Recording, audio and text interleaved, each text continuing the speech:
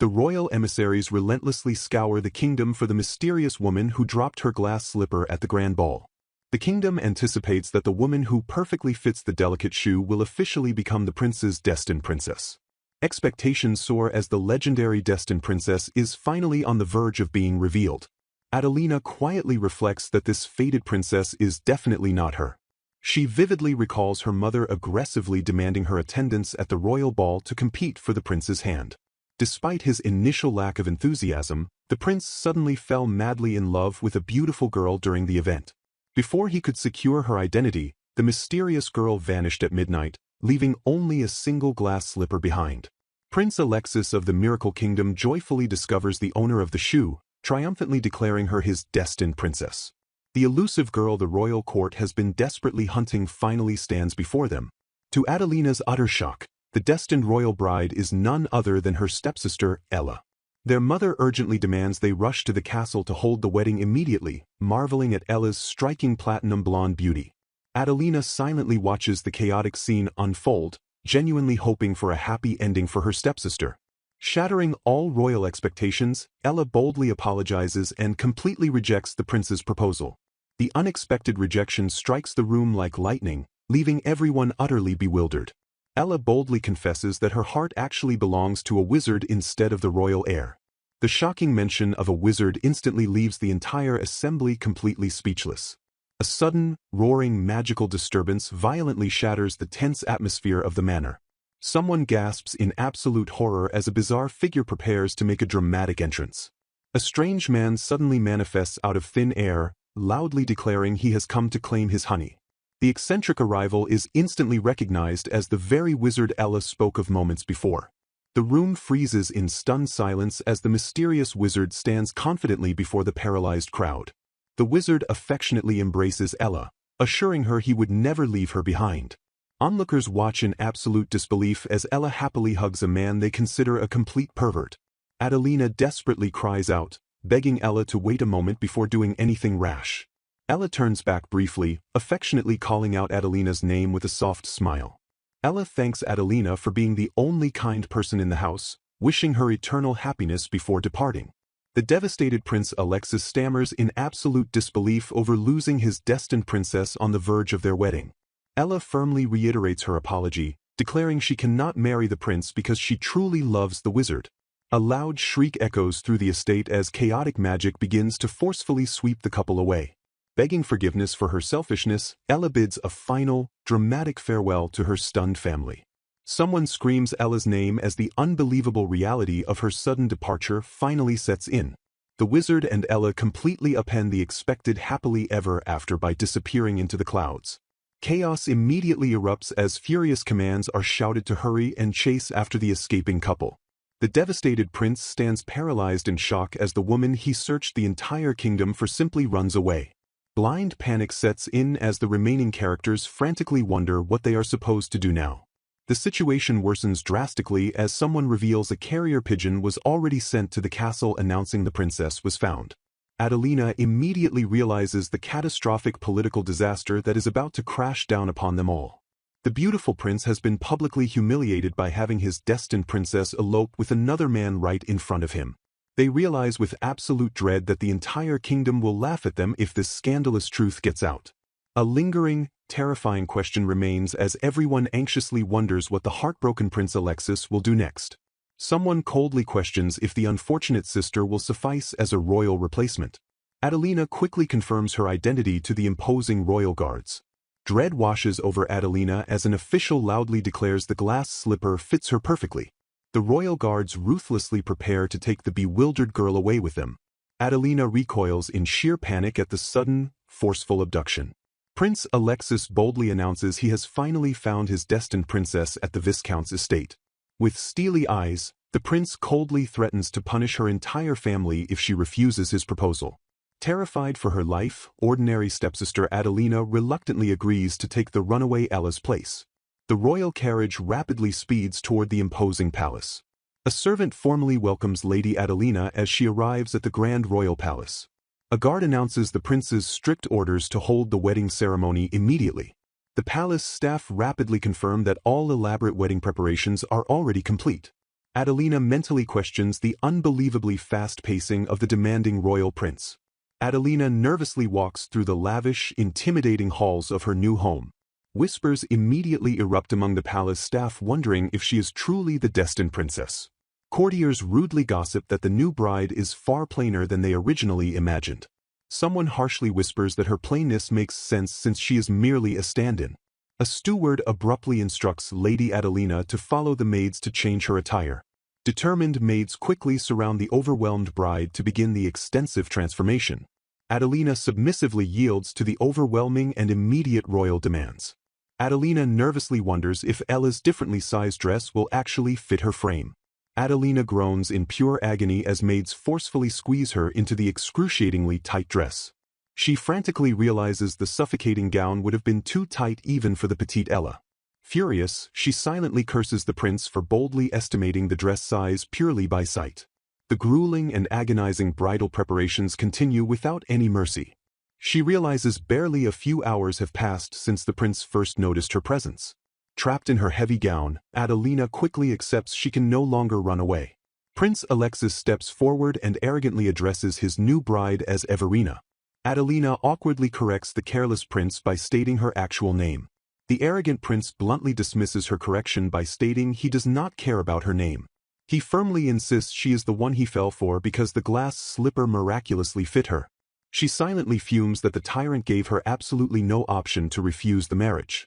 Swallowing her pride, Adelina formally bows to his absolute royal command. The grand announcer heralds the dramatic entrance of His Highness Alexis and his bride. Adelina stews in disbelief that the prince dismissed her name despite his past politeness toward Ella. She mentally congratulates Ella for successfully avoiding marriage to this terrible man. Adelina bitterly acknowledges his stunningly handsome looks cannot hide his awful personality. The priest solemnly asks if they swear to devote their true hearts in sickness and in health.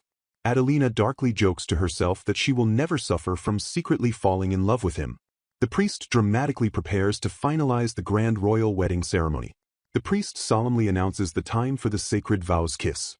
Prince Alexis intensely stares down at his newly wedded and visibly nervous bride. He leans in closer to Adelina as the heavy atmosphere of the royal wedding surrounds them. Adelina quickly realizes the prince looks just as unwilling and miserable to be doing this as she feels. The reluctant groom slowly closes the distance between them to fulfill his royal duty. Bracing herself for the inevitable, Adelina nervously anticipates where the forced kiss will actually land. She frantically prays that the arrogant royal will at least spare her lips during this awkward formality. To her absolute shock, Prince Alexis forcefully captures her lips in a sudden, breathless kiss. Adelina mentally waves a tragic goodbye to her first kiss as the prince boldly claims her lips. The jarring suddenness of the intimate moment leaves her completely numb and utterly devoid of any romantic impression.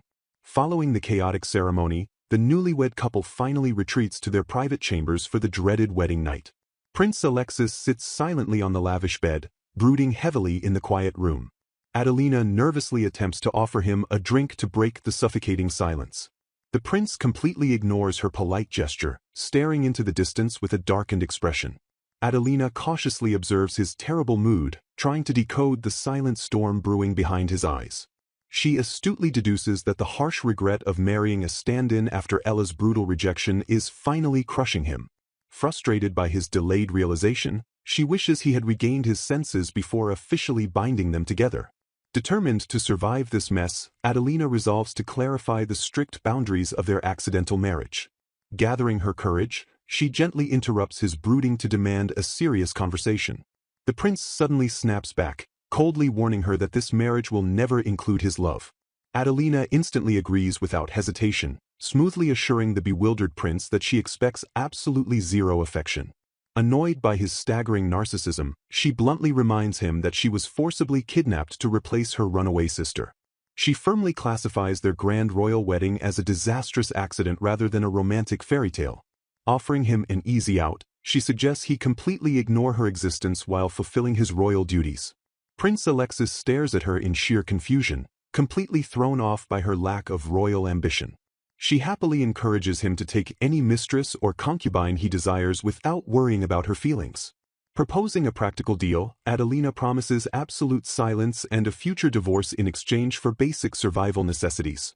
Dropping to the floor, she delivers a perfectly calculated and deeply sincere apology for Ella's catastrophic elopement. While outwardly prostrating, she silently blames both her chaotic sister and the dangerously impulsive prince for this mess. She executes this dramatic apology purely for her own absolute self-preservation against royal wrath. The heavy silence stretches on too long, making Adelina sweat as the room's atmosphere turns dangerously lethal. Prince Alexis glares down at her bowing form with an intensely unreadable and dark expression. Panic instantly floods her veins as she fears she just violently reignited his fiery royal temper. Her mind spirals into sheer terror, imagining an immediate execution order falling upon her neck. The prince heavily sighs and commands her to lift her head, genuinely confused by her extreme prostration. To her utter relief, he bluntly admits that Ella's scandalous disappearance is not actually her fault. Adelina exhales a massive sigh of relief, thankful that she successfully dodged an immediate and bloody execution. She firmly reiterates her formal apology on behalf of her stepsister to solidify her innocence. She cunningly registers this dramatic apology as an insurance policy to prevent any future beheadings. Exhausted by the bizarre turn of events, Prince Alexis orders her to take the bed while he takes the couch. Adelina gladly accepts that they will be sleeping in entirely separate beds for the night. She briefly hesitates, realizing etiquette dictates she offer the plush bed to the royal prince. Discarding royal etiquette, she decisively takes him at his word and claims the bed for herself. Adelina quickly settles into the comfortable mattress while Prince Alexis awkwardly shifts on the narrow sofa. The newlywed couple lies in total silence, separated by the heavy tension filling the dark bedroom. Whispering softly into the quiet room, Adelina instinctively bids the brooding prince a good night. She instantly regrets breaking the silence, realizing the greeting slipped out purely from ingrained habit. Prince Alexis shifts slightly in the darkness, quietly acknowledging her unexpected and soft words. He stares up at the ceiling, heavily burdened by the sudden and chaotic turn of his life. Adelina watches his shadowed figure, mentally exhausted from surviving the frantic events of the day. She firmly closes her eyes, not actually expecting the prideful royal to return her polite greeting. Surrendering to her overwhelming fatigue, Adelina finally gives up on overthinking and completely relaxes her body. She bitterly recalls the chaotic memory of abruptly becoming the prince's bride in place of her stepsister. Correcting her own memory, she remembers brutally cowering before his terrifying and absolute royal command. Welcoming the morning light, Adelina prepares to officially begin her unexpected life as a royal bride. A royal maid suddenly approaches Lady Adelina with a firm and highly serious expression. The maid formally announces Prince Alexis's strict orders to immediately relocate her to a detached palace. Adelina blinks in sheer confusion at the abrupt command to leave the grand main residence. She looks back at the towering and magnificent main palace where the royal family officially resides. Boarding a grand carriage, Adelina begins the surprisingly long journey to her designated new home. The carriage endlessly rolls through the vast estate, putting incredible distance between her and the prince. She finally arrives at a beautiful, isolated white mansion peacefully nestled deep within the royal grounds. Surveying the serene estate, Adelina quickly realizes this quiet mansion will be her permanent royal residence. She astutely deduces the regretful prince banished her to this distant location to completely avoid seeing her. Relegated to a mere decorative bride, Adelina gleefully realizes she has zero royal lessons or formal duties. Staring at her vast free time, she marvels at her completely empty and unburdened daily schedule. Trembling with sudden anticipation, Adelina struggles to process the incredible stroke of sheer luck. She absolutely rejoices, enthusiastically thanking the heavens for gifting her the ultimate carefree royal lifestyle. Eager to fully exploit this isolated paradise until her inevitable divorce, she excitedly ponders her new hobbies. A maid calmly confirms that the sprawling, untouched land surrounding the mansion completely belongs to Lady Adelina. Adelina gasps in total shock, unable to believe she now privately owns such a massive plot. She double-checks with the stoic servant, frantically ensuring this generous land grant is actually real. Overwhelmed by absolute joy, Adelina stares passionately at the wild and completely uncultivated fields. Her heart soars as she realizes she can finally achieve her lifelong dream of peaceful country living. She fondly remembers her deep childhood ambition to buy quiet farmland and live completely off the grid. Memories flood back of diligently devouring countless heavy books on agriculture and advanced farming techniques. She proudly recalls the countless hours she spent carefully nurturing her small but thriving personal garden. Suddenly, a crucial piece of financial information delivered by the prince's strict secretary flashes through her mind. She excitedly remembers she was granted an enormous and entirely free budget as the official crown princess. Dismissing expensive dresses and jewels, Adelina happily resolves to spend her massive royal budget entirely on farming. Realizing the true potential of her situation, Adelina decides to use her massive royal budget for entirely different purposes. A sweeping view reveals that the once barren royal land has undergone a massive and chaotic agricultural transformation.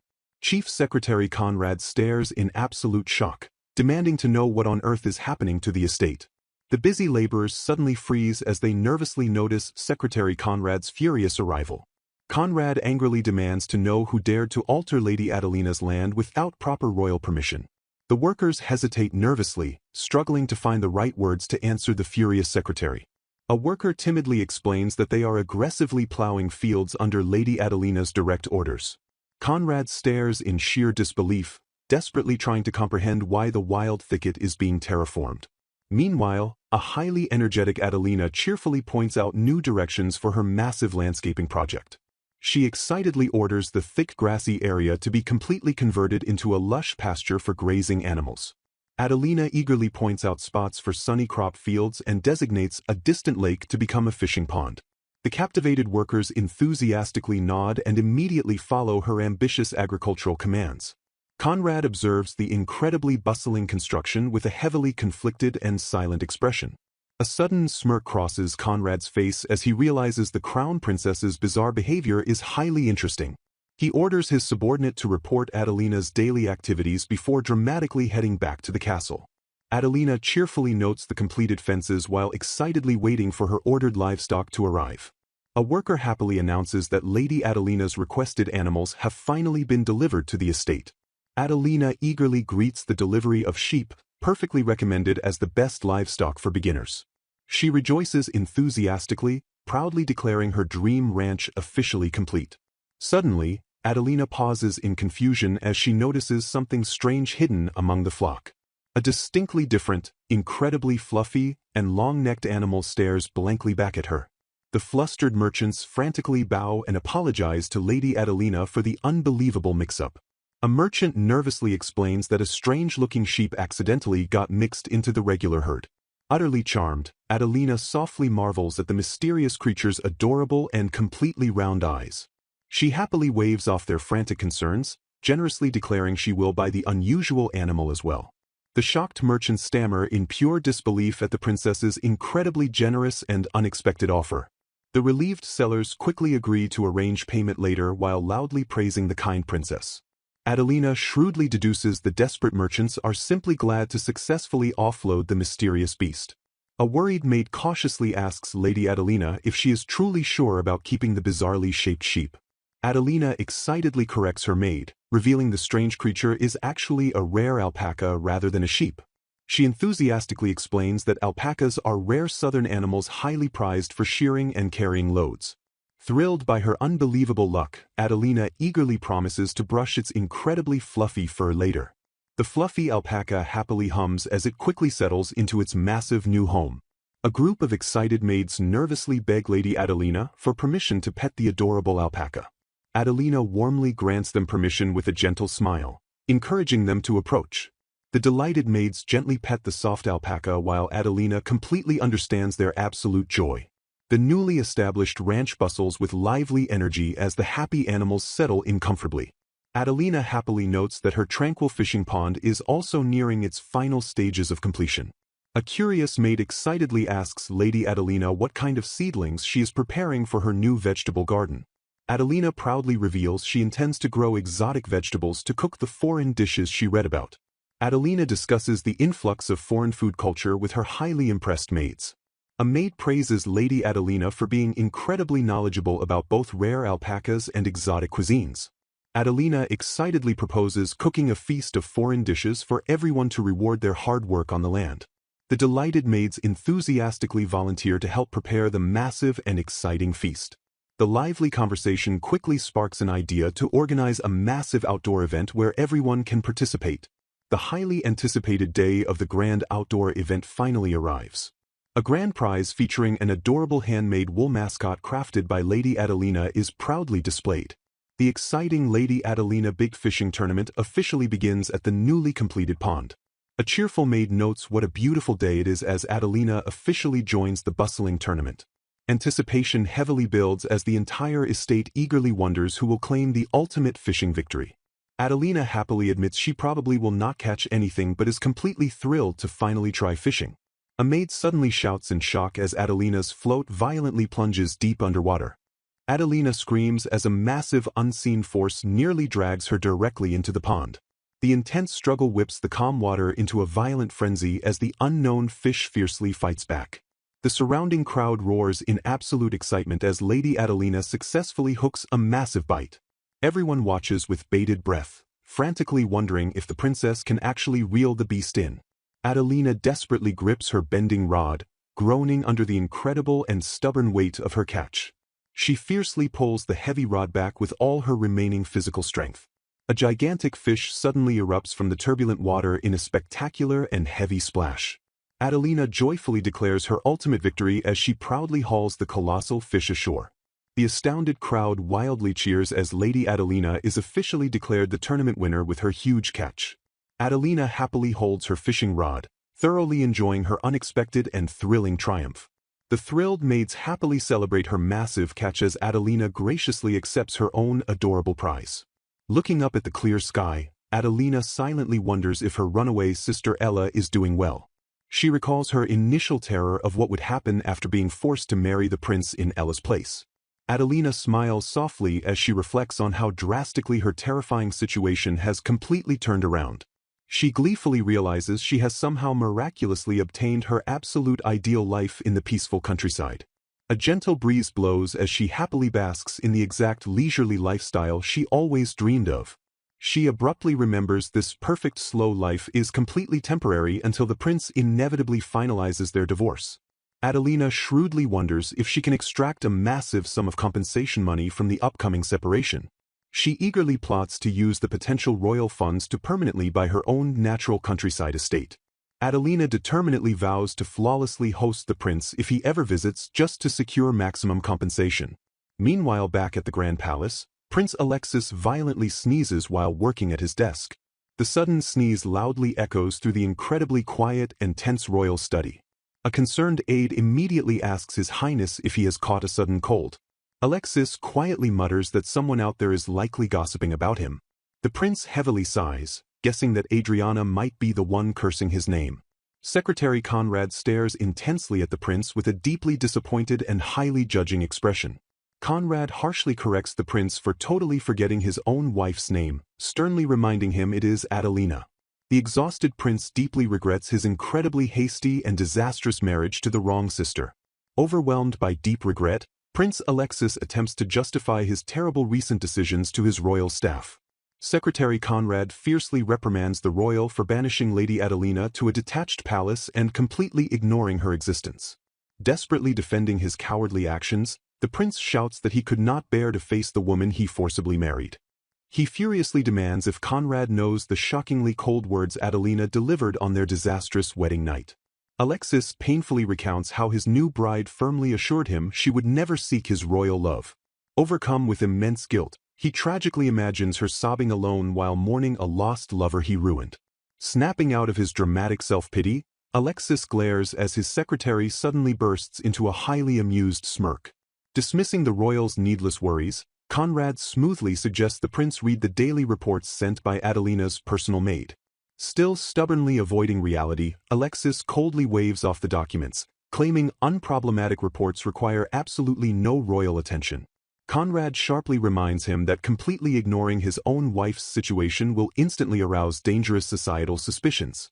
The cunning secretary firmly insists that maintaining polite public appearances remains crucial even for an impending divorce. Reluctantly surrendering to Conrad's flawless logic, the defeated prince heavily sighs and finally accepts the detailed reports. Scanning the first shocking document, Alexis reads that his elegant bride is aggressively transforming the royal grounds into a bustling farm. His tragic mental image of a weeping, delicate princess instantly shatters into a million jagged pieces. Utterly bewildered, he reads another entry detailing how Adelina ruthlessly dominated a raucous estate-wide fishing tournament. The prince stares blankly into space as his previous assumptions of her pitiful misery evaporate completely. Gripping the paper tightly, he frantically questions if these bizarre rural exploits actually belong to his royal wife. Stepping closer, Secretary Conrad quietly calls out to the completely paralyzed and dumbfounded royal. Barely hiding his profound amusement, Conrad boldly praises the prince for bringing such a wildly entertaining woman into the palace. Re-evaluating everything, Alexis admits he completely mistook Adelina for a frail and secluded noblewoman.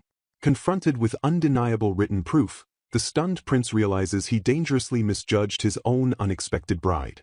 Driven by sudden and intense curiosity, Alexis decisively announces his immediate plans to visit the detached palace tomorrow. Bowing respectfully, the highly satisfied secretary immediately accepts the prince's long-overdue royal command.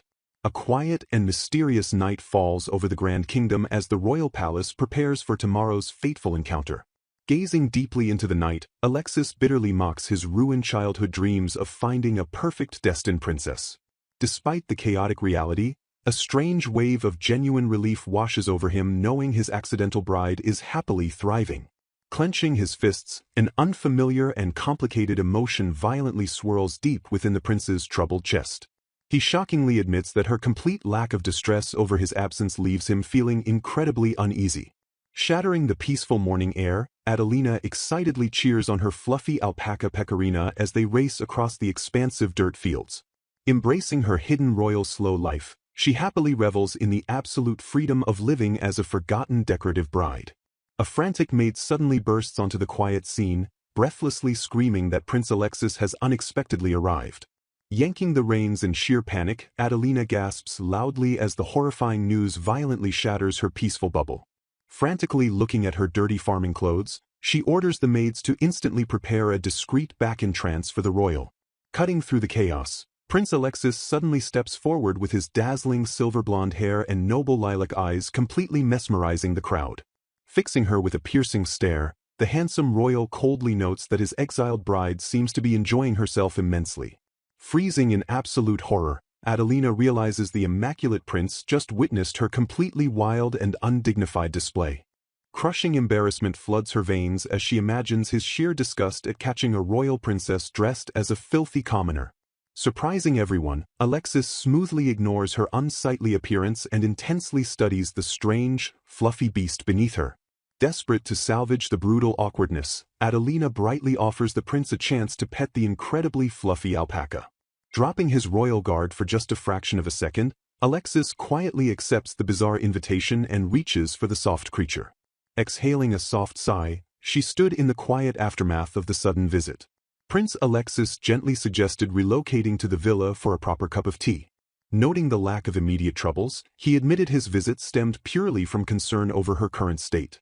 Trembling with inner dread, she wondered if his discovery of her unkempt appearance would spark his fury. Regret washed over her as she realized Adelina's report had stripped away her chance for a formal greeting.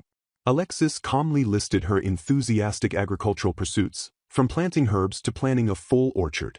Stunned by his knowledge, she questioned how her casual orchard chatter with the maids had reached royal ears.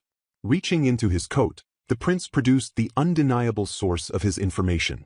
Panic seized her as she stared at the detailed activity report documenting her every move. Horrified, she realized her entire history of eccentric behavior lay completely exposed before him.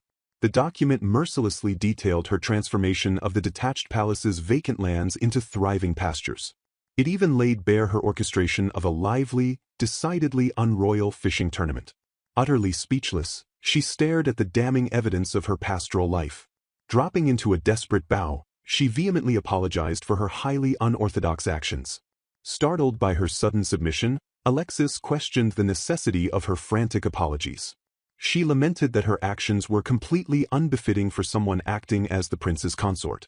Terrified of international mockery, she envisioned neighboring kingdoms laughing at a royal bride who rode alpacas and tilled fields. Dreading a swift beheading for lowering royal dignity, she was shocked when he simply ordered her to raise her head.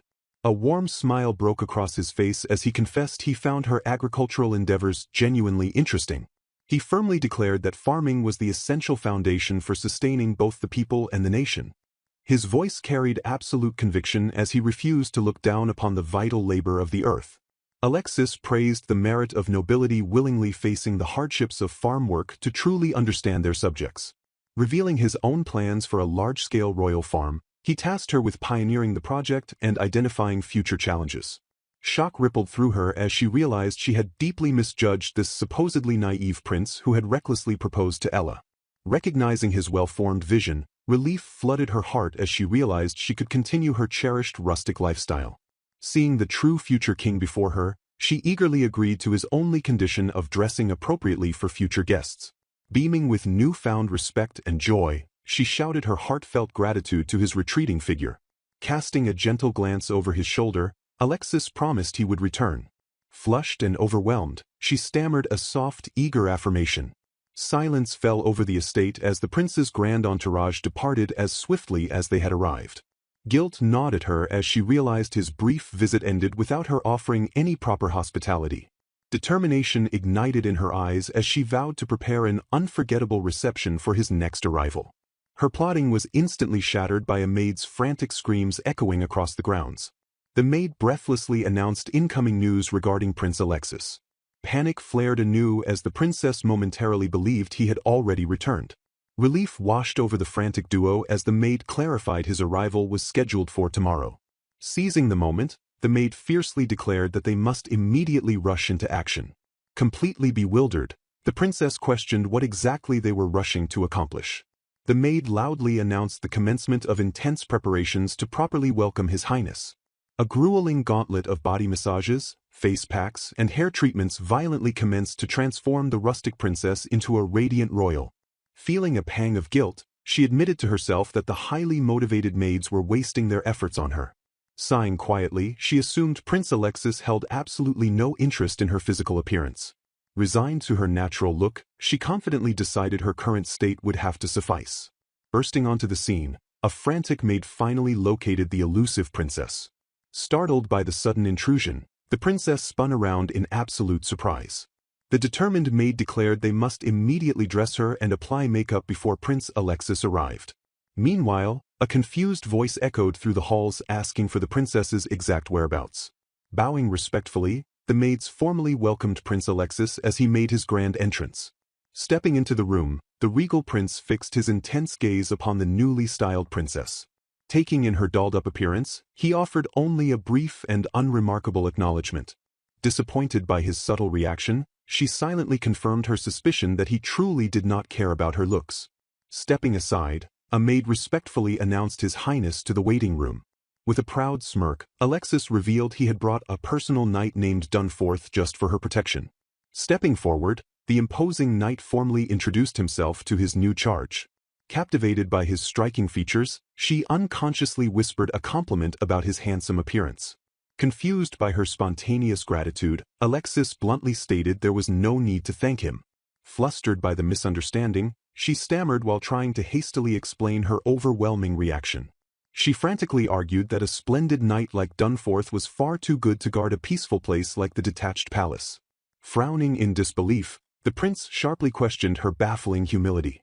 Commanding her attention, he fiercely reminded her that as his consort she desperately required top-tier protection.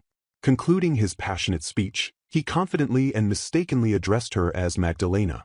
Freezing in sheer confusion, her mind raced as she desperately wondered who Magdalena actually was. A heavy silence descended upon the room as everyone simultaneously processed the prince's glaring error. Panicking internally, she realized with horror that the prince had completely forgotten her real name. Fearing for his royal dignity, she dreaded the immense embarrassment he would face if someone pointed out the mistake. Thankfully, Adelina swiftly advanced the conversation by expressing deep honor at the prince's concern for her safety. Seizing the momentum, Alexis announced he would immediately commence the official appointment ceremony. Dropping to one knee, Dunforth smoothly declared it an absolute honor to serve such a beautiful lady. Bowing his head low, the handsome knight humbly requested her official permission to attend to her. Caught off guard by the formal protocol, she awkwardly pondered the correct royal response. Gathering her composure, she firmly and officially granted Dunforth the requested permission. Sealing his solemn vow, the knight gently grasped her hand and pressed a reverent kiss to her skin. Blushing furiously, her heart pounded at the completely unexpected intimacy of the knight's gesture. Watching the exchange unfold, Prince Alexis glared silently at the lingering physical contact between them. Irritated by the prolonged kiss, the jealous prince angrily demanded to know how long Dunforth intended to hold her. Before the tension could explode, a delightful aroma suddenly wafted through the heavy atmosphere. Beaming with intense pride, she cheerfully announced that her freshly baked cake was finally ready to eat. Presenting the lavish dessert, she sincerely hoped the sweet treat would perfectly suit their royal tastes. Thrilled by her own culinary success, she proudly declared the cake a proper tribute for her esteemed guest. She internally celebrated her tear-jerking masterpiece, crafted secretly since morning just to thoroughly impress him. Anticipating an inevitable divorce and a new royal consort, the pragmatic princess plotted to secure a hefty alimony for her future. To guarantee her luxurious independence, she fiercely resolved to maintain the prince's absolute favor at all costs. Chewing thoughtfully, Prince Alexis noted the unusual taste and questioned the specific flavor of the baked dessert. Beaming with innocent pride, she cheerfully revealed that the pastry was a freshly made carrot cake. The prince froze mid-chew, his face dropping in utter disbelief as the dreaded ingredient echoed in his mind. Shock completely shattered his regal composure as he loudly demanded a frantic clarification from his bride. Trembling slightly, he stared at the slice and breathlessly verified if she actually meant carrots. Panicking behind the prince, a terrified maid instantly bowed and profusely apologized to the confused princess. The frantic servant desperately confessed that she had completely forgotten to mention his absolute hatred for the orange vegetable. Pure horror washed over the princess as the catastrophic culinary error finally dawned on her. Internally screaming, she viciously berated the maid in her mind for withholding such crucial dietary information. Staring intensely at the dessert, Alexis grimly asked for final confirmation that the dish was indeed forged from carrots. Preparing for her immediate execution, the doomed princess numbly confirmed the fatal ingredient to her husband. Driven by sheer terror, she frantically blabbered that it was a commoner's recipe designed for picky eaters using vegetables from the detached palace's garden. Leaning in with an unreadable expression, the intense prince simply acknowledged her rambling explanation. Closing her eyes in absolute despair, she silently bid a tragic farewell to her painfully short life. Awaiting the imaginary headsman's axe, she desperately prayed her next life wouldn't involve being born into a nearly bankrupt noble family. In her final imagined moments, she wistfully dreamed of a peaceful reincarnation as the pampered daughter of a wealthy household. Shattering her morbid fantasies, the prince unexpectedly extended his plate and politely requested another slice. Stunned by the miraculous pardon, she stared at his outstretched hand in complete and utter bewilderment. A genuine smile graced his lips as he praised her unbelievable ability to make his most hated vegetable taste so delicious. Gazing at her with newfound admiration, Alexis warmly declared that she was a truly unique girl. A sparkling aura surrounded the prince as he looked at her with deep, newfound affection for his unconventional bride. Overcome with emotion, he triumphantly shouted the name Carolina as he loudly praised her. Caught off guard by the completely incorrect name, she hesitantly addressed the mistaken prince. Echoing his confident blunder, the maid's sweat dropped as he passionately repeated the wrong name.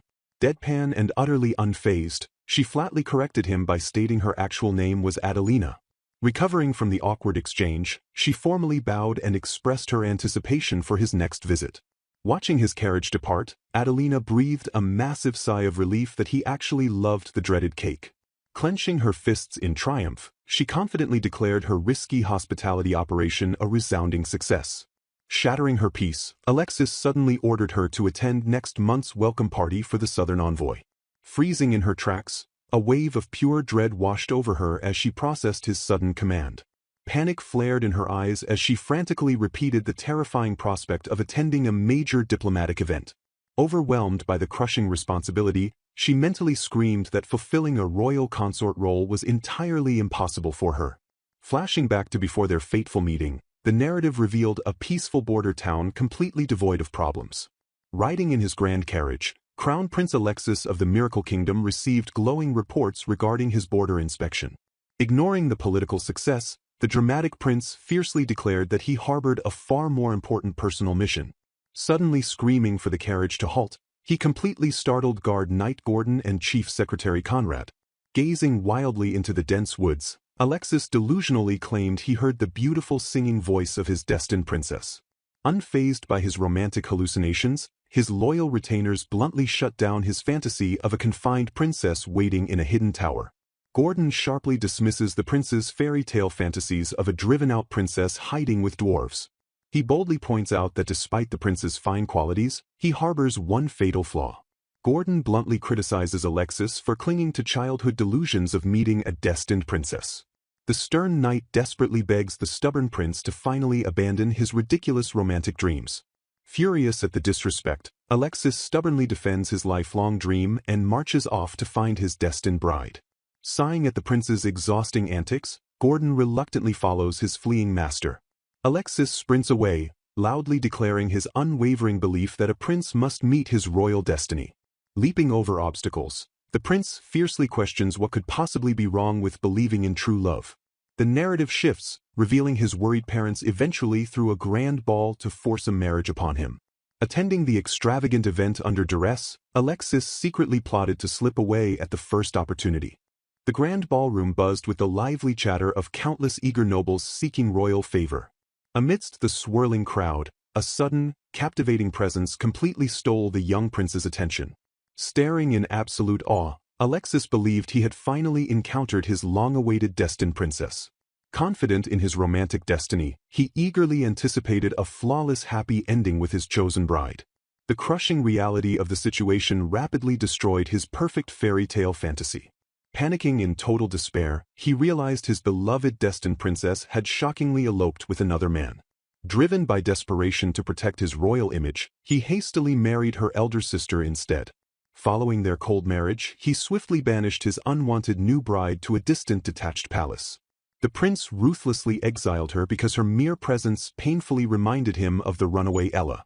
The crushing memories of Ella made looking at Adelina entirely unbearable for his breaking heart.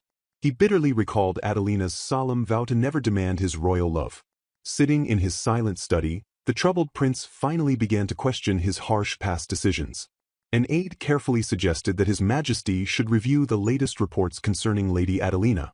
Reluctantly agreeing, Alexis accepted the document and prepared to uncover his forgotten wife's current state. Reading the shocking contents, he firmly decided that their estranged situation could no longer continue. His eyes widened in pure disbelief as he read a baffling entry about her participating in a fishing tournament. Resolving to confront the absurdity directly, the prince firmly decided to finally face his exiled wife. Gathering his resolve, Alexis made his unprecedented first visit to her distant detached palace. Arriving unannounced, he was politely informed by a flustered maid that Lady Adelina was currently out walking. Startled by the unexpected news, the prince listened as the nervous maid begged him to wait inside. Brushing off their frantic apologies, Alexis confidently declared he would find and greet her himself. Striding through the grounds, he internally questioned the maid's overwhelming panic regarding his sudden arrival. Hearing chaotic shouts from the staff, he wondered if his unannounced visit had triggered a massive disaster. Stepping outside, his gaze locked onto an utterly incomprehensible and chaotic scene. The royal prince froze, staring blankly at the completely unroyal spectacle unfolding in the dirt. Watching his bewildered wife tentatively ask if he was her brother, Alexis dryly noted her highly amusing situation. Observing her rustic village attire and strange mount, he finally understood the maid's frantic panic. Unfazed by her profuse apologies, he stepped closer as she nervously offered him a chance to fluff her alpaca. Reaching out, the prince curiously pressed his hand into the impossibly soft fur of the strange beast. A subtle smile graced his lips as he quietly admitted that this bizarre rural lifestyle wasn't so bad. Gordon marvels that one could never guess the princess's true, eccentric nature just by looking at her elegant appearance.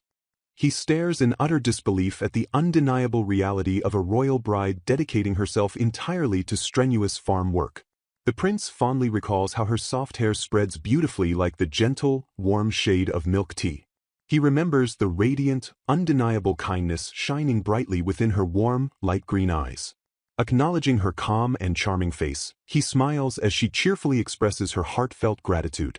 A heavy, contemplative silence falls over the room as the men ponder the uniquely fascinating princess. The conversation swiftly shifts to Lady Adelina's noble lineage and her family's heavily scrutinized history.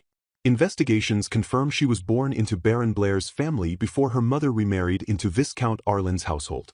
Gordon hesitates slightly before bringing up the incredibly dark rumors surrounding Adelina's mother and elder sister. He reveals grim reports detailing their flashy, wasteful, and highly extravagant spending habits. This reckless financial drain pushed the once proud Arlen Viscount family to the absolute brink of total ruin.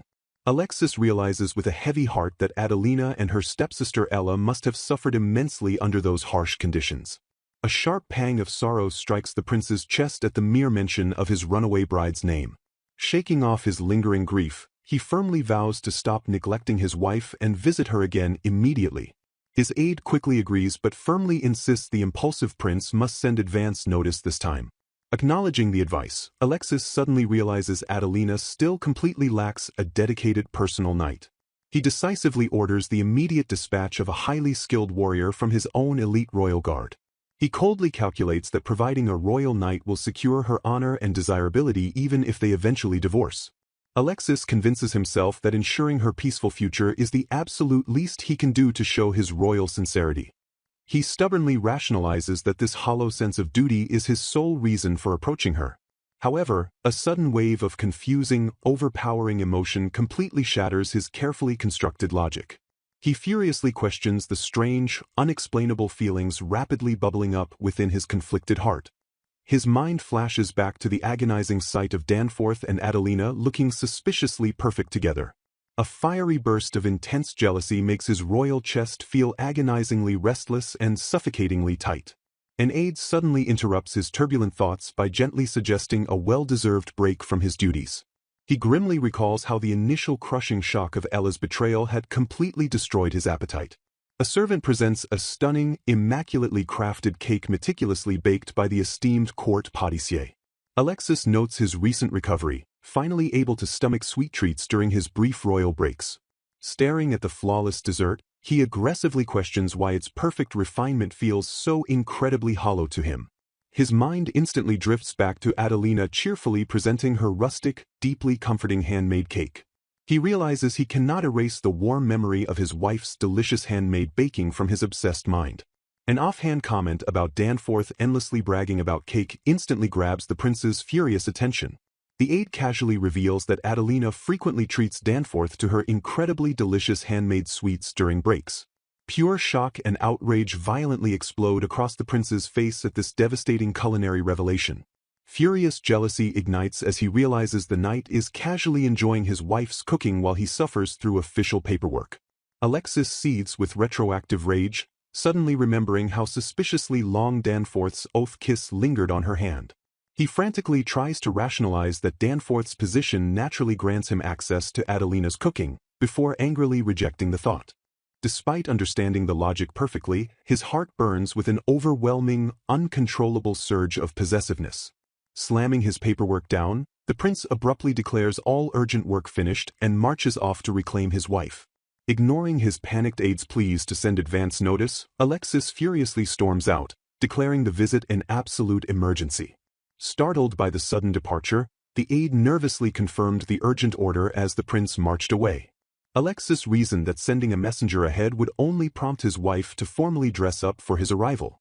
He vividly recalled her elegant, dolled-up appearance that completely masked her true, vibrant nature. The breathtaking sight of her refined beauty during his last visit had left him completely unable to utter a single polite word. Craving authenticity, he desperately wanted to gaze upon her raw, natural self rather than another flawlessly polished facade. Walking purposefully, the conflicted prince silently admitted that even he could not fully comprehend his swirling emotions. He gripped his chest in quiet confusion, desperately wondering why this unconventional woman made his heart race so wildly. Striding through the vibrant gardens, the royal entourage finally arrived at the peaceful grounds of the detached palace. Catching him off guard, Adelina politely but firmly requested that he provide advance notice for any future royal visits. She explained that a simple warning would be a massive help for the scrambling palace staff. Nodding gently, Alexis humbly agreed to be more careful and considerate regarding his spontaneous arrivals. Flashing a warm, welcoming smile, the princess gracefully invited the royal guests inside her rustic domain. Entering the kitchen, Alexis stared in absolute bewilderment as he spotted the elite knight violently kneading bread dough. Gordon completely froze, loudly questioning if the fearsome warrior had entirely forgotten his sacred duty as a royal knight. Ignoring his shocked superiors, the imposing Danforth continued to furiously pummel the sticky dough with absolute martial dedication. Observing the bizarre culinary scene, Alexis realized the outrageous rumors about his knight's newfound domestic bliss were entirely true. His spirits instantly soared as Adelina cheerfully offered him a taste of her freshly made pumpkin pudding. Eagerly accepting a bowl, Gordon marveled at finally tasting the legendary handmade sweets crafted by Lady Adelina. Scooping up a generous bite, the stoic knight popped the vibrant yellow dessert into his mouth. Glowing with culinary delight, Gordon loudly proclaimed that Lady Adelina would make a truly wonderful wife someday. A sharp vein bulged on the prince's forehead as he fiercely reminded his oblivious subordinate that she was already married to him. Oblivious to the royal tension, Adelina innocently tilted her head and asked if His Highness actually enjoyed pumpkins. Flustered by the domestic question, Alexis defensively demanded to know if she was treating him like a picky child. Waving her hands frantically, she explained that her stepsister Ella had always despised vegetables, leading to her cautious inquiry. Calming down, the prince smoothly clarified that he harbored no childish grudges against any vegetable other than the dreaded carrot. Swiftly changing the subject, Alexis warmly patted the empty seat beside him and invited his wife to sit closer. Caught completely off guard by the intimate invitation, Adelina froze and stammered nervously. Gathering her courage, she nervously confessed that she felt entirely unequipped to handle the immense pressure of the upcoming welcome party. Alexis instantly offered to hire a strict royal tutor for her, but she frantically waved the intimidating suggestion away. Shrinking back in fear, the insecure princess timidly suggested that he should simply invite a more suitable lady in her place. Gazing at her trembling form, Alexis silently acknowledged her undeniable beauty when formally dressed up for court. However, his heart pounded fiercely as he wondered why her chaotic, completely natural self captivated him far more than any polished noblewoman. Noticing his intense, unwavering gaze, Adelina nervously asked if something was fundamentally wrong with her. Snapping out of his deep reverie, the enchanted prince quickly shook his head and denied any immediate problems. Softening his gaze, Alexis honestly confessed that the rustic detached palace filled him with an incredibly strange and comforting peace. As he spoke, his mischievous mind playfully echoed her earlier frantic plea for advance notice before his visits. A wicked smirk crossed his mind as he secretly plotted to barge in unannounced again just to witness her adorably troubled expressions. Staring at her flushed cheeks, the prince finally realized that Adelina possessed a uniquely magnetic charm entirely distinct from Ella's. A massive wave of shocking realization washed over him as he discovered the once agonizing memory of Ella no longer pierced his heart. Basking in the warm glow of his wife's presence, the crown prince triumphantly realized that his deep romantic wounds had finally healed. The epic saga blasts forward as the title card for episode 5 focuses squarely on Adelina. A solitary, quiet exhalation breathes life into the unfolding scene. Surrounding Lady Adelina with joyous energy, the maids loudly praise her wonderful, mature transformation into an elegant elder sister. Frustrated by the maid's attempts to make her appearance even flashier, Adelina bitterly reflects that her mundane job as an ornamental wife should have ended at their wedding. Stunned by a sudden royal command, Adelina realizes with dread that she is ordered to attend the upcoming welcome party for the Southern Nations delegation. Flashing back one intense hour, Adelina stands before her strict new tutor, the Countess, marking the grueling start of her queen's education. Snapped back to the exhausting present, a weary Adelina sighs heavily and wonders why her life had to take this miserable turn. Recalling her past offer for the prince to freely take a concubine or mistress, she wonders why he hasn't found a capable replacement yet. Doubting her own hopeful assumptions, Adelina dismisses the thought of him actually remaining completely devoted to her. As the Countess sternly reminds her that diplomacy relentlessly judges her dignity as a princess consort, the prince suddenly chimes in to compliment her new hairstyle. Taking commanding charge of the situation, the prince firmly announces he will join today's rigorous lesson. Overwhelmed by the crushing pressure, Adelina quietly despairs over her absolute inability to fulfill the heavy duties of a crown princess consort. A heavy, pregnant silence hangs sharply between them as unspoken tensions rapidly rise. With her hair safely restored to its usual style, Adelina nervously questions the progression of her arduous royal training. Showering her with overwhelming praise, The Countess applauds Lady Adelina's splendid etiquette as perfectly fitting for the prince's chosen bride. Maintaining a flawlessly composed facade, Adelina gracefully bows and accepts the Countess's high honors. Adelina grimly recalls how her desperate childhood attempts to avoid her mother's merciless strikes successfully forged her flawless etiquette. Driving the rigorous lesson forward, the Countess confidently declares that it is finally time to practice dancing. Searching the grand room with a sharp gaze, the Countess formally requests a capable dance partner for Lady Adelina. Gripped by sudden, agonizing panic, Adelina dreads the essential noble requirement of dancing, knowing it is far from her strong point. Seizing the romantic opportunity, the Countess eagerly urges His Highness to take the lead and offer his hand to his hesitant bride. Desperate for a highly skilled partner to mask her inevitable flaws, Adelina pointedly ignores the prince's awkward, attention-seeking cough. Bypassing her royal husband entirely, Adelina shockingly asks the noble Lord Danforth to serve as her dance partner. Confident that a man of high nobility like Danforth can effortlessly cover her mistakes, Adelina watches him humbly accept the great honor. Shattering the comfortable arrangement, the prince aggressively steps forward and calls out to her using the completely wrong name, Nidarina. Flexing his undeniable authority as her husband, the prince fiercely demands she take his outstretched hand. Startled by his sudden, intense physical approach, Adelina lets out a terrified yelp as she shrinks back. Watching the imposing couple unite on the floor, the ecstatic onlookers loudly praise how perfectly fitting they look together. Basking in the magnificent romantic display, the awestruck crowd enthusiastically dubs the royal pair as two souls fated to meet. Disheartened by his constant failure to remember her real name, Adelina internally rejects the fabricated, suffocating narrative of their destined romance. Triggered by the heavy word, fated, Adelina's mind drifts back to a crucial, heartbreaking memory from her past. Standing invisibly in the shadows at a grand ball, a younger Adelina watches the prince share a magical, fateful first dance with Ella. Mesmerized by the flawless, radiant couple, Adelina admits that anyone witnessing them would believe Ella and the prince were truly bound by fate. The painful memory vividly plays out as the perfect pair glides effortlessly across the brightly illuminated ballroom floor. Surrounded by swooning, desperate admirers fighting for the prince's attention, the vibrant, chaotic energy of the ball completely overwhelms the scene. Heartbroken by the stark, undeniable contrast, Adelina miserably accepts her pathetic role as a mere spectator and side character in their grand romance. Returning forcefully to the painful present, she firmly believes that the only woman who truly belongs in the prince's arms is Ella. Sensing her sudden, dramatic shift in demeanor, the prince abruptly halts their dance and concernedly asks what is wrong. Filled with quiet, crushing sorrow, Adelina mentally concludes that the woman held in his powerful embrace should definitely not be her. The heavy, suffocating emotional weight of her realization lingers endlessly as the tense dance comes to a poignant, silent standstill. Stumbling mid-step, Adelina cries out in pain as she suddenly twists her foot.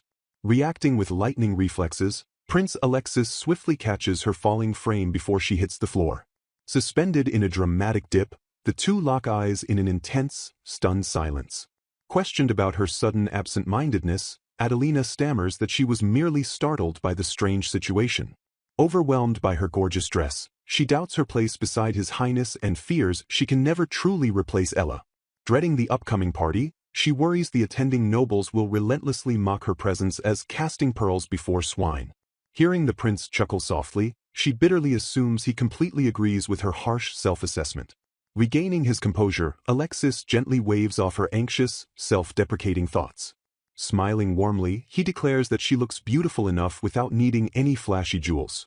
Caught completely off guard by his sudden praise, Adelina stares at him in wide-eyed shock. Quickly recovering her emotional defenses, she coolly dismisses his sweet words as highly skilled flattery. The prince's playful demeanor instantly vanishes as a deeply serious expression crosses his handsome face. Gazing intently into her eyes, he firmly insists that right now he sees absolutely no one else but her. Leaning dangerously close, he boldly reminds his flustered wife that they are already irrevocably bound together by fate. Melting slightly under his intense gaze, Adelina softly agrees with his overwhelming romantic declaration. Despite knowing she lacks the perfect qualities of a princess consort, she fiercely resolves to keep fighting. Staring back at him with renewed determination, she vows to act in a way that proves her worthy of standing by his side. Sweeping her effortlessly across the floor, Alexis flawlessly resumes their elegant dance practice. Impressed by her graceful movements, the prince proudly compliments her excellent dancing skills. He confidently assures her that with such refined skill, she will definitely avoid making any grave blunders at the party. Relieved by his vague but passing evaluation, Adelina smiles happily at the hard-earned praise. Warning her not to let her guard down for the actual day, he shockingly addresses her by the name Fiorina. Freezing midstep, Adelina's heart sinks as the agonizing sting of being called the wrong name hits her. Masking her deep disappointment with a tight smile, she awkwardly agrees with his commanding statement. As the etiquette tutor abruptly announces her next lesson, Adelina feels relieved that the prince's blunder prevented her from exposing her true feelings. Praising the tutor's impeccable timing, she bitterly reflects that a truly fated partner would at least remember her real name. Accepting her inescapable duty, she resolves to play her part perfectly since absolutely no one else can take her place. Staring him down, she fiercely demands that he not blame her if she ultimately fails at the grand event. On the fateful day of the party, majestic horse-drawn carriages arrive at the towering, brilliantly lit estate. A booming voice commands the room, proudly presenting His Highness Prince Alexis and Her Highness Princess Consort Adelina to the eager crowd. Descending the grand staircase, the royal couple makes a breathtaking, show-stopping entrance into the ballroom. The massive crowd of aristocrats turns entirely silent, gazing up at the magnificent pair in sheer awe. Awed whispers rapidly ripple through the hall, highly praising Adelina's perfectly modest dress and elegantly unified pearl accessories. Misinterpreting the frantic whispering, a panicking Adelina fears her simple dress choice is causing a massive scandal. Leaning in closely, she nervously asks His Highness if her appearance looks strangely out of place. Glancing down at his worried bride, Alexis immediately assures her that she looks the exact opposite of odd. With a calm and steady voice, he confidently orders her not to worry about the crowd's relentless gossiping. Guiding her forward, he calmly explains that being stared at is just another part of the royal job she will soon master. Looking up at his flawless profile, Adelina silently admits that Prince Alexis looks incredibly wonderful today. Watching him effortlessly command the room, she realizes that as a royal since birth, he is completely accustomed to the suffocating spotlight. Looking intently at his bride, Prince Alexis firmly declares his deep respect for her. Staring back in wide-eyed silence, Adelina is completely stunned by his unexpected confession. Flustered, she stammers that no one has ever said that, prompting a concerned Alexis to ask if he sounded rude. Interrupting their moment, an imposing older man approaches to offer royal congratulations on their recent marriage. Recognizing the distinguished guest instantly, Adelina realizes he is the esteemed ambassador representing the southern nation. Gesturing with graceful elegance, Prince Alexis steps forward to formally introduce his bride to the foreign dignitary. The seasoned ambassador gazes upon Adelina with a calm, deeply appraising expression. Bowing respectfully, the ambassador warmly states that it is an absolute honor to meet the new princess. Stepping up beside her husband, Adelina confidently introduces herself as the crown princess consort. A tense but highly respectful silence settles over the grand hall as the powerful trio stands face to face. Engaging in diplomatic conversation, the ambassador reveals that a legendary ancient ruin was recently excavated in his home country. Intrigued, Adelina enthusiastically asks if he means the Phantom City founded by a legendary sorcerer who commanded countless demons. Impressed by her knowledge, the ambassador confirms the rumor and curiously asks how Her Highness is so familiar with their history. Delving deeper into the lore, Adelina expertly explains a popular theory connecting the traditional dish shawarma to a busy ancient sorcerer. Watching her dominate the conversation, Prince Alexis marvels in pure astonishment at her intricate knowledge of a foreign land. Realizing her strict etiquette tutor could never have taught her this, he concludes she voraciously absorbed this knowledge on her own. Observing her poised demeanor, Alexis notes that Adelina's dress is surprisingly modest compared to the other flashy young ladies. Acknowledging her lack of an overwhelming aura, he simultaneously recognizes the powerful, mysterious presence and hidden beauty she exudes. He gazes at her affectionately, likening her to a small, dazzlingly radiant jewel shining brilliantly in her own unique way. Across the ballroom, aristocratic women whisper excitedly as they notice Lady Adelina speaking flawlessly with the foreign ambassador. Eager to finally meet the new princess consort, the noblewomen chatter eagerly about her highly anticipated first public appearance. Concluding their successful exchange, the ambassador warmly invites Adelina to visit his country, proving she is no mere small jewel. Staring intently at his bride, Alexis realizes the consort he married merely as a stand-in is vastly exceeding all expectations. Smiling with immense pride, Prince Alexis highly praises Adelina for her undeniable diplomatic triumph. Later in her room, Adelina writes a letter to Ella detailing how her diplomacy succeeded through bonding over ancient ruins. Recalling the grand event, she notes that despite standing right beside him, Prince Alexis was constantly swarmed by popular foreign ladies. Confident in his irresistible charm, she enthusiastically predicts that a woman who truly meets his high romantic standards will appear soon. Plotting her eventual escape, she firmly vows to gracefully exit the stage and eagerly collect her alimony when his fated partner arrives. Dreaming of absolute freedom, she happily anticipates lazily enjoying a royal NEET life until her inevitable replacement takes over. Her peaceful daydream is violently shattered when a massive, towering stack of letters is suddenly slammed onto her table. Shocked by the intimidating pile, Adelina is horrified to learn that every single letter is a formal tea party invitation addressed exclusively to her. Panicking uncontrollably, she desperately laments her terrible lack of socializing skills to her stern attendant. Her attendant strictly warns her to obediently accept an invitation from the powerful Duchess of Raglaz, a feared shadow figure in noble circles. Overwhelmed by the crushing pressure, Adelina cries out that managing high society diplomacy alone without the prince's support is impossible. Slumping down onto the wooden table in total defeat, she buries her face in her arms as her anxiety rapidly skyrockets. Stepping quietly into the room, Prince Alexis notices her deep distress and gently asks if she is all right. Looking up nervously, Adelina tearfully confesses her deep fear of socializing and heavily doubts her ability to converse with highborn nobles. Listening intently to her worries, Alexis gazes down at his anxious bride with a soft, deeply understanding expression. He gently admits that compared to other refined high society ladies, her unique behavior could indeed be considered a bit eccentric. Reassuring her with immense warmth, he passionately declares that her natural, genuine smile possesses a unique charm far more beautiful than any jewel. Locking eyes with her, Lord Danforth urges Adelina to never forget his sincere words of deep respect.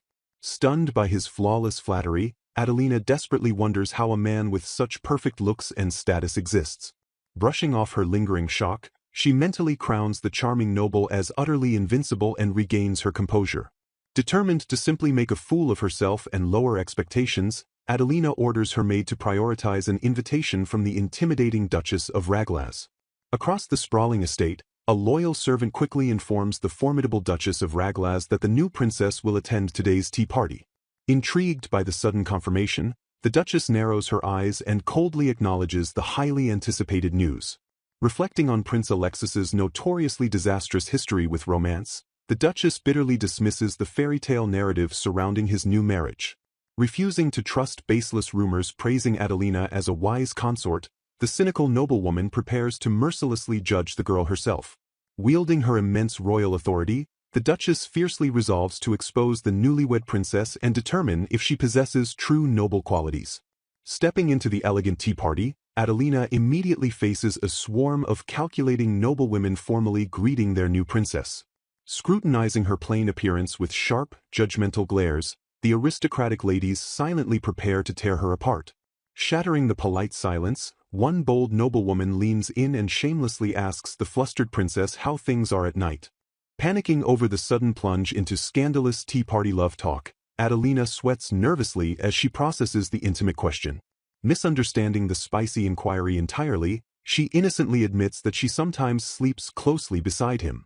Continuing her catastrophic blunder, Adelina happily explains that brushing his hair and petting him deeply relaxes him. Gasping in absolute horror at the shameless bedroom details, the blushing ladies reel as Adelina describes throwing him out when he throws a tantrum. Shattering their scandalous delusions, Adelina cheerfully reveals she is merely talking about her pet animal, Pecorina. Listening from the shadows, the horrified Duchess tragically misunderstands the conversation and brands Adelina's corruptive influence a national crisis. Stepping gracefully into the sunlight, Duchess Raglaz formally announces her dominating presence to the startled crowd. Bracing herself against the overwhelming aura, Adelina politely thanks the fearsome Duchess of Raglaz for the prestigious invitation. Sensing fresh blood, the scheming noblewomen eagerly offer up the princess's incredibly interesting stories to the arriving matriarch. Fixing Adelina with an icy, penetrating glare, the Duchess slowly demands to hear the scandalous tales for herself. Springing her trap, Duchess Raglaz coldly orders the nervous princess to reveal exactly how she spends her royal days. Anticipating a pathetic answer about empty-headed luxury, the Duchess silently vows to thoroughly humiliate the girl in front of high society. Trembling under the crushing aristocratic pressure, Adelina hesitates as the ruthless women silently agree she has no place among them. Shattering their elegant expectations, Adelina proudly announces that she recently harvested fresh tomatoes directly from the mansion's garden. Met with utter confusion, she awkwardly clarifies that tomatoes are simply delicious red vegetables. Leaning forward with sparkling eyes, the excited princess eagerly quizzes the stunned aristocrats on the perfect time to harvest the crop. Geeking out completely, she passionately explains that a deep red color and a curled calyx mean the fruit will detach with a mere touch. Igniting with pure culinary passion, Adelina happily launches into a detailed explanation of her highly recommended cooking methods. A heavy, suffocating silence violently crashes down upon the garden as the shocked noblewomen stare blankly at the rambling princess.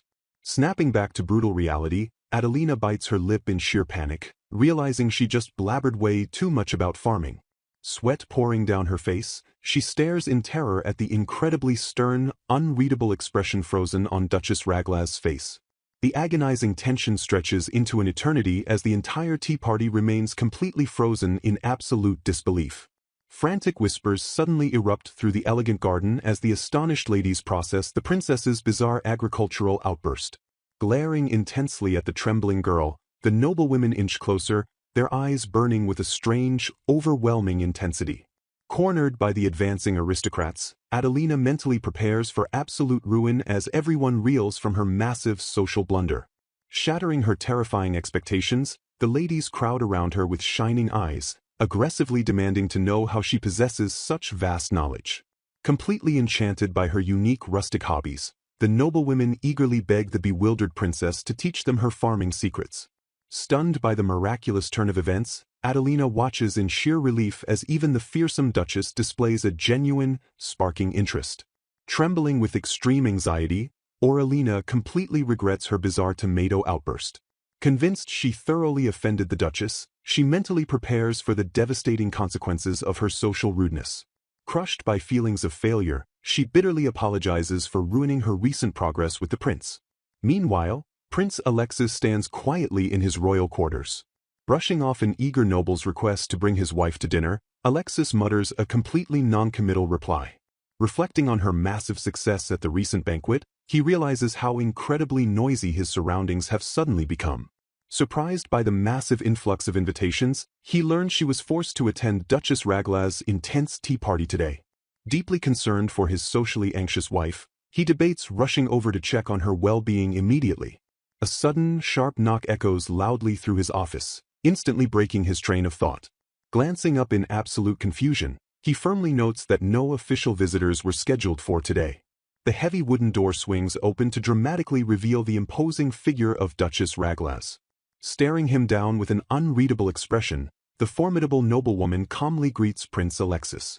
Immediately sensing trouble, Alexis questions if his socially awkward wife caused an incident during the gathering. Smirking slightly, the Duchess notes that he has definitely found himself an incredibly interesting lady. Narrowing his eyes, Alexis demands to know exactly what she means by that incredibly vague statement. She sharply details Aurelina's shocking agricultural knowledge and her complete lack of traditional aristocratic nobility. Fearing the absolute worst, Alexis silently worries that the powerful matriarch is moving to condemn his wife. Knowing Aurelina cannot survive high society's wrath alone, he anticipates a brutal social isolation campaign against her. Springing fiercely to her defense, he proudly reveals she actively builds and visits fields near the detached palace. Refusing to back down, he fiercely declares that his beloved wife has absolutely nothing to be ashamed of. He passionately praises her broad perspective, cementing her status as a true symbol of their great nation. With unwavering conviction, he honors her genuine dedication to actively understanding the common people's daily hardships. Rejecting the cowardly path of lying, he chooses to proudly defend her bizarre actions with all his absolute might. Staring down the terrifying Duchess, Alexis firmly vows to sink with Aurelina if society tries to oust her. Suddenly dropping her icy demeanor, The Duchess warmly commends the prince for growing up so much. Caught completely off guard by her genuine praise, Alexis humbly accepts the profound royal honor. Bluntly admitting her past fears, she reveals she thought he would foolishly choose an empty-headed beauty. Declaring Aurelina the absolute wisest lady she has ever met, she fiercely commands him to never let her go. Teasing him to tone down the romance, she playfully urges him to comfort the completely terrified princess. Stunned by the miraculous turn of events, Alexis realizes she fully approved of Aurelina from the very start. Understanding the true nature of her surprise visit, he recognizes she merely wanted to test his royal resolve. Filled with burning, renewed determination, he immediately sets off to find and fiercely comfort his beloved wife. Echoing powerfully in his mind, the Duchess's strict command to never let his wife go shakes Prince Alexis to his core. Reflecting deeply on his past behavior, he admits that the older version of himself would have handled the political situation with far more detached cleverness. Realizing he recklessly abandoned his usual caution to protect Aurelina, a startling revelation begins to dawn upon the troubled prince. Staring blankly ahead, the intense weight of his sudden emotional growth silently washes over his royal composure. Gripped by overwhelming emotions, he stands frozen in the quiet hallway as his heart races uncontrollably. Processing the profound shift in his royal priorities, he takes a deep breath to steady his chaotic racing thoughts. Questioning his very identity, the stunned prince quietly wonders if his fierce devotion to Aurelina means he has fundamentally changed. Stepping decisively forward, Alexis sets out to find his distressed bride and comfort her troubled heart. To his absolute shock, another man's gentle voice softly begs the weeping princess not to shed any more tears. Standing closely by her side, the charming Lord Dunforth looks down at the tearful princess with deep, genuine concern. Overwhelmed by her perceived social failures, a devastated Aurelina continues to sob heavily despite the noble's kind reassurance. Blazing with sudden, fierce possessiveness, Alexis firmly resolves that he must be the only man allowed to wipe away his wife's tears. Stepping aggressively into the room, Prince Alexis makes his commanding presence known as Dunforth respectfully acknowledges his sudden arrival. Turning her tear-stained face toward her husband, a guilt-ridden Aurelina frantically stammers out a desperate apology for her embarrassing behavior. Interrupting her anxious rambling, Alexis calmly reveals that he has already met with Duchess Raglaz and heard the entire story. Shattering her terrifying delusions, the prince warmly informs his shocked bride that the fearsome Duchess actually liked her very much. Gazing up at him in pure disbelief, Aurelina questions the miraculous news as Alexis gently asks why he would ever lie to her. Weeping fresh tears of immense relief, she confesses her absolute certainty that the silent Duchess completely despised her rustic manners. Looking deeply into her eyes, the devoted prince gently urges her to stop pushing herself and never pretend to be someone she is not. Praising her unique spirit, Alexis passionately declares that she is most charming when joyfully humming with her alpaca or earnestly kneading bread dough. Stunned by his incredibly specific and deeply affectionate compliments, Aurelina stares at her husband in total, wide-eyed bewilderment. Blushing fiercely under his intense gaze, the flustered princess struggles to process the overwhelming romantic tension enveloping them. Trembling slightly, she opens her mouth to respond as the heavy atmosphere between the married couple reaches a breathless peak. Utterly destroying the beautiful romantic mood, a beaming Aurelina excitedly announces that Lord Dunforth recently told her the exact same encouraging words. Crushed by the sudden mention of his handsome rival, Alexis reels in utter shock as Aurelina happily thanks both men for their kindness. Completely missing her husband's internal agony, the rejuvenated princess declares that she can finally refresh herself and move forward without any worries. Pivoting enthusiastically toward the other noble, Aurelina completely ignores her frozen husband and eagerly asks Lord Dunforth for his immediate assistance. Bonding instantly over agricultural plans, Dunforth happily agrees to help her redo the tea party by serving her freshly harvested tomato canapes. Watching them happily conspire together, a deeply conflicted Alexis struggles to balance his relief over her returning smile with his boiling romantic jealousy. Flashing her husband a brilliantly innocent smile, Aurelina casually invites the fuming prince to join their lively planning session if he wishes. Grinding his teeth in silent fury, Alexis mentally screams that he is supposed to be her exclusively beloved husband, not a mere third wheel. Glaring intensely at the laughing pair, the deeply jealous prince finds it unbearably frustrating that his own wife seemingly prefers Lord Dunforth's company over his. Adelina bitterly laments her foolish assumption that attending a single tea party would halt future invitations. Shock grips her as she realizes her reluctant socializing has completely failed to stem the relentless flood of royal mail. The very next day brings fresh horrors to her already bursting social calendar. Panic strikes as she stares at the mounting pile of letters, realizing the dreaded invitations are actually multiplying. Driven to utter desperation, she weakly calls out for her maid, Katerina. Katerina observes her lady's utterly defeated expression with a mix of mild amusement and genuine concern.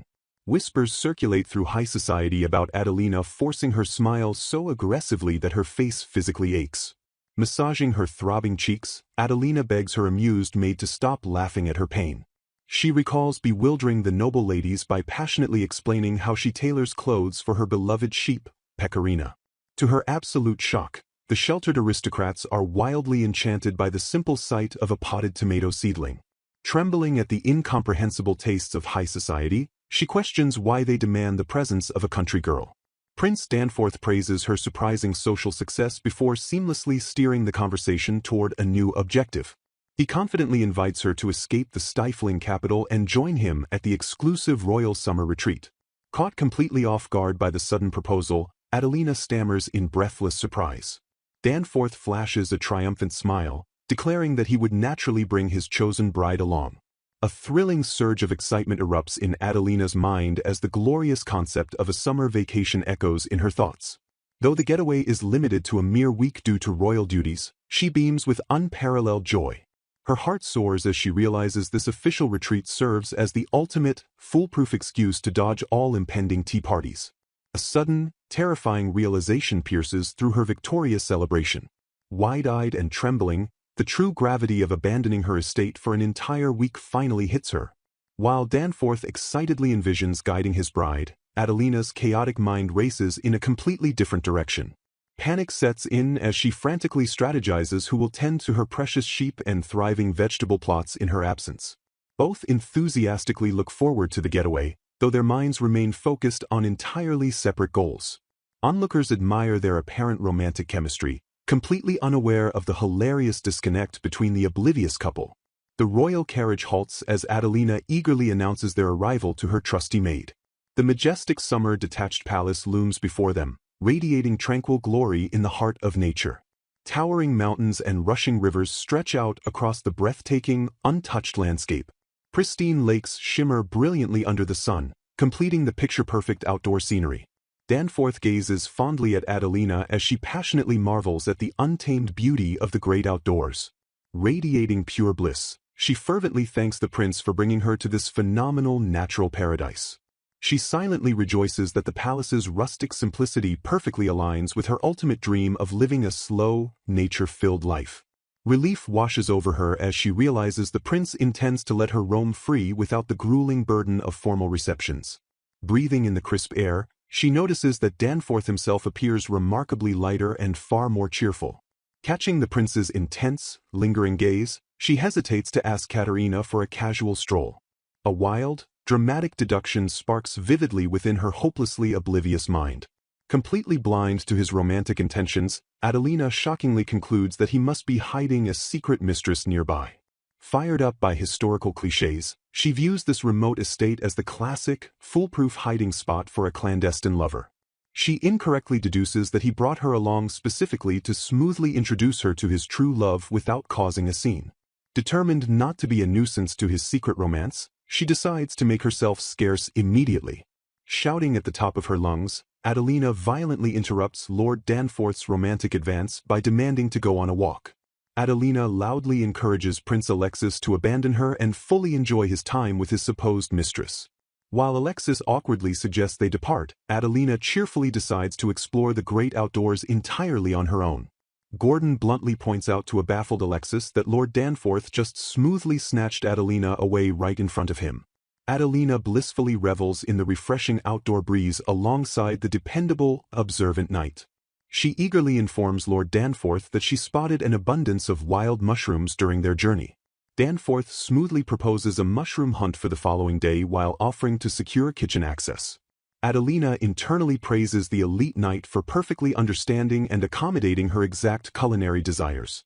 She excitedly brainstorms whether to marinate their future harvest or prepare a savory, garlic-infused agillo. Danforth gently guides her attention toward a spectacular viewpoint overlooking the sprawling summer estate. Adelina gasps in sheer awe at the breathtaking, sunlit landscape stretching out magnificently before them. She wildly daydreams about acquiring this beautiful detached palace in her future divorce settlement to live a relaxing, slow life. Danforth solemnly suggests that Prince Alexis genuinely wanted to share this magnificent scenery with her. Adelina pauses in silence, momentarily caught off guard by the knight's earnest defense of the prince. Dismissing the romantic notion entirely, she stubbornly insists the prince only traveled here to secretly meet his mistress. Thanking Danforth for his kind words, she happily suggests they head back to the main estate. She beams with bright anticipation for their massive mushroom hunt planned for the following morning. On the final day of the summer retreat, Adelina proudly surveys a massive pile of freshly gathered mushrooms. Meanwhile, a highly anxious Prince Alexis nervously psyches himself up to finally make a romantic move. He aggressively pumps his fists, absolutely determined to ask his bride out on a proper evening date. He approaches her with intense determination, awkwardly calling out an incorrect nickname to get her attention. Adelina flatly corrects his mispronunciation of her name while questioning his incredibly serious, tense expression. A wild, entirely inaccurate deduction instantly flashes through her hopelessly overactive imagination. She shockingly concludes that his intense nervousness means he is finally preparing to introduce his secret mistress. Completely misinterpreting his romantic tension, she pities him for struggling so hard to reveal his hidden lover. To smooth things over, she eagerly offers to personally cook dinner as a token of gratitude for the retreat. She slyly suggests he invite someone close to him, secretly hoping to create a comfortable atmosphere for his confession. Alexis violently flinches, taken completely aback by her sudden and oddly specific dinner proposal. Adelina watches him with an encouraging, knowing smile that completely masks her hilarious misunderstanding. Later that evening, Alexis happily marvels at the incredibly delicious-looking agillo she prepared from scratch. He eagerly praises the meal's fantastic taste and curiously asks about the origin of the rustic mushroom dish. Adelina proudly explains that it is a common tavern dish from the Western maritime nations, elevated by fresh local herbs. Alexis awkwardly compliments her vast knowledge, though Adelina feels deeply unsettled by the strange, quiet atmosphere. She nervously scans the room, wondering why the seat she specifically prepared for the mistress remains completely empty. Steeling her resolve, she mentally prepares herself to calmly accept whatever shocking revelation he plans to drop. Alexis abruptly calls her the wrong name again with startling intensity, snapping her to immediate attention. He nervously asks if she would take a private walk with him by the lake so they can finally talk alone. Thrilled that the moment has seemingly arrived, Adelina eagerly accepts, fully expecting a dramatic confession about his mistress. She excitedly anticipates the highly secretive conversation awaiting them under the serene, moonlit sky. Stepping out into the crisp night air, she awkwardly apologizes for keeping the anxious prince waiting. Alexis turns to her with a tense but gentle expression, softly assuring her that the wait was perfectly fine. Adelina nervously agrees to accompany Prince Alexis as they prepare to venture out into the quiet night.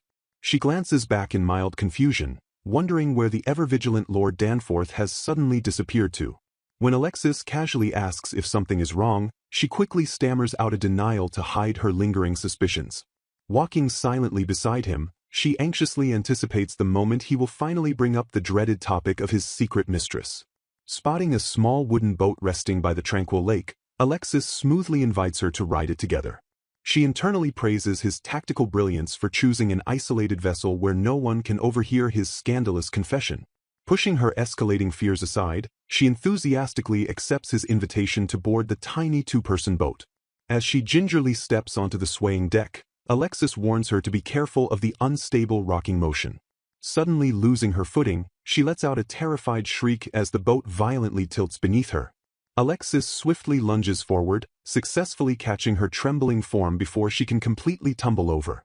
He gently asks if she is all right, prompting her to bashfully apologize for her clumsy misstep.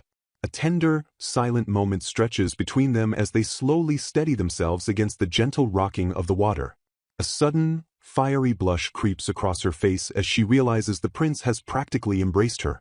The two sit quietly across from one another as the small boat gently drifts away from the dark shoreline.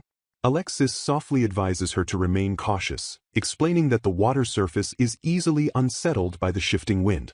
Still immensely flustered, she dismisses the intimate contact as a mere accident while thanking the pitch-black night for hiding her glowing red face.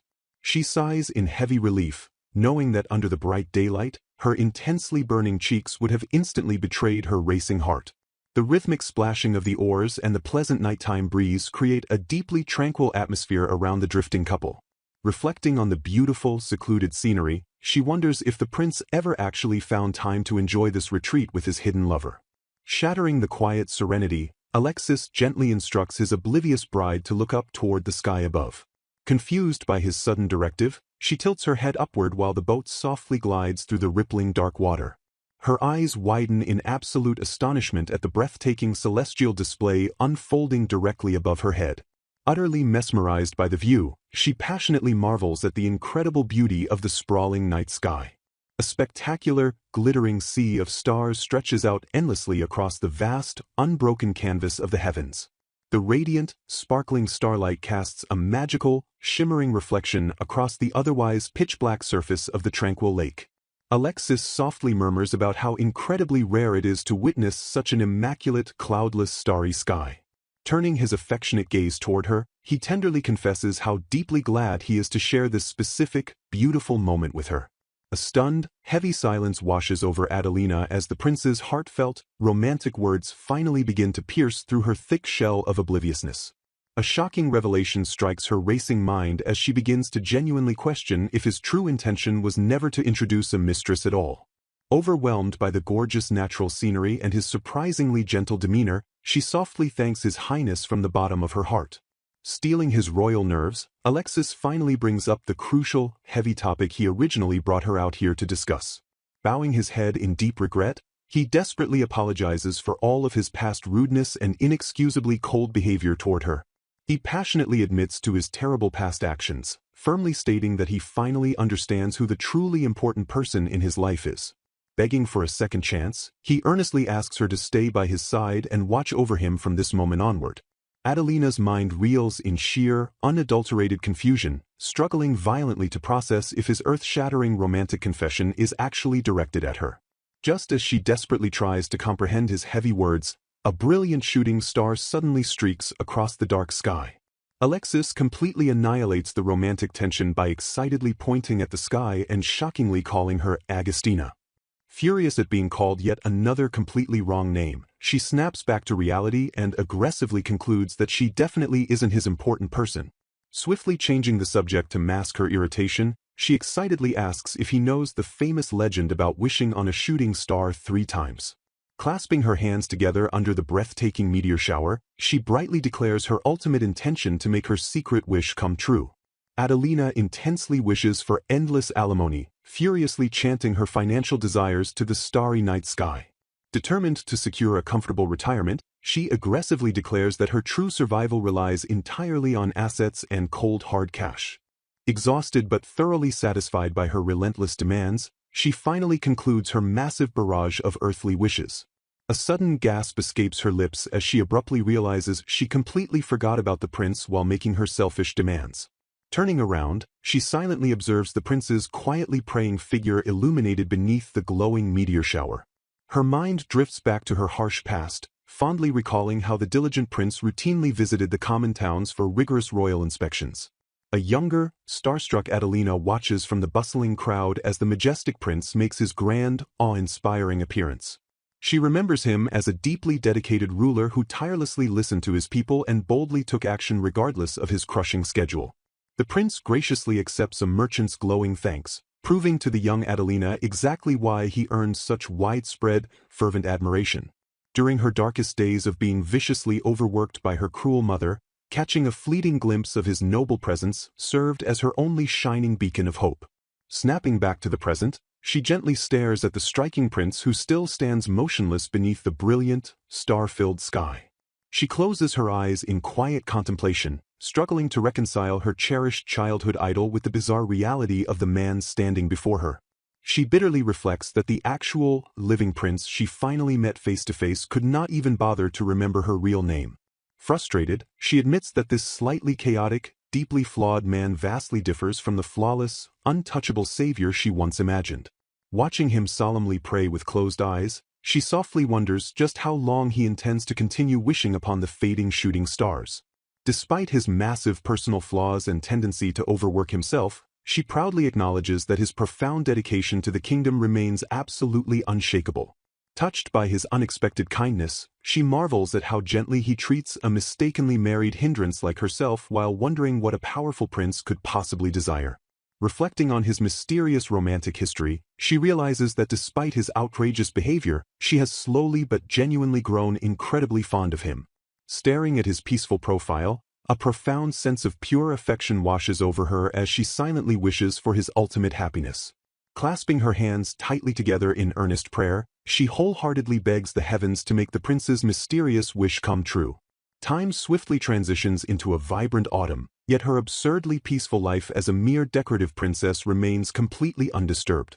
High society relentlessly hums with gossip about the prince's romantic retreat, while Adelina blissfully spends her days fishing, farming, and frolicking with her beloved sheep.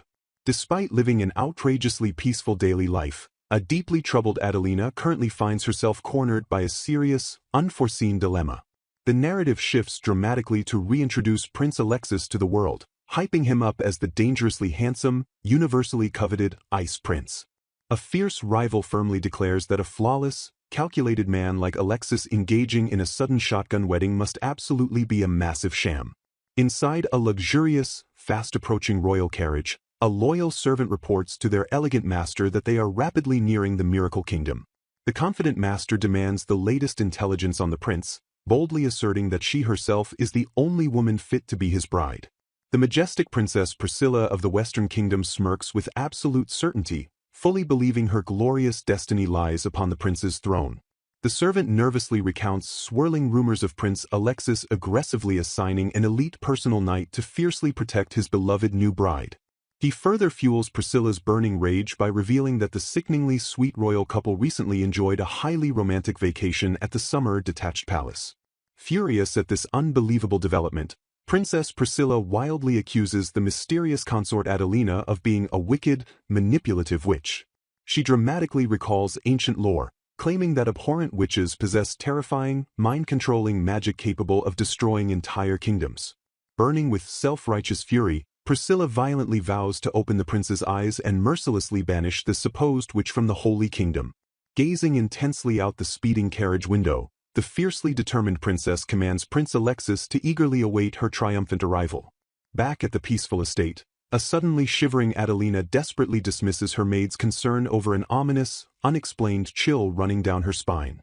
Prince Alexis violently bursts into the room, smoothly presenting a beautiful bouquet to a highly bewildered Adelina while showering her with romantic praises. Exhausted by his relentless daily visits and floral gifts, she bitterly mutters that his romantic gestures would be far more effective if he actually remembered her real name. Blushing deeply, she tragically admits that his heart-meltingly sweet words and gentle smiles might eventually trick her into believing she truly is his destined lover. The heavy palace doors suddenly violently slam open as an uninvited, highly commanding presence aggressively interrupts their quiet romantic moment. Striking a dramatic, overpowering pose, the incredibly arrogant Princess Priscilla loudly announces her grand arrival directly to a thoroughly shocked Prince Alexis.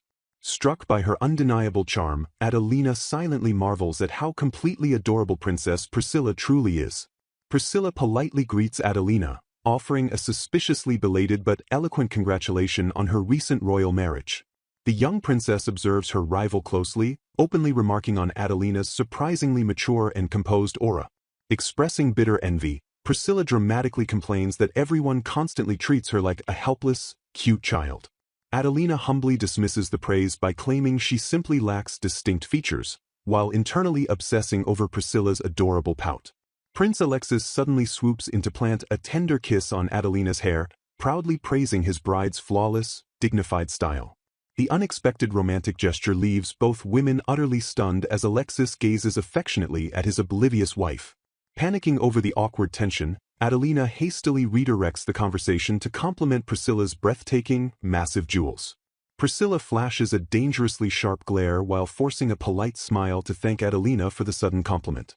Feigning exhaustion from her travels, Priscilla aggressively stakes her claim by asking Alexis to escort her to the terrace alone.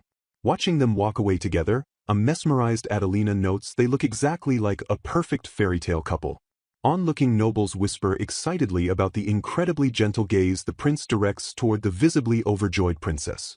The gossiping aristocrats loudly speculate if the royal pair are actually lovers, questioning the validity of recent swirling rumors. They reveal a scandalous political secret, stating Alexis was slated to marry Priscilla if he had remained unwed before the alliance. Another noble dismisses the rumor, fiercely defending Adelina as the prince's true fated partner while pitying the unlucky princess. A heavy, painful realization strikes Adelina's pounding heart as she fully accepts she is not his destined partner. Crushing sorrow overwhelms her spirit as she stares at the seemingly perfect royal match standing before her. Guilt utterly consumes her as she realizes her mistaken marriage is the only obstacle keeping the prince from his true fated romance. Feeling completely unworthy of his side, her vision fades to black just as Alexis desperately screams out the wrong name. Alexis lunges forward with lightning speed, catching his unconscious bride before she can collapse onto the cold floor. Adelina groggily awakens in a haze as a deeply concerned Alexis explains she suddenly turned pale and completely fainted.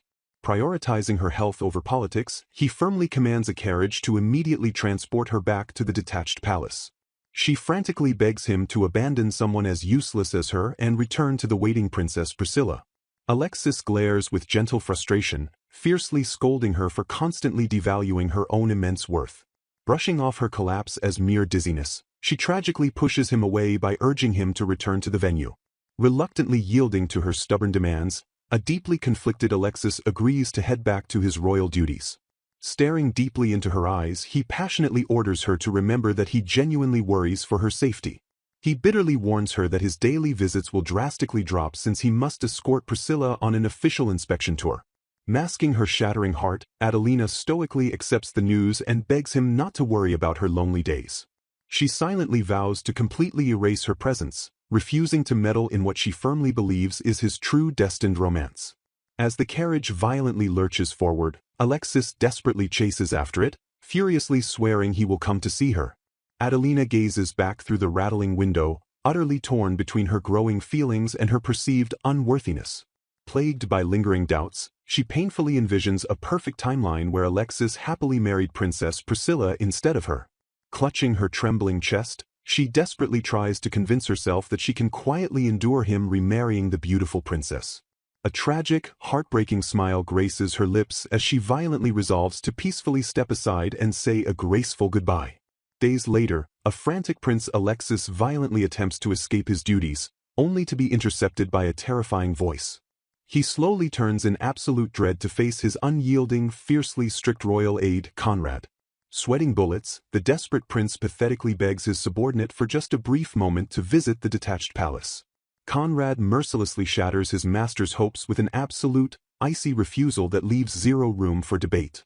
The relentless aide ruthlessly traps the prince, loudly reminding him of his inescapable, impending inspection tour alongside Princess Priscilla. Lord Alexis impatiently declares that there remains absolutely no time to visit Her Highness. Frustrated by the constant demands, he laments that Princess Priscilla summons him for royal engagements every single day. A nervous guide leads the inspection group, recounting a local legend about a lone witch who saved the village from famine by inventing a new crop species. Hearing the dreaded word, Princess Priscilla shrieks in absolute terror at the mere mention of a witch. Trembling with fear, the princess dramatically declares that her own kingdom would be far too terrified to ever consume crops tainted by a witch's magic. An attendant rushes forward to catch the panicking princess, attempting to respectfully correct her fierce misconceptions about witches. Oblivious to the explanation, Priscilla whines dramatically as a tiny speck of dirt ruins her lavish dress. Exhausted attendants beg her to endure the inspection, even as she stubbornly demands to return home immediately. Observing the chaotic spectacle from afar, Lord Alexis clenches his fists and mutters in sheer disbelief. Boiling with anger, he silently condemns her for wearing a ridiculous ball gown to an agricultural inspection while disrespecting their hard-working hosts. His thoughts drift immediately to his beloved Albertina, knowing she would never commit such a foolish and insulting blunder. He vividly imagines Albertina arriving perfectly dressed for the occasion, sporting her practical apron dress and sturdy boots. Alexis envisions his bride eagerly exchanging recipes and chatting vibrantly with the local farmers about growing vegetables. He realizes that Albertina would turn a mere formality into a deeply meaningful exchange of knowledge. Snapped back to reality by a voice calling his name, Alexis tightly grips the lingering thought of Albertina. Addressing the terrified princess, the guide solemnly acknowledges the deep-rooted discrimination against witches lingering within their borders. He proudly reveals that their nation established a specialized research facility for magicians to overcome prejudice and forge true equality. Moving the tour forward, Priscilla's eyes narrow as she secretly plots around the existence of this magical research facility.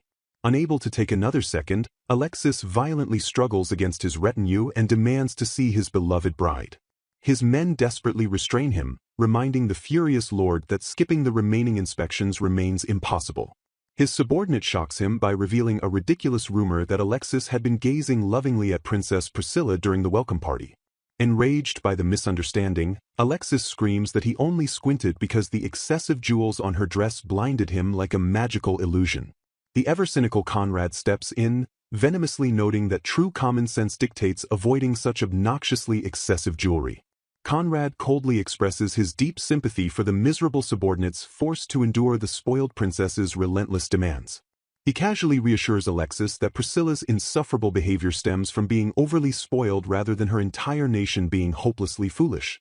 The men groan in collective agreement, wishing someone possessed the courage to finally tell the princess her gaudy style looks horrendous. Countering the negativity, a subordinate mentions his little sister actually praised Her Highness for having uniquely wonderful taste. The knight reveals that Priscilla's recent bold choice to adorn her hair and clothes with fresh flowers actually became a massive trend. Surprisingly, the stunning floral decorations turned out to be gorgeous blooms cultivated by the princess's own hands. The floral craze sparked a massive demand for skilled gardeners, transforming horticulture into an essential skill for noble ladies. This unexpected praise begins to paint a slightly more complex picture of the otherwise insufferable princess. Ignoring the gossip, Alexis begs Conrad for a stealthy escape route to the detached palace, absolutely desperate to taste Albertina's home cooking again. Crushing his hopes, Conrad coldly insists that Alexis must swallow his pain and remain glued to Princess Priscilla's side. Conrad's expression darkens as he prepares to deliver a highly disturbing piece of intelligence regarding the visiting princess. He grimly reveals that Priscilla has been actively snooping around to gather classified information regarding consort Adelina. Alexis freezes in his tracks, his burning desperation instantly replaced by a cold wave of utter shock. Conrad explains that he intercepted an explicit order from Priscilla directing her attendant to dispatch a messenger to the magician's research facility. The intercepted command explicitly ordered her spies to aggressively investigate consort Adelina at both the detached palace and the town. Recognizing the imminent threat, Conrad warns that Priscilla likely harbors dark intentions to harm Lady Adelina. Furious and protective, Alexis vows that he would banish Princess Priscilla immediately to prevent any harm from reaching his beloved Albertina. Lord Alexis realizes he cannot casually banish Princess Priscilla without concrete proof, fearing such a rash move would spark a devastating international conflict. Burning with fierce determination, he vows to reach his beloved bride no matter what dangerous obstacles stand in his way. Alexis issues a strict command to Conrad and Gordon, entrusting his loyal men to heavily reinforce the security around the detached palace. Knowing he must endure a painful separation from his wife, the prince resolves to personally distract Priscilla to block her from approaching his bride. He urgently orders his subordinates to establish an immediate response system in case the visiting princess attempts any sudden or malicious maneuvers. Clenching his fists in the shadows, Alexis swears to risk absolutely everything he possesses to safeguard his beloved. His eyes blazing with unwavering resolve, he silently promises that he will never let anyone harm her. The narrative violently shifts to episode 10, where a frantic maid suddenly barges in to alert the princess to shocking news. The furious maid screams in outrage at Conrad's scheduling, appalled that Prince Alexis skipped his own wife again to accompany Princess Priscilla on an inspection. Maintaining her serene composure, the princess gently urges her agitated maid not to get so fiercely worked up on her behalf. Brushing off the perceived slight, she calmly redirects their focus to the tasks at hand, completely confident that His Highness has his own valid reasons for his absence. Changing the subject entirely, the princess eagerly asks her maids to explain the exciting details of the upcoming alpaca derby. She reveals a recently delivered letter from the shepherd who previously brought the beloved sheep pecorina to their sprawling estate. The shepherd's message explains that wild alpacas have infiltrated his flock, prompting him to seek the princess's supreme wisdom on how to sell them. Sparked by a brilliant idea, she proposes hosting a thrilling alpaca derby at the villa to showcase their horse-like speed to the invited townsfolk. The delighted maids cheer in absolute triumph, buzzing with excitement over the grand plans to set up lively food stalls for the festive occasion. Watching the cheerful scene unfold, an observer notes with profound relief that the optimistic princess remains as wonderfully unchanged as ever.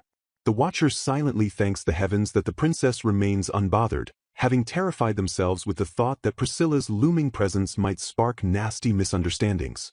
Meanwhile, outsiders whisper that Prince Alexis is growing intimately close to Princess Priscilla, assuming she is finally soothing his broken heart after Ella's painful rejection. Believing this twisted narrative, a noble inwardly decides to express deep gratitude to Priscilla for cleaning up the massive mess left behind by his foolish sister. And so, the breathless anticipation steadily builds for the highly awaited racing event. The glorious day of the spectacular alpaca derby finally explodes into vibrant life at the bustling villa. Excited crowds roar and place their eager bets as the announcer declares the imminent start of the prestigious Princess Cup. Amidst the roaring crowd, hungry attendees suddenly catch the mouth-watering aroma of something incredibly delicious wafting through the festival air. To everyone's absolute shock and delight, the beloved princess personally hands out massive batches of her scrumptious homemade sweets. A delighted guest bites into a phenomenal muffin, begging the royal to reveal the secret behind such a flawless recipe. Smiling warmly at the crowd, the princess happily agrees to share her simple baking secrets right on the spot. As the furry racers line up at the starting mark, the princess cryptically remarks that leaving her recipe ensures they can enjoy this taste even after she is gone. The starting signal shrieks through the air, launching the hilarious and chaotic alpaca derby into full, thunderous throttle. Spectators scream in a wild frenzy, with one man ruthlessly mocking his friend for insanely betting an entire month's salary on a single beast. Watching the joyous chaos, the princess realizes with a heavy heart just how deeply attached she has grown to this beautiful, simple life. She mentally bids a fond farewell to her dependable allies, her kind maids, the helpful farmers, and even the soothing animals like Pecorina. Most painfully of all, her final, lingering thoughts drift to the irreplaceable Prince Alexis. Accepting her tragic fate, she resolves that it is finally time to return everything, fully believing the prince was never truly meant to be hers to begin with. She convinces herself that her quiet departure will finally allow Prince Alexis and Princess Priscilla to be freely together without any royal burdens. Ashamed of her own lingering desires, she silently scolds herself for feeling so presumptuous and reluctant to leave the peaceful villa behind. Suddenly, a familiar voice violently shatters her melancholic thoughts, screaming the name Ekaterina across the chaotic festival grounds. Prince Alexis fiercely charges onto the scene atop his steed, desperately demanding to speak with her alone as he reaches out his hand. Staring up in absolute disbelief, the stunned Ekaterina can barely stammer out His Highness's formal title. Swept up in a massive whirlwind of surprise, she is pulled into the prince's grasp as the massive crowd gasps at his dramatic and sudden arrival. Prince Alexis watches from afar, warmly praising his bride for always dreaming up such delightfully amusing ideas like an alpaca derby. Smiling softly, he expresses genuine relief at seeing everyone at the villa thoroughly enjoying the festive event. Stepping into view, the prince finally approaches Ekaterina amidst the bustling crowd. Breaking the tense silence, he gently greets Ekaterina and asks if she has been well. Caught entirely off guard, she stares back at him with a mixture of sudden surprise and masked apprehension. Masking her heartbreak, she coolly reminds him that he still constantly calls her by the wrong name while assuming he came to announce his fulfilled love with Princess Priscilla.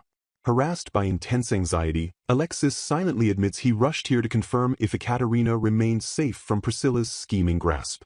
Knowing she hides her pain deeply, he intently studies her face to ensure he misses not a single troubling change. The two lock eyes in a tense, silent exchange heavy with unspoken emotions and tragic misunderstandings. Noting her distressed expression, he gently probes her, absolutely certain that something terrible has troubled her peace. Desperate to comfort her, he warmly urges her to confess anything at all, promising to listen to every single word. Bound by a crushing sense of duty, She internally vows to keep her planned departure a strict secret so he can freely find happiness with Priscilla. Mustering her courage, she softly begins to bring up the looming topic of Princess Priscilla.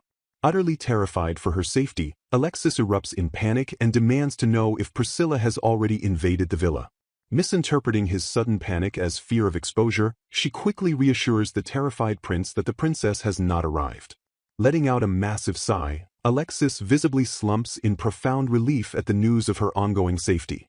Regaining her composure, she politely urges him to hurry back, warning that Lady Priscilla is already causing quite a stir looking for him. Reluctantly preparing to leave, Alexis abruptly informs Ekaterina that they will be hosting a grand ball next week. He apologetically clarifies that he could not possibly refuse the event since Princess Priscilla personally requested it. Nodding quietly, Ekaterina tragically assumes this ball will serve as his official, crushing announcement of his relationship with Priscilla.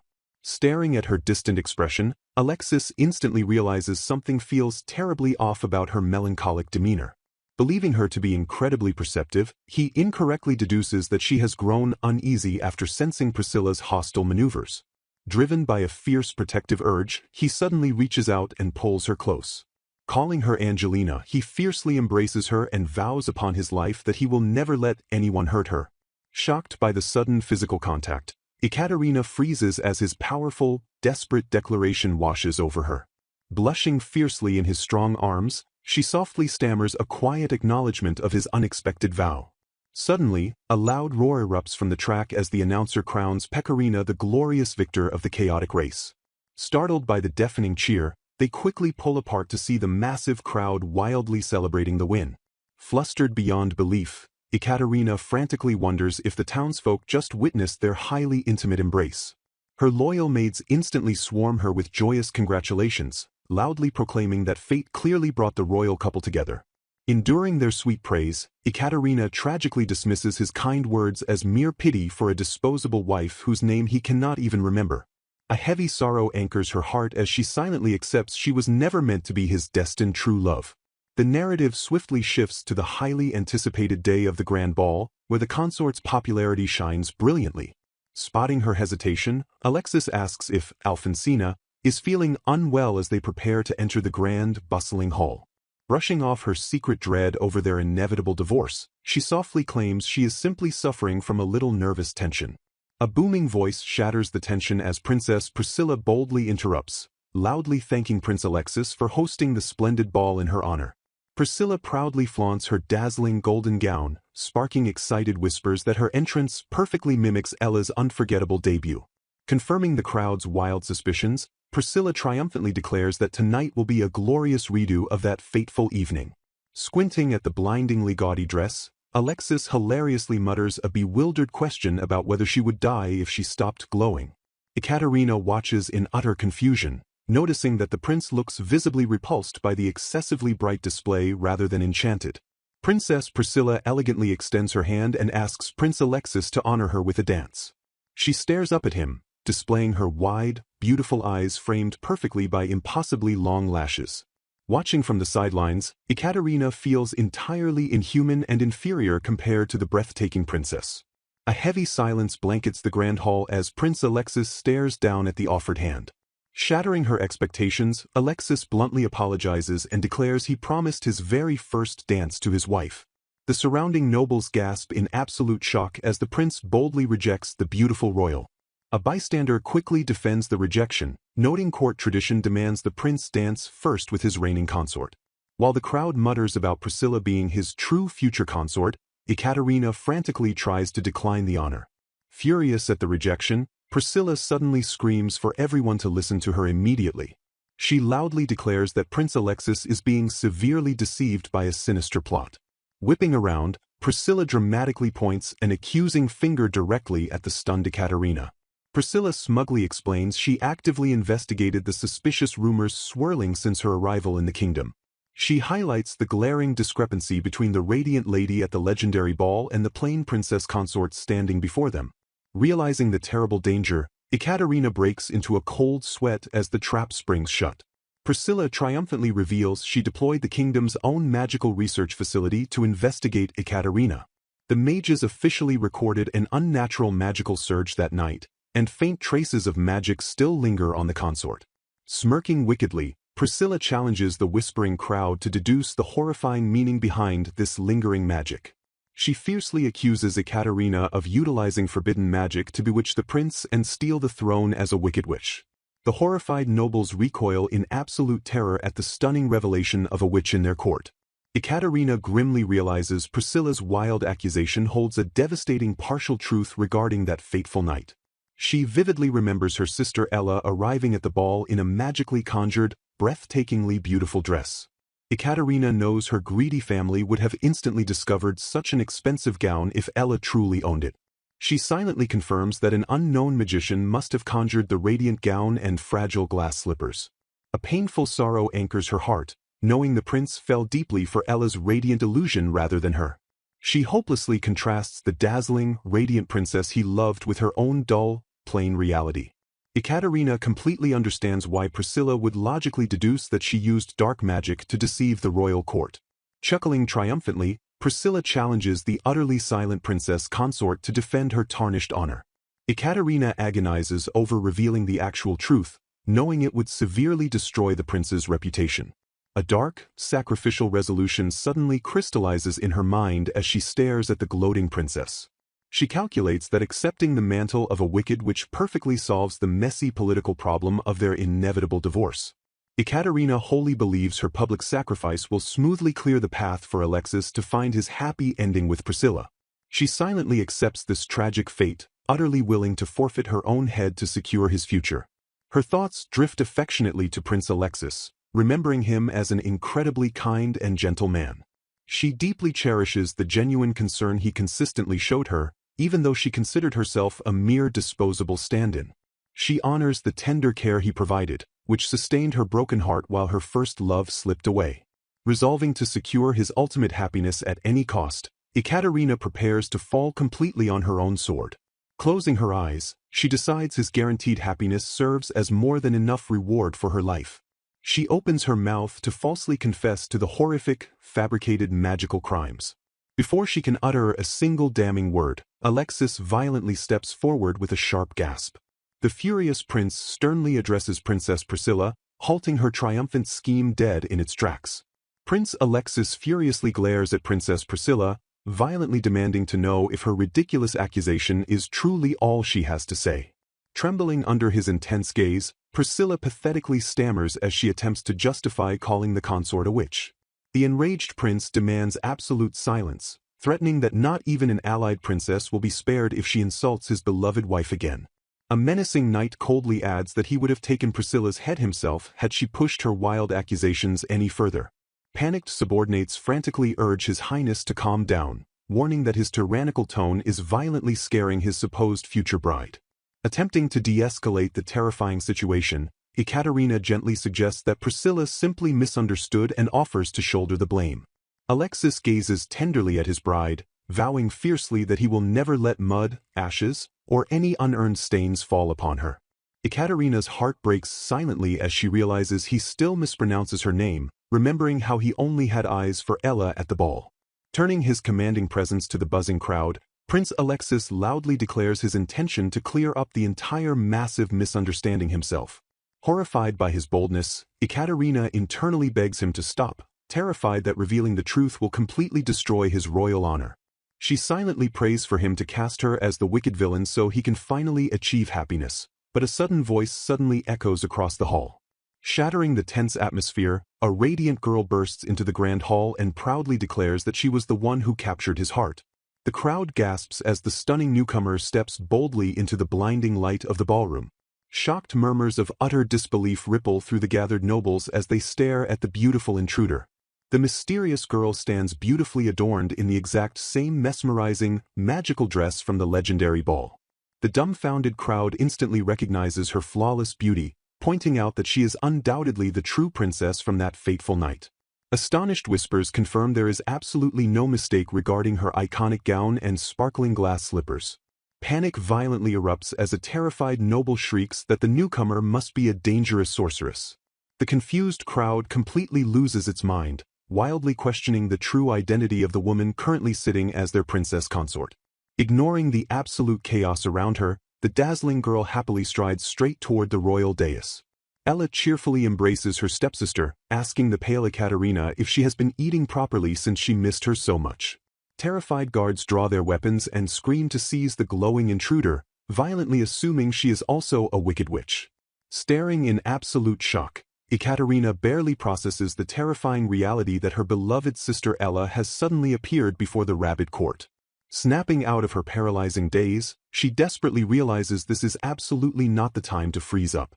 Ekaterina acknowledges the impossible truth that her stepsister Ella, the destined princess of the ball, has crashed the royal gathering.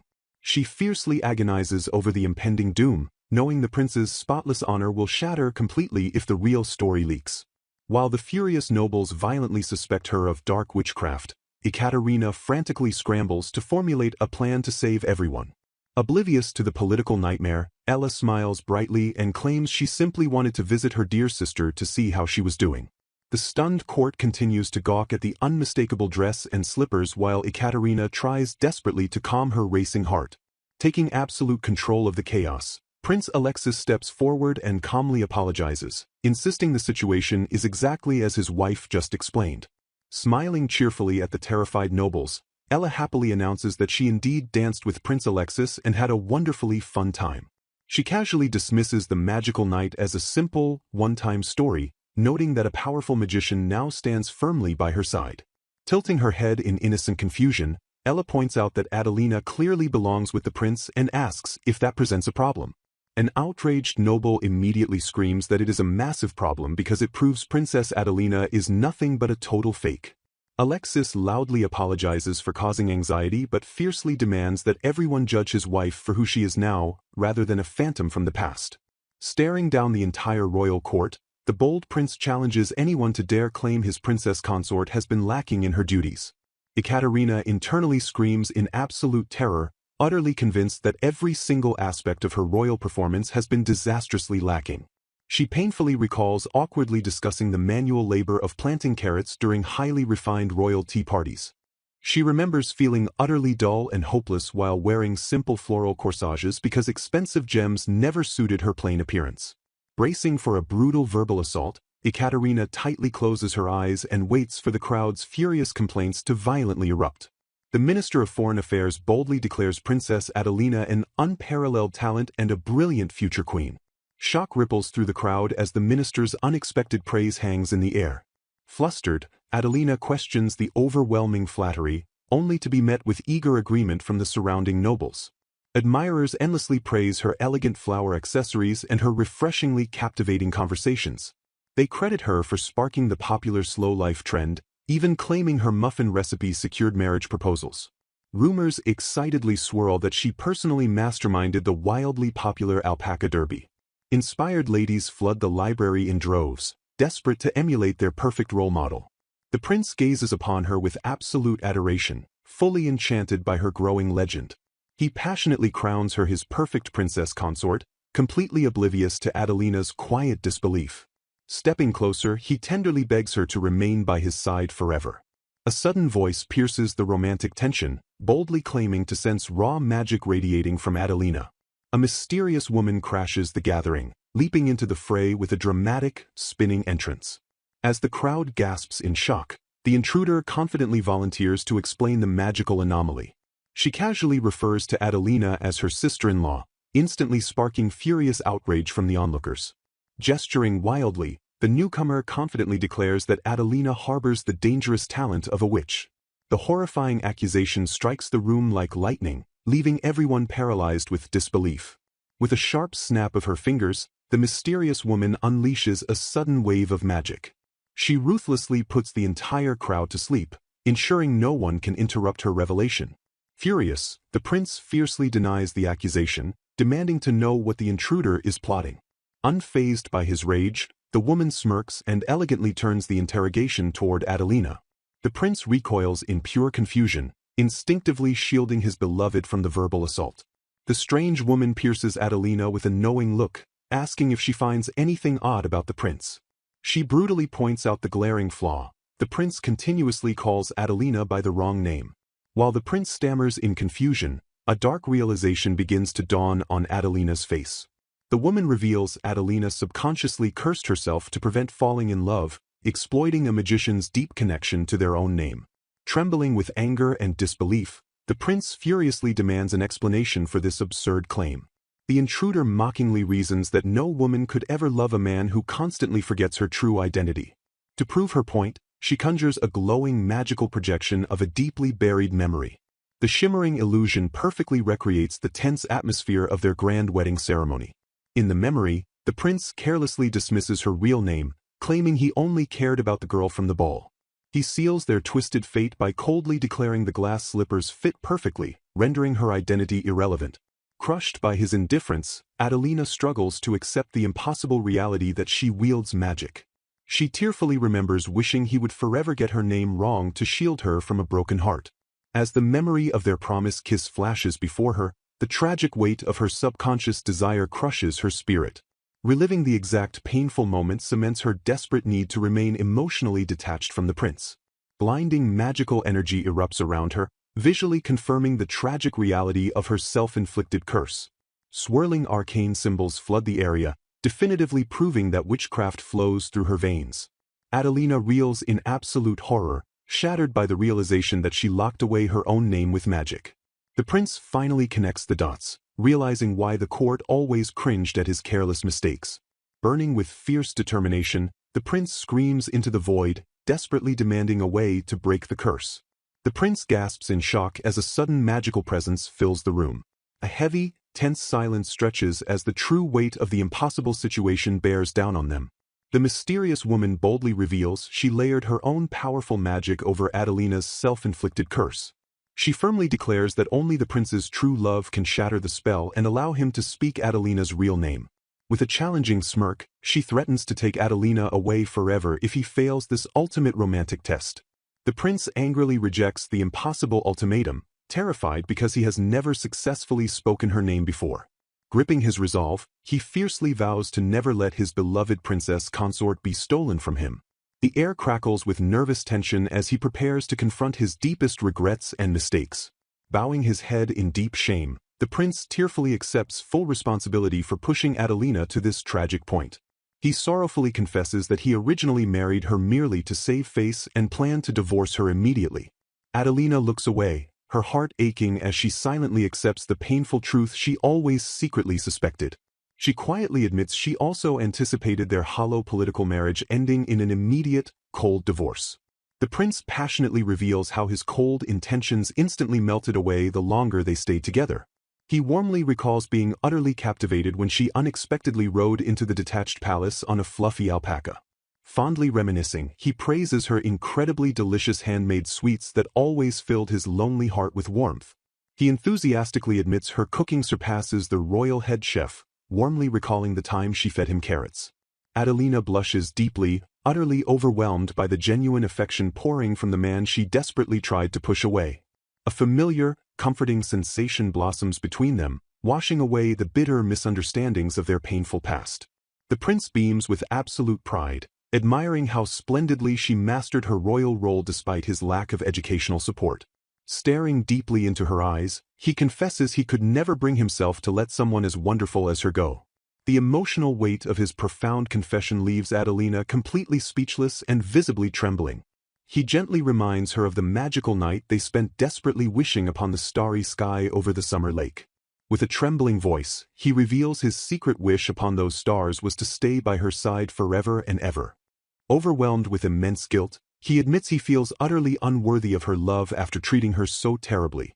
Desperate to clear the air, Adelina sadly interrupts, claiming she is not the flawless, selfless woman he imagines.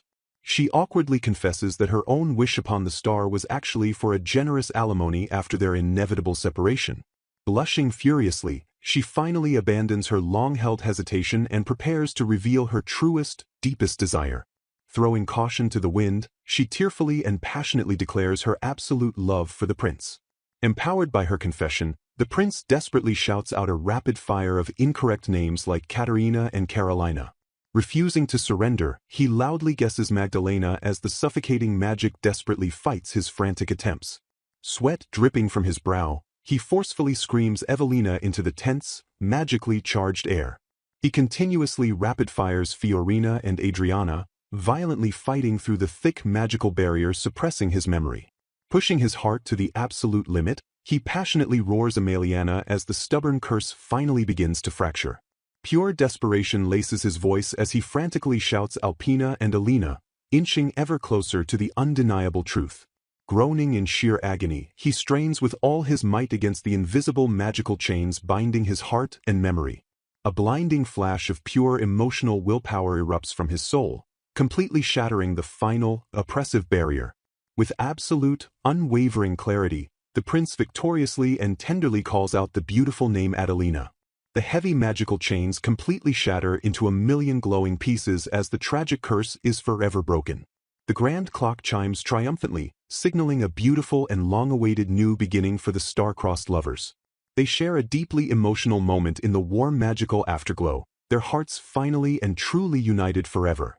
Hearing her self-imposed seal shatter, Adelina realizes the emotional barriers she built to prevent falling deeply in love are finally cracking.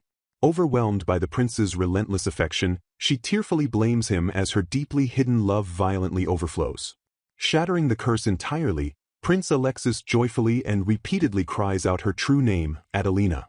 Stunned by the shattered spell, Adelina struggles to accept that her supporting role is ending and the prince actually broke her magic.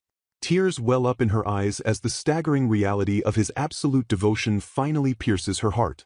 Pulling her close, the prince firmly declares that she is his only love and the only woman fit to be his princess consort. Trembling with hope, Adelina softly wonders if it is truly acceptable for her to embrace this beautiful dream. Bursting into tears, she confesses to the panicked prince that she always secretly believed her own prince would eventually come for her.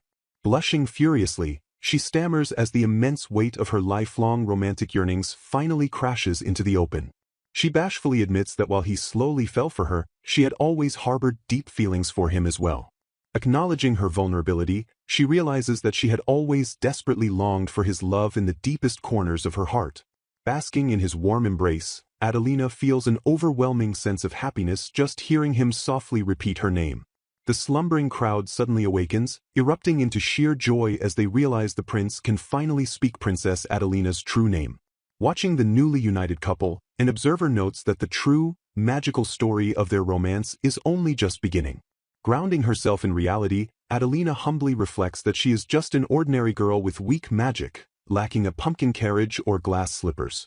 Embracing her true self, she acknowledges that she is merely a noble's daughter, fully aware that a flawless fairy tale romance is impossible. Despite knowing that not everything will go perfectly, Adelina fiercely rejects the hollow illusion of a simple happily ever after. Extending his hand with a charming smile, Prince Alexis tenderly asks his beloved Adelina for a dance. Gazing into his eyes, Adelina passionately declares her unwavering love for him, regardless of any future hardships. Defying the fleeting nature of fairy tales, she boldly asserts that their love will endure even after the magic breaks at midnight. Holding his hand tightly, she makes a heartfelt promise to never leave his side, securing their intertwined destinies. Flashing back to the very beginning, the narrative rewinds to chapter 12 to reveal the continuous hardships the couple faced before their feelings connected. Dashing through the halls, a manic Prince Alexis desperately searches for his fabled Princess of Destiny while ignoring his duties. Intervening directly, Chief Secretary Conrad formally introduces himself as the weary man tasked with managing the unpredictable prince. Declaring this an official observation record, Conrad watches in exasperation as the loyal attendant Gordon forcefully restrains the struggling prince. Leaving Gordon to stand guard and prevent another royal escape, Conrad departs to perform final checks inside the bustling castle. Walking the corridors, Conrad acknowledges that despite his eccentricities, Prince Alexis is actually a highly capable leader. Sighing heavily, he laments the prince's fatal flaw, an absolute, delusional obsession with finding a mythical princess of destiny. Staring at the grand ballroom, Conrad desperately hopes the prince will simply choose a consort tonight so he can finally rest. Lurking in the shadows, two scheming noblewomen excitedly plot to ambush the prince, ignoring the risks of being discovered. Spotting the suspicious intruders, a stern Conrad suddenly interrupts their clandestine whispering. Glaring intensely, he sharply questions what the two ladies are doing hiding in such a restricted area. Unfazed by his authority, the arrogant woman immediately demands to know if Conrad works for the royal palace. Flashing her invitation, she boldly commands the secretary to guide her directly to the prince. Inspecting the document, Conrad reads the name Lady Hilda of Viscount Arlen's family and freezes. A jolt of pure shock hits Conrad as he realizes he is standing face-to-face with the notorious Lady Hilda. Regaining his composure, he hands the invitation back, his mind racing to formulate a defensive strategy against her. He recalls her terrifying reputation as Engagement Crusher Hilda, a woman infamous for using aggressive charm to steal taken men. As Hilda smugly tries to bypass him, a determined Conrad physically blocks her path, vowing to protect the prince from her clutches. Ignoring her vicious insults, Conrad firmly insists on guiding the frustrated Hilda straight to the Great Hall, expertly thwarting her ambush. Furious Lady Hilda aggressively demands the servant hurry and grant her an audience with the prince. The panicked servant bows deeply, profusely apologizing for the unexpected delay. A calm voice gracefully interrupts the chaos, politely apologizing for their rudeness while explaining they had gotten lost. Dismissing the apology, a smug Hilda haughtily claims she knows the way as she fiercely marches off. Conrad gratefully thanks the remaining young lady, silently criticizing the self-centered entourage before asking for her true identity. The calm young woman formally introduces herself as Adelina of Viscount Arlen's family, respectfully apologizing for her delayed introduction. Shock jolts through Conrad as he realizes this polite, grounded girl is actually the infamous Lady Hilda's sister. He feels an unexpected surge of kinship with Adelina, deeply sympathizing with her burden of constantly cleaning up after an unrestrained sibling. Bowing with genuine respect, Conrad warmly declares it an absolute honor to finally meet the gracious Lady Adelina. Smoothly stepping into his royal duties, he politely requests permission to personally guide her to the Great Hall. Adelina gratefully accepts his kind offer, offering a soft, appreciative smile. As they walk, Conrad keenly observes her wonderfully graceful manners, though he notes she seems slightly unaccustomed to being formally escorted.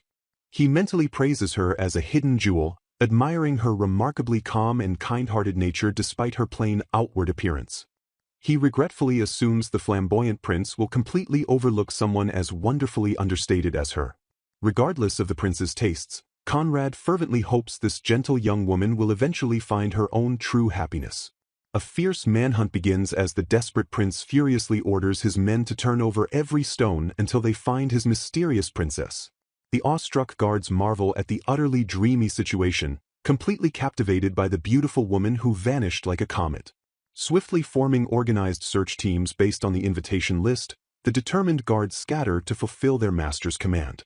Frustration rapidly mounts as days pass without a single clue, leading some exhausted searchers to question if the princess even truly exists. A bewildered guard openly questions the bizarre reality that their exhaustive, kingdom-wide search has yielded absolutely nothing. They collectively agree it is incredibly suspicious that the mystery woman hasn't willingly stepped forward to claim her royal prize. Pure panic erupts among the search party when they realize the identity of the next estate on their official list. Terrified rumors spread that the notorious Engagement Crusher, Hilda, might use wicked tricks to force the prince into marriage. Refusing to let Hilda execute any underhanded schemes, a resolute Conrad forcefully volunteers to personally supervise the perilous visit. Inside the grand estate, a deeply arrogant Hilda confidently shrieks that the legendary glass slipper fits her foot perfectly. The sharp-eyed guards instantly spot her blatant deception, recoiling in disgust at the unnaturally wrong shape of her foot. Stepping gracefully into the room, Conrad calmly interrupts the chaotic charade, deeply relieved he decided to chaperone this disaster. He ruthlessly exposes Hilda's pathetic fraud, revealing she shoved a hollow wooden foot into the delicate glass slipper. As Adelina steps up for her turn, Conrad recognizes her and fleetingly hopes this gentle girl might actually be the destined princess. The magical illusion instantly shatters as a humble Adelina quietly admits the delicate slipper is far too tight. A heavy, crushing silence suffocates the room as the latest failure painfully sinks into the search party's morale. Just as a dismissive guard attempts to ignore a nearby servant girl, the observant prince sharply demands the final person be tested. The frightened, ash-covered girl cautiously steps out of the shadows and approaches the glittering slipper. Overwhelmed by sheer awe, Conrad realizes he never truly believed his master's seemingly delusional ramblings about a destined princess. Staring in absolute shock, he mentally praises the prince's unwavering conviction as the impossible fairy tale finally materializes before his eyes. A blinding realization of destiny washes over the stunned onlookers as the delicate glass slipper glides perfectly onto the true princess's foot. Vicious rumors soon flood the castle, claiming the furious prince forcefully married Adelina after his true destined princess shockingly eloped with another man. Gossiping nobles confidently predict an imminent divorce, cruelly pitying Adelina for being instantly abandoned in the remote detached palace. Driven by profound pity, Conrad journeys to the detached palace, absolutely determined to show the supposedly lonely bride some basic kindness. Instead of finding a weeping victim, a completely bewildered Conrad discovers a bustling construction crew cheerfully plowing a massive farming field at Princess Adelina's direct command. Conrad realizes Adelina possesses impeccable manners, education, and nerve, totally defying his initial expectations. He notes her deep agricultural knowledge as she unexpectedly buys sheep to create a pasture. Realizing a divorce would be a massive waste, Conrad determines he must instigate the prince to prevent Adelina from leaving. Conrad successfully sparks the prince's interest by having him read Adelina's report, later laughing when the prince freaks out over seeing her ride a strange beast. Recalling the incident, Conrad admits he had never seen the usually composed prince act so wildly before. He deducts that Adelina possesses a unique quality capable of genuinely moving the prince's guarded heart. On their return journey, Conrad carefully explains Adelina's difficult circumstances to the deeply contemplative prince. The prince quietly wonders aloud if Fiorina is finally finding peace in the isolated detached palace. Shocked by this rare display of empathy, Conrad marvels that the notoriously ice-cold prince is actually concerned about a woman. Conrad frustratingly decides to ignore the fact that the prince is still deliberately getting her name wrong. Pivoting quickly, Conrad urgently plots his next strategy to solidify the relationship before the prince can change his mind. Seizing an opportunity, he casually points out to the prince that Princess Adelina still lacks a personal knight. Eager to act on his own authority, Conrad firmly recommends Danforth as the most suitable candidate for the crucial role. A slightly confused prince accepts the suggestion but questions why Danforth specifically is the best choice.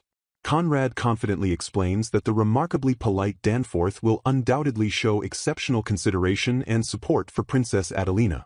Handing over a detailed dossier, Conrad urges the prince to carefully review Danforth's highly unusual profile. The prince stares in absolute bewilderment as he reads that Danforth's primary hobby involves caring for hamsters. Gulping hard, the prince uncovers an even more shocking revelation regarding Danforth's special skill in making knitted dolls. A heavy silence falls as the prince tries to process Danforth's incredibly delicate hobbies and skills. Conrad gleefully adds that Danforth even has a pet mouse named Pustar, leaving the prince utterly baffled by these dreamy traits. The prince suddenly realizes this explains why he previously caught Danforth bizarrely talking to a random mouse in the castle. Pressing his advantage, Conrad insists these exact secret hobbies are the true reason he highly recommends the knight.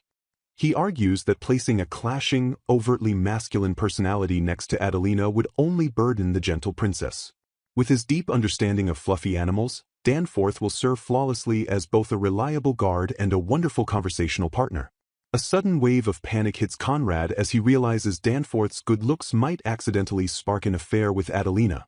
Noticing Conrad's brief panic, the prince questions him, but Conrad quickly brushes off the concern. The prince surprisingly agrees to entrust the duty to Danforth, hoping it will effectively distract the princess. Observing the prince's complex reaction, Conrad realizes his master still vehemently refuses to acknowledge his true feelings. Fueling his grand scheme, a fired-up Conrad resolves to thoroughly instigate the stubborn prince into facing his emotions. He ruthlessly decides to use the oblivious Danforth as a noble sacrifice to force the prince's hand. Executing his plan, Conrad continuously taunts the prince by publicizing how picture-perfect Adelina and Danforth look side by side.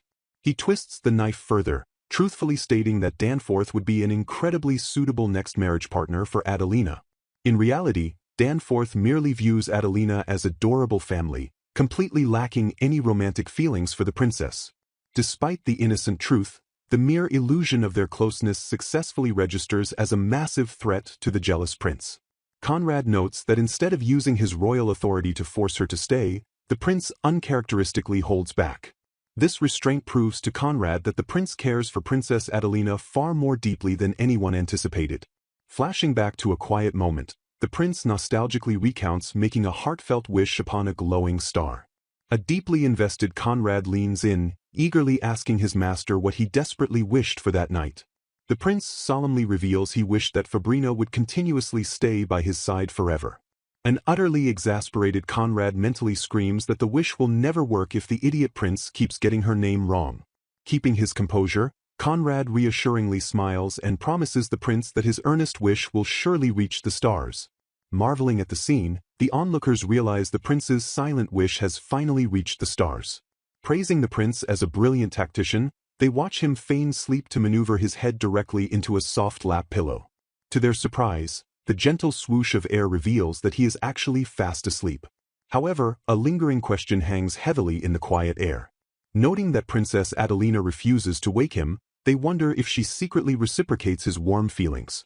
Excitement builds as they realize it is only a matter of time before the prince and Princess Adelina fully connect. Just as that hopeful thought settles, a sudden and major problem crashes into their peaceful moment. A mysterious voice cuts through the tension, seductively declaring how much she has missed her dearest Alexis.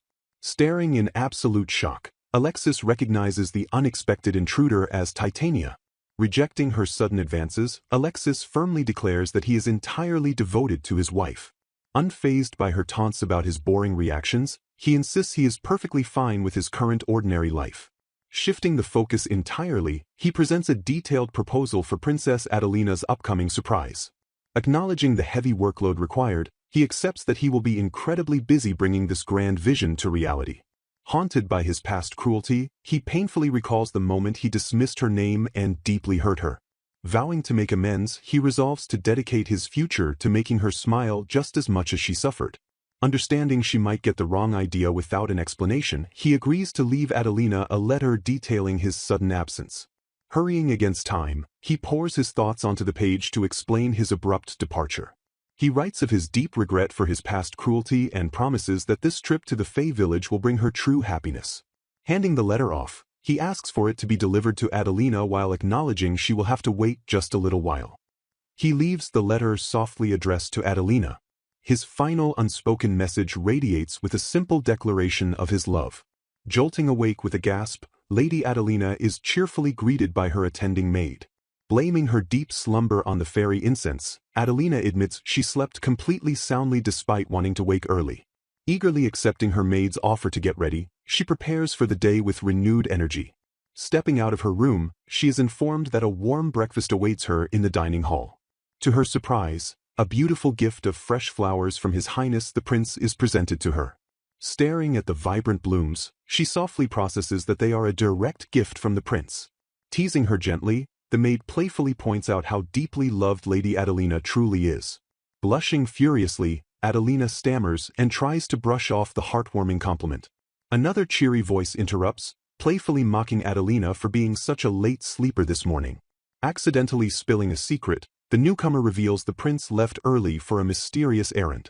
Scolding the careless slip of the tongue, the maids wonder aloud where the prince could have possibly gone. Quickly changing the subject, they thrust a comprehensive guidebook of the Fey village's famous spots into Adelina's hands. Astonished, they realize the book contains hidden gems that even the local fairies and the prince know nothing about. Thrilled by the discovery, Adelina envisions guiding the prince to these secret spots once he finishes his business. Sensing her quiet distraction, a maid softly calls out to check on Lady Adelina. Snapping back to reality, Adelina confidently asks her companion to guide her to one of the hidden gems after breakfast. Setting out on their exciting excursion, they move purposefully through the vibrant scenery of the Fey village. Suddenly intercepted, a familiar voice notes the coincidence of running into Lady Adelina while sightseeing. Staring in surprise, Adelina realizes that Prince Demetrius and his group possess the exact same guidebook to the hidden gems. Mocking voices surround Helena, taunting her for riding strange horses and being left behind by Prince Alexis on her honeymoon. The malicious onlookers gleefully predict a swift divorce for the couple, haughtily comparing the situation to their own perfect romances. Flustered and defensive, Helena desperately agrees they are a terrible match while Demetrius frustratedly notes the delay. Stepping closer, Demetrius begins to confess his hidden feelings, heavily hinting at a complicated truth lingering between them. A heavy, suffocating silence descends as the unspoken tension between the two reaches an absolute breaking point. Furious, Helena fiercely cuts him off and storms away, loudly declaring she will return to the palace alone. Chaos erupts as panicked onlookers beg Lady Adelina to stop Helena from dangerously venturing out by herself. Watching the dramatic exit, Adelina quietly wonders if she just caught a glimpse of tears welling in Lady Helena's eyes. The gentle, echoing splash of pristine spring water softly cuts through the lingering, uncomfortable tension. Adelina eagerly gulps down the refreshing water, marveling at the pure quality blessed by the local water spirits. Demetrius solemnly confesses that this explosive dynamic is their usual routine, prompting Adelina to gently ask if he is all right. Pausing with a heavy sigh, Demetrius prepares to unveil the painful reality of their strained and fractured relationship. Shock pierces Adelina as she realizes the turbulent union is nothing more than a cold, loveless political marriage. Demetrius sorrowfully explains that Helena reluctantly agreed to the marriage for her family while secretly loving someone else entirely. Adelina grips her hands tightly, recalling how fondly Helena had spoken of Prince Alexis in the past. Determined to set her free, Demetrius reveals his plan to break off their engagement at the journey's end. Demetrius heavily blames his own unreliability for their misery, despite having desperately hoped they would bond during the trip. Shattering the somber mood, Robin abruptly asks Demetrius if he actually dislikes Lady Helena. Without a single trace of hesitation, Demetrius firmly and passionately declares his absolute love for her. He earnestly explains that releasing her to find true happiness is his ultimate, selfless act of devotion.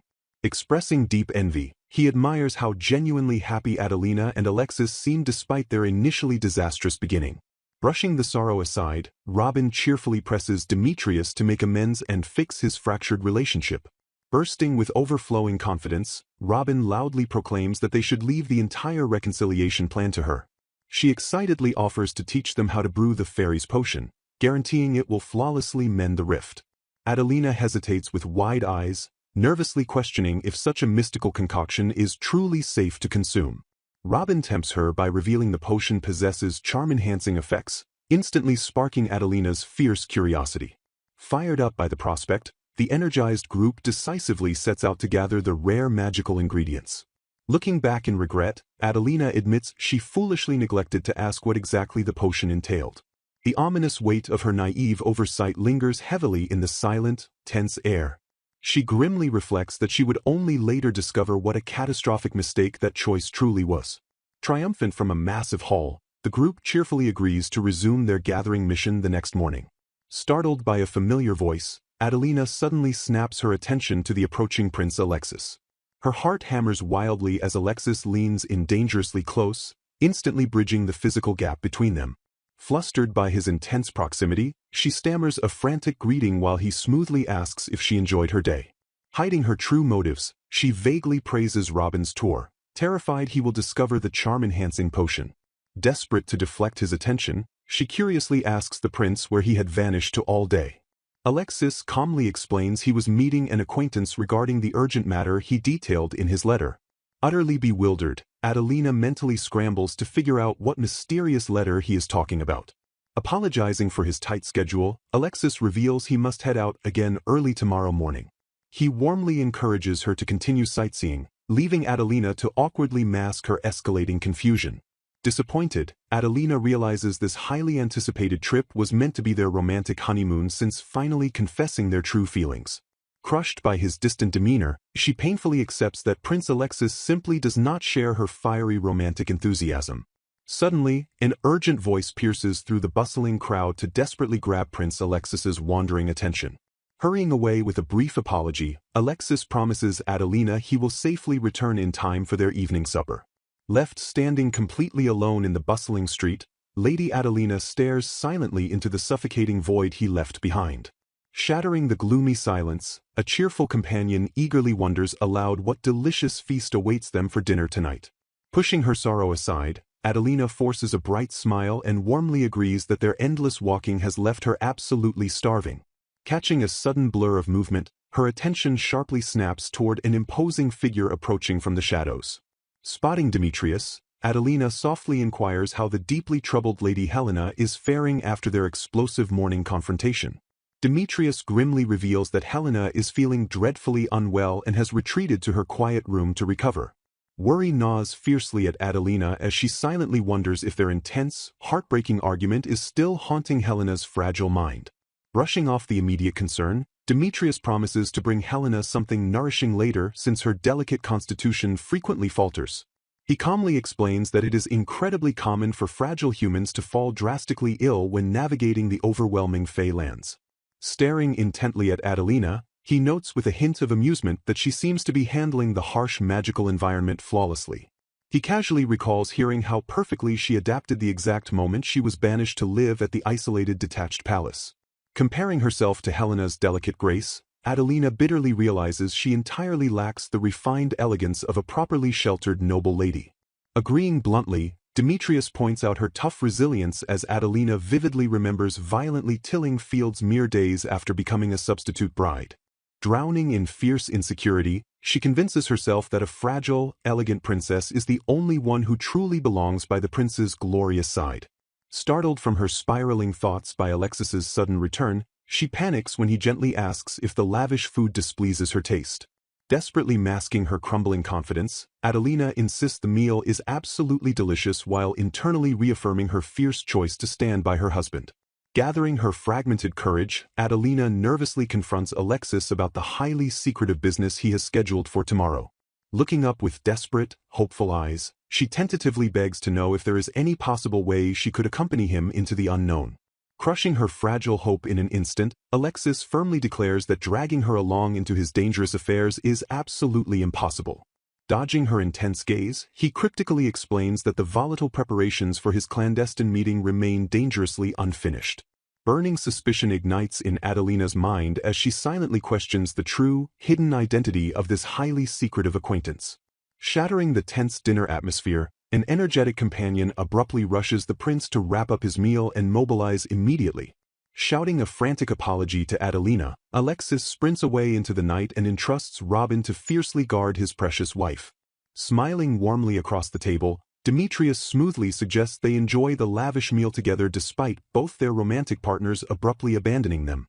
Swallowing her bitter disappointment, Adelina tragically realizes he only traveled here for urgent business while treating her as a mere afterthought. Desperately trying to dismiss her growing paranoia, she struggles to ignore the glaring, painful truth that her husband is hiding massive secrets. A burning, relentless curiosity consumes her soul as she desperately wonders who on earth the prince is secretly rushing to meet in the shadows. Venturing out the following morning, Robin curiously asks if Prince Demetrius will be abandoning their vital ingredient-gathering mission today. Glancing back at the estate, Adelina explains that Demetrius dutifully stayed behind to fiercely protect the bedridden Lady Helena. Tilting her head in bright confusion, Robin loudly questions why the adorable Pecorin is also mysteriously missing from their gathering squad. Explaining Pecorin's overwhelming popularity with the demanding local fairies, Adelina confirms it is just the two of them venturing into the wild today. Bursting with infectious, chaotic energy, Robin charges forward and loudly declares they will successfully hunt down the remaining magical herbs themselves. Darting through the lush, overgrown foliage, Robin excitedly waves Adelina forward deeper into the untamed mystical forest. Trailing slowly behind, Adelina silently agonizes over Demetrius's heartbreaking decision to violently sever his marriage purely for Helena's ultimate happiness. A chilling hypothetical grips her racing heart as she intensely imagines being thrust into that exact same tragic, self-sacrificing position with Alexis. Staring blindly into the endless magical forest, she tragically wonders if she would ever possess the agonizing strength to let her true love walk away forever. Arriving at a vibrant location, Robin excitedly announces this is their final stop to gather ingredients for the mystical fairy's potion. Gasping in absolute awe, Adelina's eyes widen as she takes in the breathtaking expanse of the magnificent garden. Robin explains that their last ingredient is the love and idleness flower, a beautiful bloom said to have turned red after being struck by Cupid's love arrow. Scanning the vibrant flora, Robin notes that the elusive flower should be growing nearby while mentioning a fairy tradition.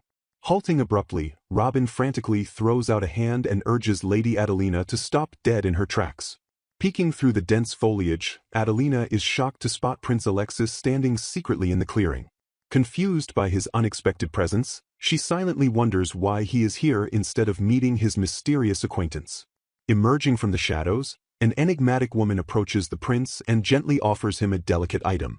Panicking slightly, Robin stammers as she recognizes the very item the mysterious woman is handing over. A tense, suffocating silence descends as Adelina intensely watches the unexpected interaction unfold before her eyes. Recognizing the unmistakable bloom, Adelina's mind races as she realizes it is the legendary love and idleness flower. Frantically piecing the puzzle together, she struggles to recall the exact legend Robin had just shared about the mystical plant. The ominous words echo in her memory, revealing that fairies only give the love and idleness flower for a very specific reason. A crushing realization hits Adelina as she remembers that giving the flower is a direct, undeniable confession of true love. Frozen in absolute shock, she watches the devastating scene play out in complete, heartbroken silence.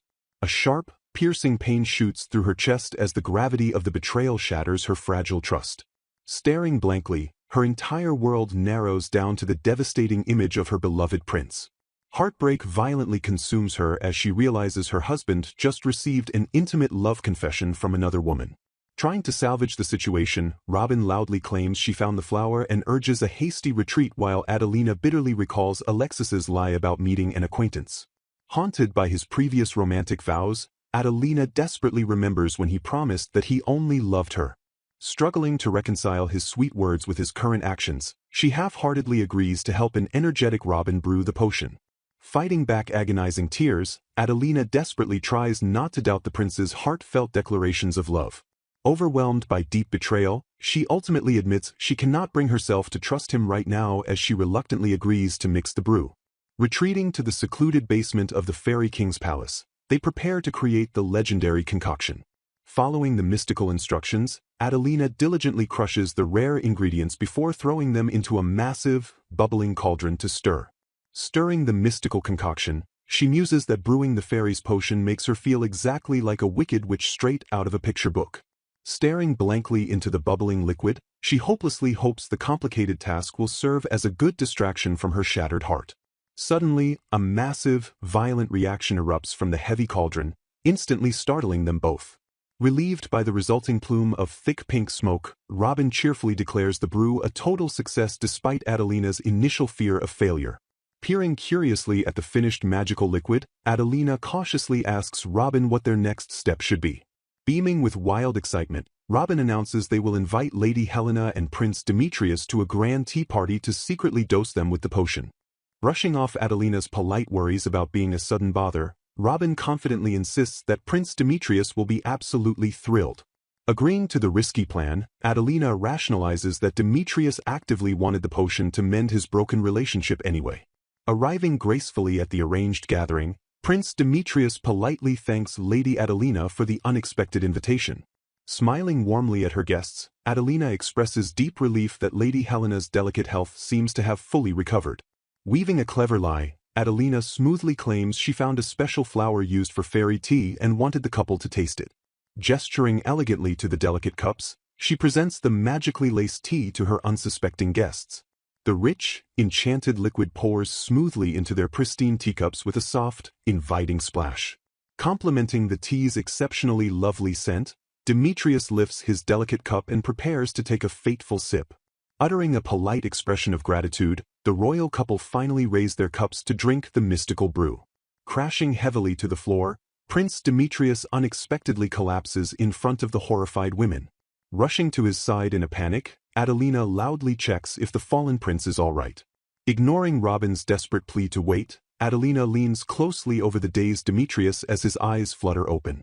Gazing up at her worried face, Demetrius feels a sudden surge of deep affection.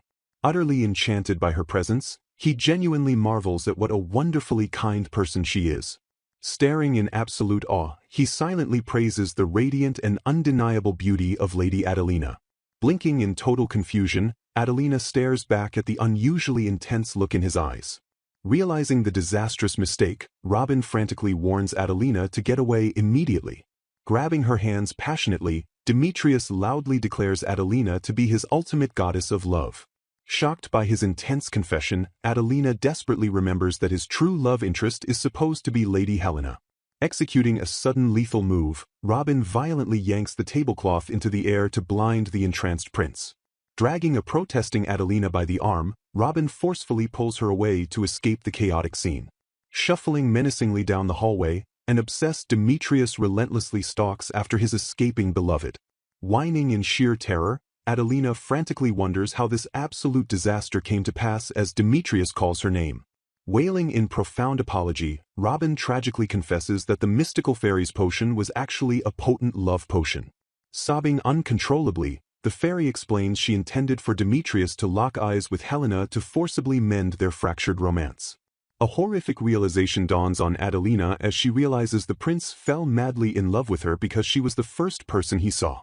Spiraling into dark despair, Adelina fears Prince Alexis will finally abandon her for using a love potion on a foreign royal. Snapping out of her panic, Adelina violently rejects the terrifying 20-year timeline of the potion and fiercely demands an antidote. Nodding eagerly, Robin assures her an antidote exists but warns that hunting down the specific recipe book will take considerable time. Stopping them dead in their tracks, Demetrius's echoing voice ominously calls out for Adelina nearby. Peeking around the dark corner, the dangerously lovesick prince relentlessly searches the grand palace halls for his target. Stealing her resolve, Adelina orders Robin to act as a scout while she fiercely commits to finding the hidden antidote recipe. Pleading desperately to the empty hallway, Demetrius dramatically begs Adelina to reveal her beautiful form. Shouting a passionate poem, he dramatically compares her magnificent beauty to twinkling stars and resilient storm flowers. Staring in absolute shock at his erratic behavior, a bewildered Lady Helena intercepts the crazed prince. Desperately pleading with her estranged fiancé, Helena begs him to immediately return to his normal senses. Dismissing her completely, Demetrius bluntly states he will find true happiness with Adelina since Helena despises their own engagement anyway. Crushing Helena with a shocking twist, he casually suggests she should just run off and find happiness with Prince Alexis instead. Leaving his stunned fiancée behind, the obsessed prince continues blindly calling out for his beloved Adelina. Hiding silently in the dark shadows, Adelina listens to the heartbreaking confrontation with overwhelming guilt. Drowning in severe regret, she heavily curses the catastrophic series of events that led to this exact moment. Pushing aside her boiling frustration, she graciously forgives Robin by reasoning that the fairy is merely an innocent child. Clenching her fists with intense determination, Adelina firmly resolves to fix this colossal magical disaster herself. Suddenly, a sharp knock firmly strikes her heavy wooden door and shatters the tense silence.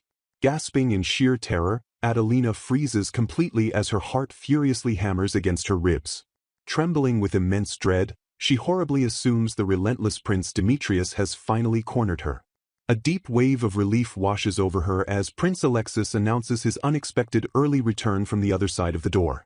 Expressing deep concern, Alexis gently asks if she is all right after hearing rumors of her sudden illness and absence from dinner. Stuttering nervously through a thick web of lies, Adelina claims she is merely resting while secretly hiding the overwhelming chaos. A shadowed figure contemplates reporting a brewing issue before calling out to the prince. Turning his attention, Prince Alexis demands to know what is wrong. Desperate not to disappoint him, Adelina hesitates before asking if he enjoyed his time with his acquaintance today. Reflecting on his arduous day, the prince admits it was tough but ultimately enjoyable if it makes her happy. A gentle smile crosses his face as he confirms he truly had a good time. Silence stretches between them as the weight of his words hangs heavy in the air. Convinced he is rejoicing over a confession, she listens as Alexis prepares to reveal something important. Paralyzed by dread, Adelina assumes he has made his decision and is finally discarding her. Heartbreak consumes her as she deeply regrets ever falling in love with the royal. She silently prays for her romantic feelings to vanish entirely so she can finally find peace. Sensing her sudden distress, Alexis steps forward and calls out her name in concern. The overwhelming emotional pressure shatters her composure completely. Interrupting him abruptly, Adelina declares she absolutely refuses to hear what he has to say. Claiming she needs a change of pace, she flees outside while the prince shouts her name. She sprints desperately through the corridors to escape the agonizing confrontation. Rationalizing her retreat, she decides a more suitable partner should handle the troublesome duties of a princess. She convinces herself that leaving everything to his new lover will make their lives work out perfectly. Suddenly, an otherworldly voice remarks on the human girl's gloomy expression in the dark. A sinister slithering sound echoes ominously through the eerie night.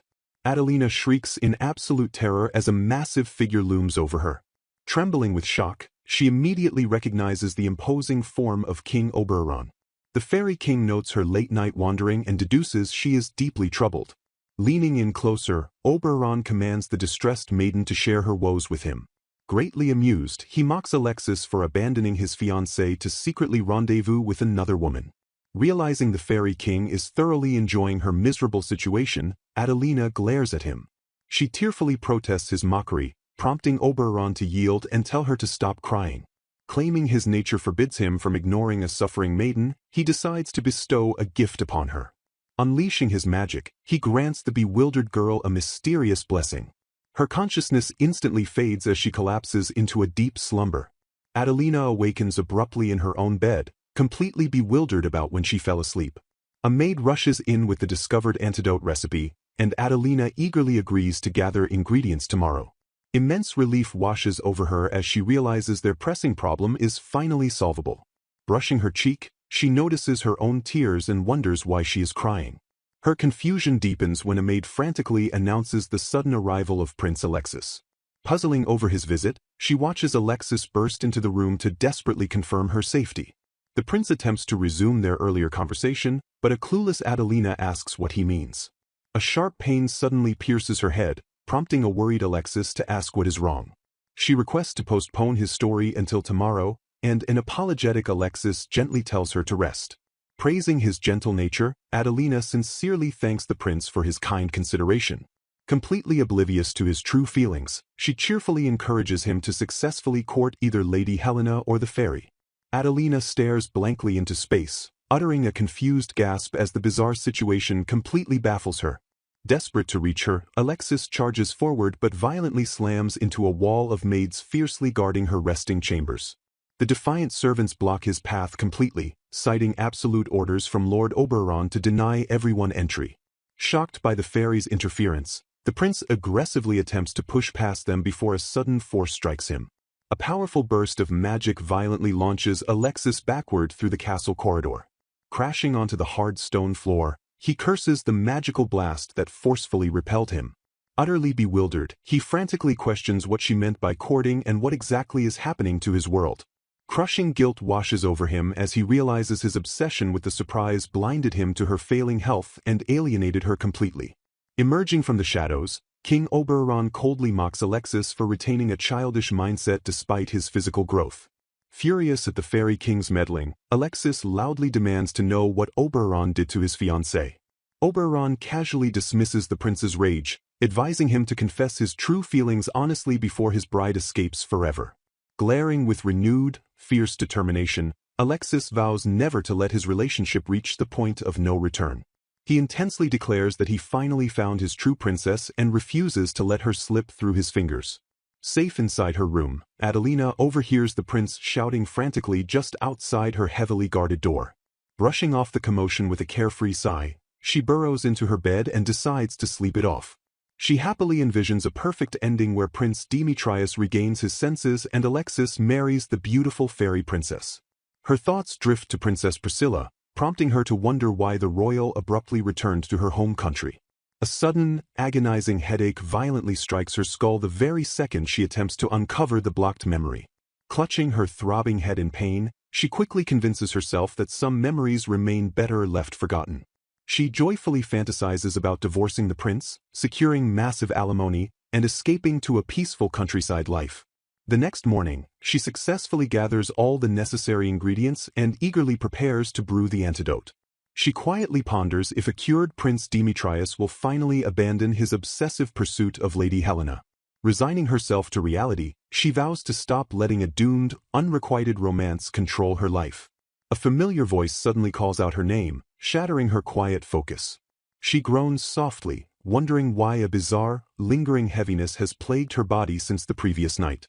Forcing herself forward, she resolves to finish brewing the cure and complete her final duty to the crown. She shrieks in absolute terror as a love-crazed Prince Demetrius leaps at her, loudly praising his beautiful Adelina. Trembling with dread, she realizes she completely forgot the manic prince remains actively hunting her down. Demetrius acts wildly erratic, forcing a panicked Adelina to beg him to resist the terrifying love potion. Trapping her against a wall, Demetrius confesses his undying love while Adelina screams desperately for someone to save her. An explosive, furious voice suddenly shatters the tension, demanding to know what the madman thinks he is doing. Adelina gasps in shock as a dark, imposing figure aggressively steps into the room. Prince Alexis storms onto the scene, radiating pure, murderous fury. Stepping between them, Alexis fiercely declares that the woman Demetrius is assaulting is his lawfully wedded wife. Completely unhinged, Demetrius crazily argues that true love easily transcends all the laws of the mortal world. Fearing a political disaster, Adelina begs Alexis to stop, but her husband sternly commands her to remain silent. Seething with uncontrollable rage, Alexis snarls that he refuses to stand by while another man lays hands on his bride. Utterly stunned by his fierce possessiveness, Adelina stares at her husband in breathless disbelief. Tears well in her eyes as she desperately wonders why he protects a fake wife with such overwhelming passion. Alexis screams her name in sheer panic as Adelina suddenly clutches her chest and collapses. A tense silence shatters as the chaotic confrontation reaches an absolute breaking point. Prince Alexis aggressively interrupts the madness to carry his wife to safety, while a remorseful Demetrius attempts to take the blame. Struggling against her rapidly failing strength, Adelina weakly calls out to Prince Demetrius. Startled by her fragile voice, Demetrius turns in shock while Lady Helena watches with bated breath. Stepping forward with quiet resolve, Helena gently acknowledges that the enchanted prince truly cares for someone else.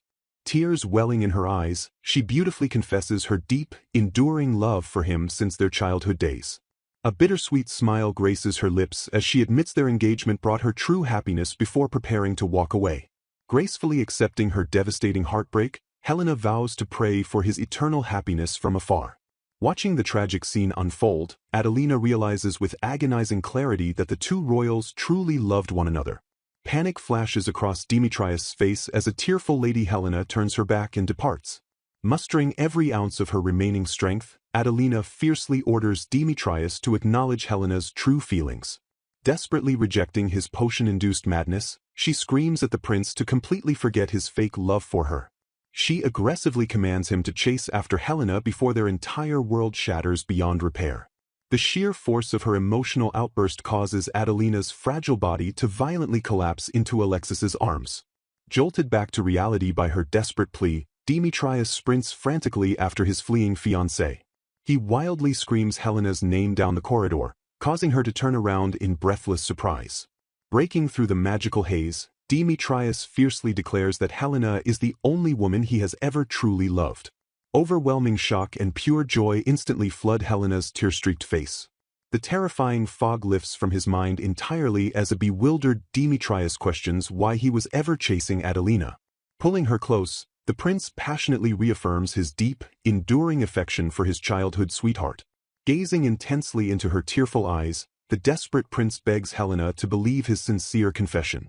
Meanwhile, a terrified Prince Alexis clutches his rapidly deteriorating wife and demands to know what is happening.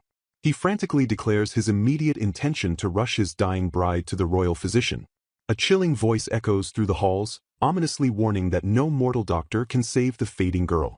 Prince Alexis glares with murderous fury as the imposing figure of King Oberon materializes from the shadows. Stepping into the light, the arrogant fairy king prepares to reveal the dark truth behind Adelina's mysterious affliction. With a sinister smirk, Oberon proudly admits that he bestowed a powerful magical blessing upon the fragile maiden. Exploding with uncontrollable rage, Alexis violently brands the magic a deadly curse and furiously insults the fairy king. Oberon calmly concedes that the volatile magic functions exactly like a fatal curse under the current disastrous circumstances. To the prince's absolute horror, the fairy king reveals that Adelina unknowingly cast the deadly curse upon herself. The devastating revelation completely shatters Alexis's fierce resolve, leaving him utterly speechless.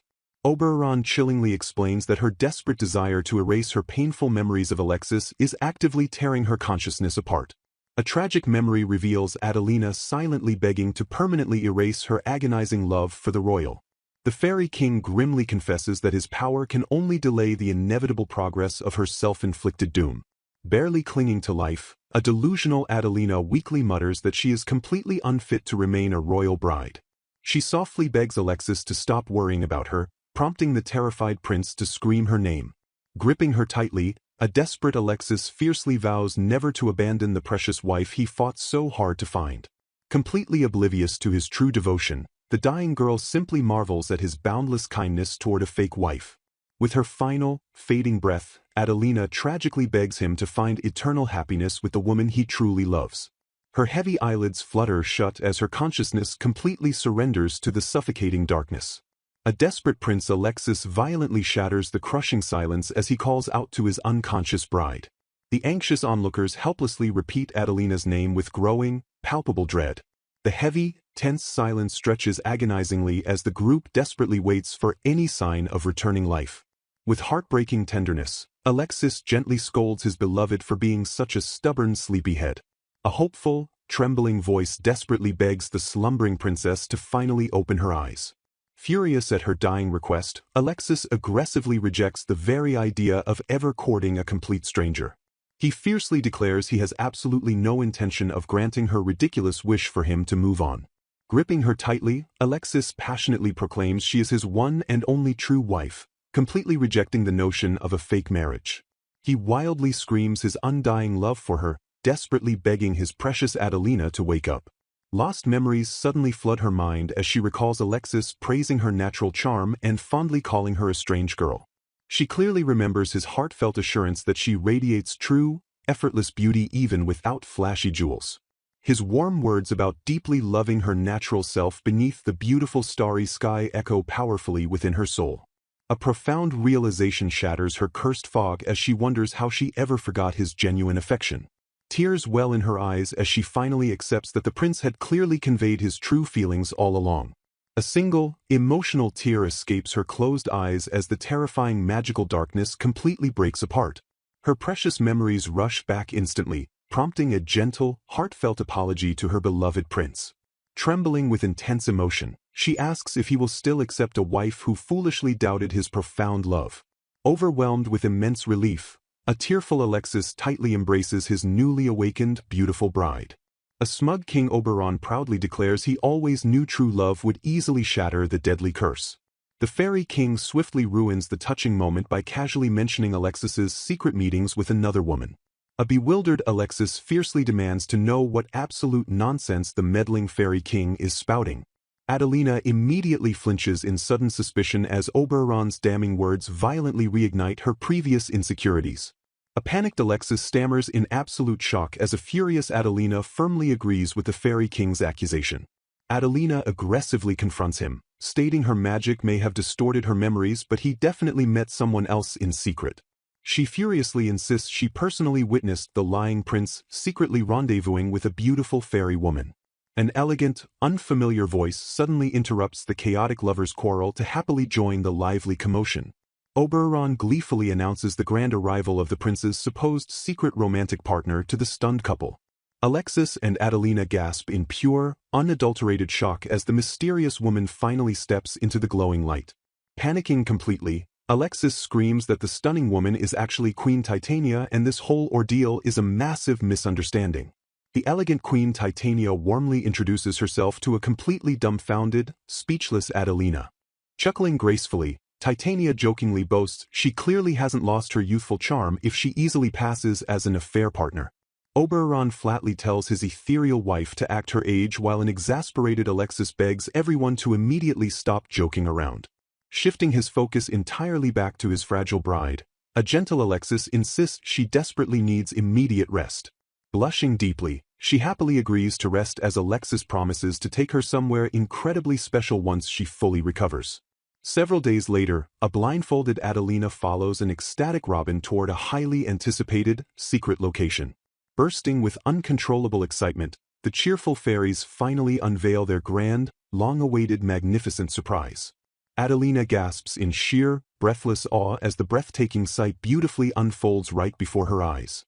She marvels deeply at an incredibly stunning, perfect wedding dress personally crafted by Queen Titania herself.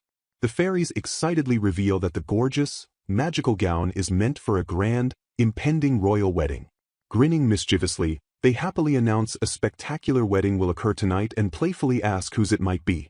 The fairies joyfully announce the grand commencement of Prince Alexis and Lady Adelina's wedding ceremony. Adelina stares in stunned silence as the breathtaking reality of the sudden announcement washes over her. Utterly bewildered by the grand spectacle, she loudly demands the fairies to repeat the shocking revelation. The fairies happily usher a completely dazed Lady Adelina forward to meet her glowing groom. Gesturing gracefully, the attendants eagerly encourage the hesitant bride to step into the magical clearing. Adelina struggles to process the surreal situation, questioning if she is truly having another wedding with the prince.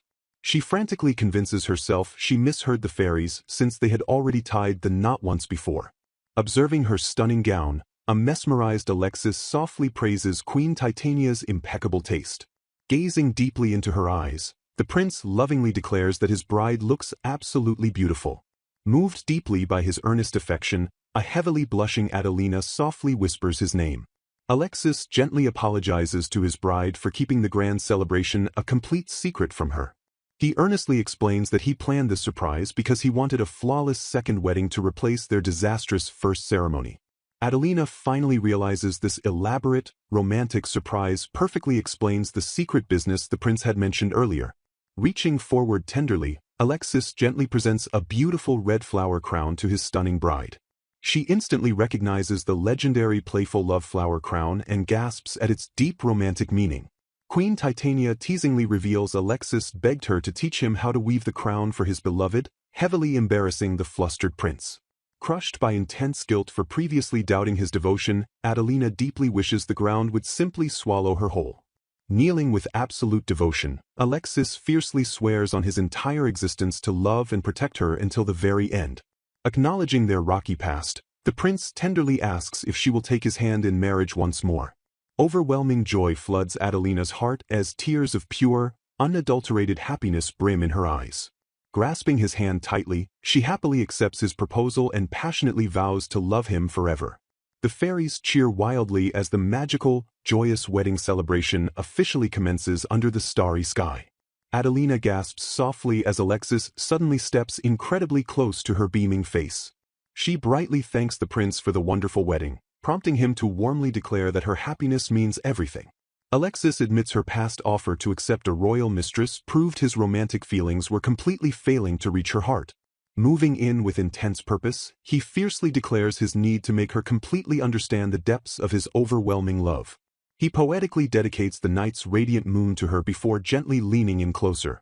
The prince kisses her hand, explaining that fairies customarily express their deep love by dedicating the moon. Adelina blushes furiously after mistaking his gesture for a kiss on the lips, prompting a highly amused chuckle from the prince. Suddenly shifting his playful tone, Alexis softly murmurs her name with intense, burning desire. Without another word, he pulls her close and passionately captures her lips in a breathtaking, romantic kiss. Smirking fiercely, Alexis warns a flustered Adelina to prepare herself because he refuses to hold back his desires any longer. Holding her flushed cheeks, Adelina weakly protests that his sudden surprise kiss is completely unfair. Sometime later, a cheerful Adelina eagerly invites the prince to gather a massive bounty of forest mushrooms. Having flawlessly completed their second wedding, the happy couple enthusiastically enjoys their peaceful nature honeymoon. Thrilled by the unusual date, she excitedly asks if her royal husband has found any good mushrooms yet. Staring intensely at his beautiful wife, Alexis smoothly admits he would much rather look at her than forage.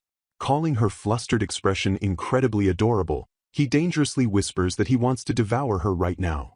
Adelina abruptly panics upon realizing the strange mushroom the prince found is a highly dangerous fungus known to drastically amplify desires when eaten.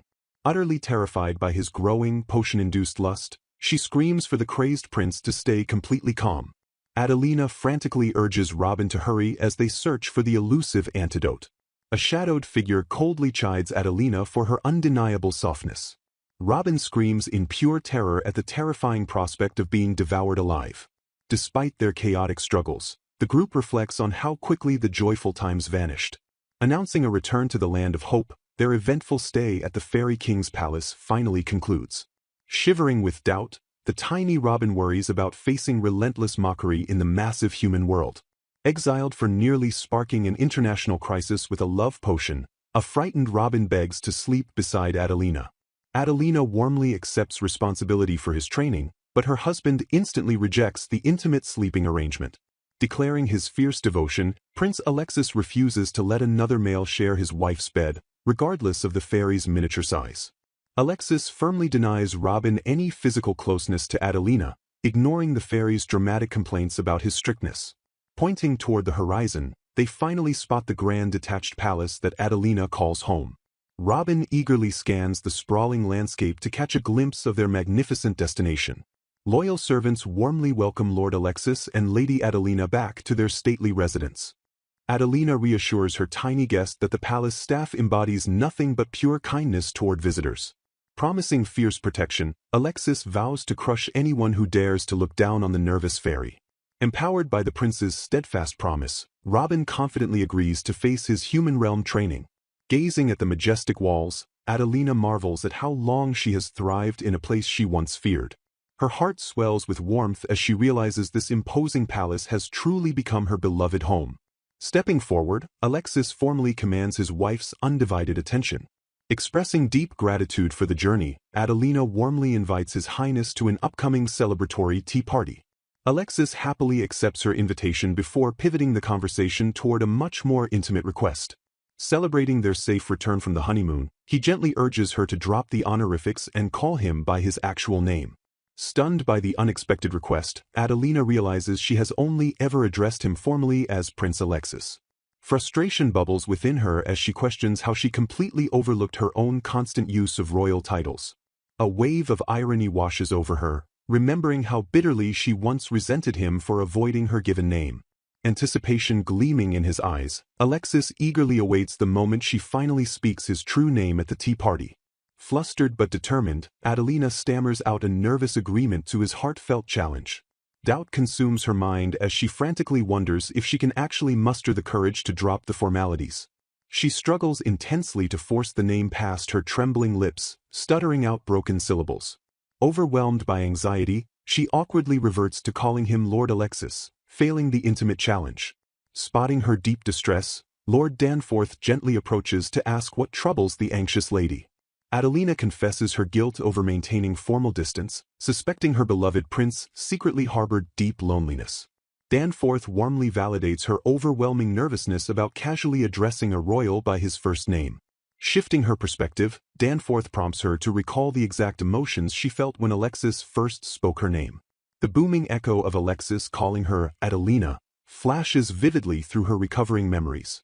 She fondly admits that hearing her name filled her with such pure joy that she nearly burst into happy tears. Danforth then directs her attention to the small creature's chocolate and parfait as they happily interact. Praising her partial understanding of the little ones, he emphasizes the profound connection built through mere words. He reveals that consistently calling someone's name acts as a magic spell that inevitably draws a faithful response. Enraptured by his wise words, Adelina realizes that a simple name holds the limitless power of genuine magic. Encouraging her deeply, Danforth reassures Adelina that she can easily succeed because of her immense love for Prince Alexis. Clenching her tiny fists with fierce determination, Adelina completely resolves to do her absolute best. Seated elegantly at the table, a sharply dressed Alexis eagerly welcomes his beloved wife to their gathering. Steeling her trembling nerves, Adelina steps forward and actively prepares to initiate the private tea party. With her heart hammering wildly in her chest, she mentally gears up to finally speak his true given name. Stumbling heavily over her anxious words, she awkwardly blurts out a stuttered, Lord Alexis, instead. Pure panic overwhelms her as she agonizingly realizes she completely botched the most crucial part of his name. Flustered beyond all belief, she stammers uncontrollably while desperately trying to correct her painful verbal mistake. Alexis gently interrupts her agonizing struggle, calmly instructing her to relax and speak normally without tension. She mentally curses her own crippling anxiety, bitterly remembering how perfectly she practiced the name beforehand. Nearby, a ravenously hungry Robin completely abandons all dignity to eagerly devour the delicious table snacks. Alexis recoils in sheer disgust upon suddenly realizing the exquisite dish he praised was actually cooked by the annoying fairy. Enjoying the fragrant herbal tea gifted by the fairy queen, a guest notes Adelina's noticeably unusual and tense behavior today. Watching quietly from the sidelines, Danforth instantly pieces together exactly what is causing the awkward tension. Excusing himself gracefully from the lively table, Danforth politely requests a brief private moment with the flustered Adelina. Acknowledging her current conversational struggle, the loyal aide firmly promises to help her successfully call His Highness by name. Desperate for any helpful guidance, Adelina immediately and gratefully accepts his unexpected offer of assistance. Meanwhile, a tiny robin obnoxiously complains that Alexis is a ridiculously difficult name to pronounce anyway. Danforth coldly instructs the anxious Adelina to completely ignore the idiot knight's notoriously unhelpful whining. Turning sharply to Lord Gordon, Danforth asks if he ever casually addresses His Highness by his actual first name. Gordon proudly boasts that his deep childhood bond allows him to easily drop all formal honorifics in private. Encouraging her further, Gordon reveals that Alexis was undeniably thrilled rather than offended by her initial hesitant attempt. Armed with this incredibly reassuring truth, a newly determined Adelina fiercely prepares for her second bold attempt. Bursting with sudden nervous energy, she aggressively offers her startled husband a hot cup of sweet apricot tea.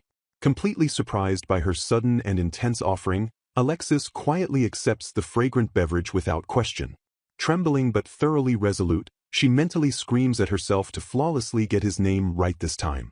Suddenly distracted, a bizarre dodo bird wildly toddles past them, instantly shattering the delicate romantic mood. Feeling incredibly suspicious and utterly useless, Adelina violently spirals back into a dark pit of self-deprecating despair. Noticing her deep and agonizing distress, Alexis gently calls out his beloved wife's name with unwavering affection. He warmly reassures her that she absolutely never has to force herself if speaking his name causes such immense pressure. Feeling utterly hopeless, Alexis suddenly confesses his own extreme romantic failures, like ridiculously gifting a tiara in exchange for a knitted doll. He loudly laments his absurd financial overcompensations, including nearly buying an entire country just to build a massive zoo. Lowering his gaze sadly, the prince sincerely apologizes for heavily burdening her with his severe lack of romantic consideration. Shocked by his painful and unexpected confession, Adelina vehemently denies that his grand gestures ever truly troubled her. Desperate to ensure her happiness, Alexis passionately begs her to finally reveal her true, unfiltered desires.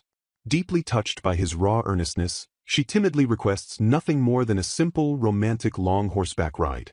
Intensely relieved and overjoyed, Alexis fiercely vows to fulfill her sweet wish with absolutely everything he has. Adelina emotionally reflects on how he bravely shattered her magic and always offered unwavering words of true love.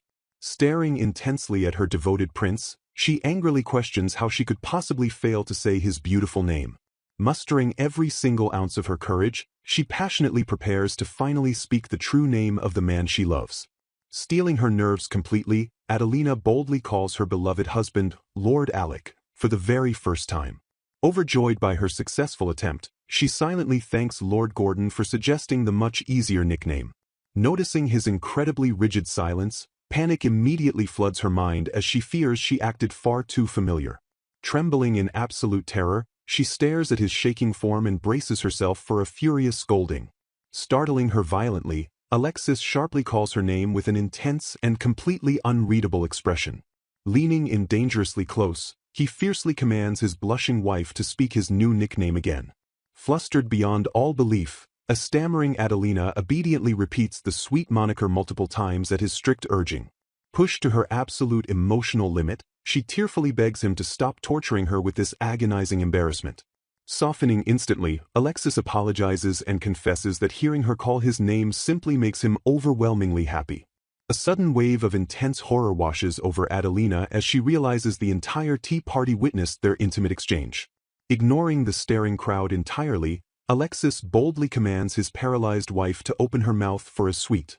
Trembling with sheer embarrassment, she frantically tries to remind her brazen husband that they have an active audience. Smirking with devilish charm, the proud prince playfully declares they should give their eager spectators a proper romantic show. Later, in a heartfelt letter to her sister Ella, Adelina reflects deeply on her remarkably ordinary nature. She humbly acknowledges that a simple girl like her becoming a royal queen feels completely out of place. Despite her heavy doubts, she fiercely resolves to endure any impending hardship if it fulfills the prince's grand desires. Her spirit ignites with fresh determination as she vows to bravely face and overcome every single obstacle ahead. The narrator warmly recounts the fabled story of Cinderella's stepsister marrying a breathtakingly beautiful prince. Though destined to be a mere side character, she successfully bound herself to the royal heir through undeniable true love. Snapping abruptly back to reality, a deeply frustrated Alexis complains loudly about his incredibly difficult current task. Noticing her intense focus on a book, Alexis curiously asks if she truly desires to learn the complex art of magic. Adelina earnestly explains her desperate need to control her latent powers after accidentally using magic in the fairy village.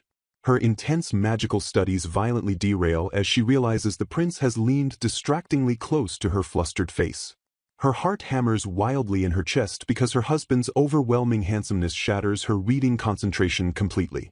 Recognizing her academic struggle, Alexis wisely suggests she visit the prestigious Mage's Tower to further her magical education. He describes the tower as an elite research facility filled with brilliant minds, promising to arrange her official visit immediately. Struck by his endless thoughtfulness, Adelina gazes up at her devoted prince with overflowing romantic admiration.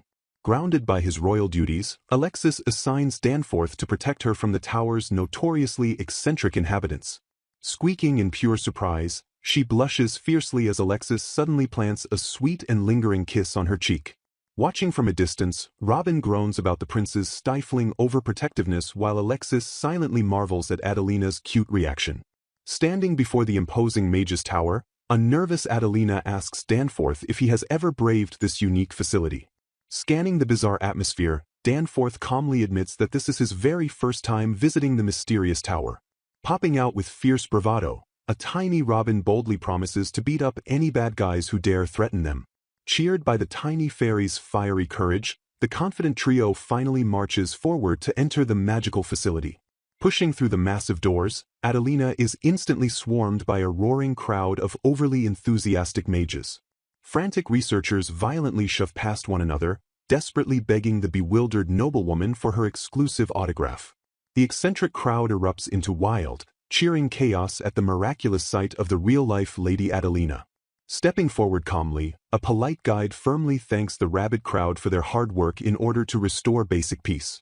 Breathing a massive sigh of relief at their unexpected friendliness, Adelina happily follows her designated guide deeper inside. Smiling smugly from her shoulder, Robin cheerfully reminds her that he promised everything would turn out perfectly fine. Processing Adelina's earnest request, the elderly mage strokes his beard with a solemn, contemplative gaze. He clarifies her daring intention, sharply asking if she truly wishes for the mages to teach her how to wield magic. Bowing her head respectfully, Adelina firmly confirms her deep desire to receive their expert magical instruction. To her utter shock, the head mage bluntly shatters her hopes by declaring such an unprecedented request entirely impossible. Bewildered by the immediate rejection, Adelina listens as the mage condescendingly asks if she even understands the fundamental difference between a wizard and a mage. The mages erupt into a frantic chorus, aggressively yelling that wizards and mages are completely and fundamentally different entities. Surrounding her with wild enthusiasm, the eccentric researchers declare that human magecraft is merely a cheap imitation of the incomprehensible, divine power wielded by true wizards like Adelina. Exhausted by their overly long and intense explanation, a drained Adelina weakly nods in submission as the head mage finally concludes his rant. Sensing danger, Danforth swiftly interrupts the chaotic mages, declaring their business finished as he prepares to evacuate the overwhelmed princess. Trembling in pure terror, Robin squeaks as the obsessive researchers suddenly turn their terrifying, calculating gazes toward him, eagerly demanding a sample of fairy blood. Seizing the perfect excuse, Danforth swiftly orchestrates their escape by loudly fabricating a pressing, urgent appointment for Lady Adelina. Fleeing for her life, a panicked Adelina quickly excuses herself before darting away from the crazed magical scholars. Safe outside, Danforth sternly warns Robin to never wander the tower alone, a sentiment the traumatized fairy tearfully echoes with zero hesitation. 3 days later, the bustling palace atmosphere shifts drastically as preparations finalize for Prince Alexis's highly anticipated departure. Loyal subjects and guards stand in solemn formation, deeply praying for the prince's absolute safety as he embarks to attend a crucial international conference. Pulling Adelina into a sudden, passionate embrace, Alexis plants a deep and lingering kiss on her flushed lips. Ignoring the urgent warnings about his schedule, A fiercely protective Alexis crushes his beloved wife in a tight hug, dreading leaving her alone with her magical worries. Blushing furiously, Adelina gently pushes against his chest, urging her incredibly reluctant husband to finally board his waiting carriage. Smiling with overwhelming sweetness, she calls him by his intimate nickname, promising to faithfully await his safe return. Struck squarely in the heart by her devastatingly cute farewell, a visibly crumbling Alexis nearly abandons his entire diplomatic mission on the spot. Snapping back to reality with fierce determination, he intensely shouts his beloved Adelina's name across the bustling courtyard. Vowing to finish his summit in record time, Alexis furiously promises to contact a powerful wizard he knows to secretly watch over her. Waving enthusiastically as the royal carriage departs, Adelina brightly promises to perfectly manage the estate during his temporary absence. Speeding away in the bouncing carriage, a frantic Alexis furiously scribbles an urgent letter, demanding an unnamed wizard protect Adelina while he is away. Laughing off the prince's excessive paranoia, Lord Gordon playfully mocks Alexis for blindly writing a letter without even knowing the mysterious wizard's current location. Darkening his tone, Gordon grimly reminds the prince that sinister factions only accept Adelina's royal status on a superficial level, secretly harboring deep resentment. Alexis grimly acknowledges the looming political threat, fearing malicious nobles might exploit his absence to strike at his vulnerable wife. Suddenly, a baffled Gordon interrupts the tense conversation, confusedly asking where the freshly written letter just vanished to. Stunned by the sudden disappearance, Alexis wildly searches his immediate surroundings for the highly classified document. A mysterious, ethereal gust of wind violently snatches the letter from the carriage, sending it dancing high into the open sky. Tracking the floating parchment with narrowed eyes, Alexis questions if the strange phenomenon is merely a strong breeze or something far more deliberate. A furious realization suddenly ignites in the prince's eyes as he instantly recognizes the distinct magical signature of his elusive wizard acquaintance. Meanwhile, a suspiciously abrupt and violent storm suddenly engulfs the detached palace, violently rattling the heavy windows. Bursting through the heavy wooden doors in a sheer panic, a terrified maid desperately calls out for Lady Adelina. Gasping for breath, the frantic servant alerts the shocked princess that an elite lady-in-waiting serving the queen has unexpectedly arrived. Frozen in pure disbelief, Adelina repeats the terrifying title, paralyzed by the sudden arrival of the queen's direct emissary.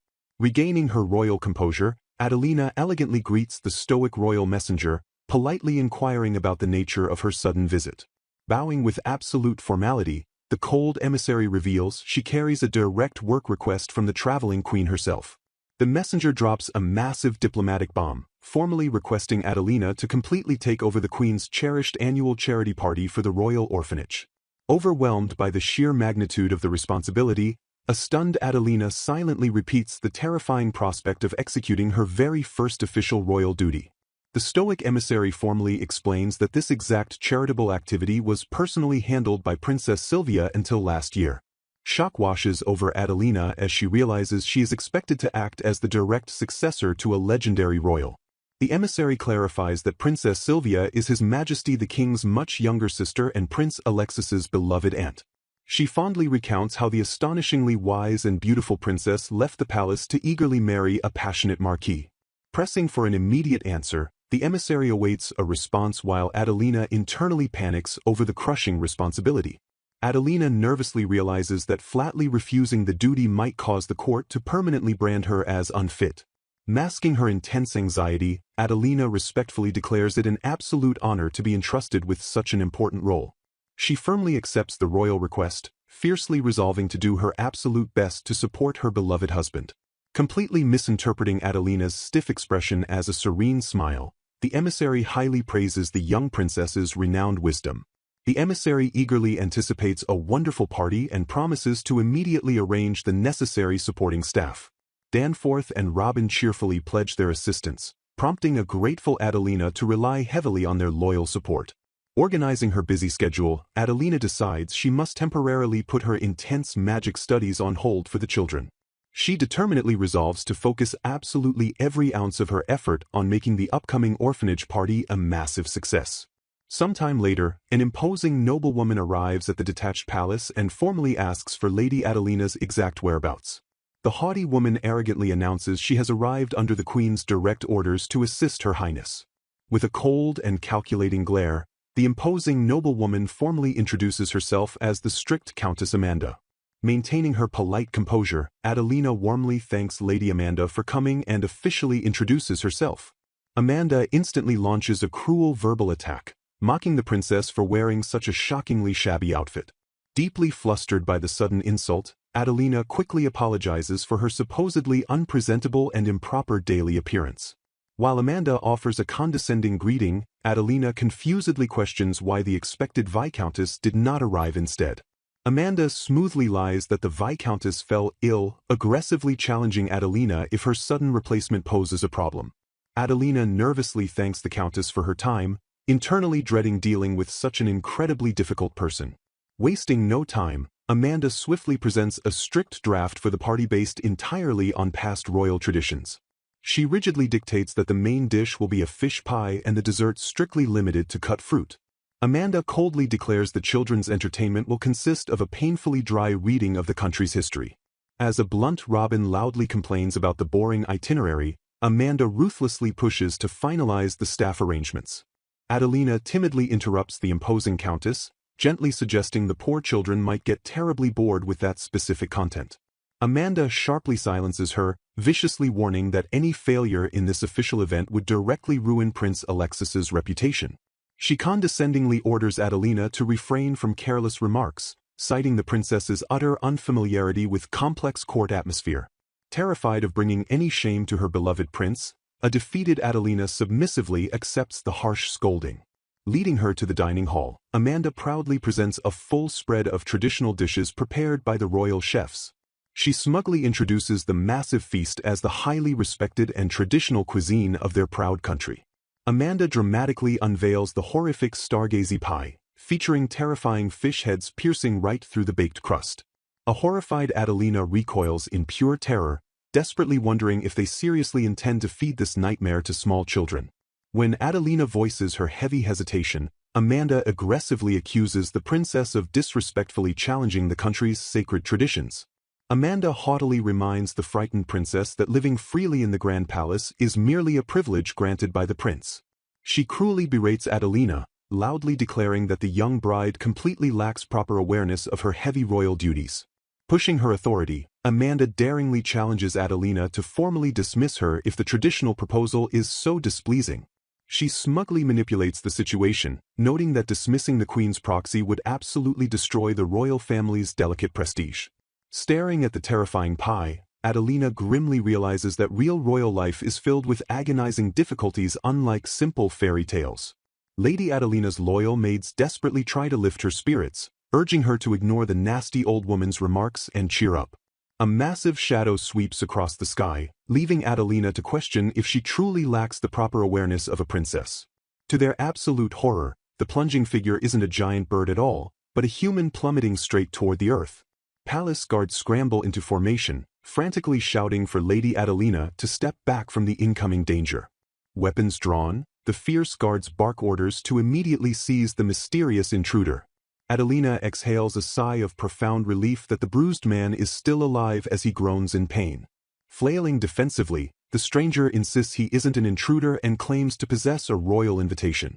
Rising to his feet with an air of mystic confidence, he boldly reveals himself as a wizard.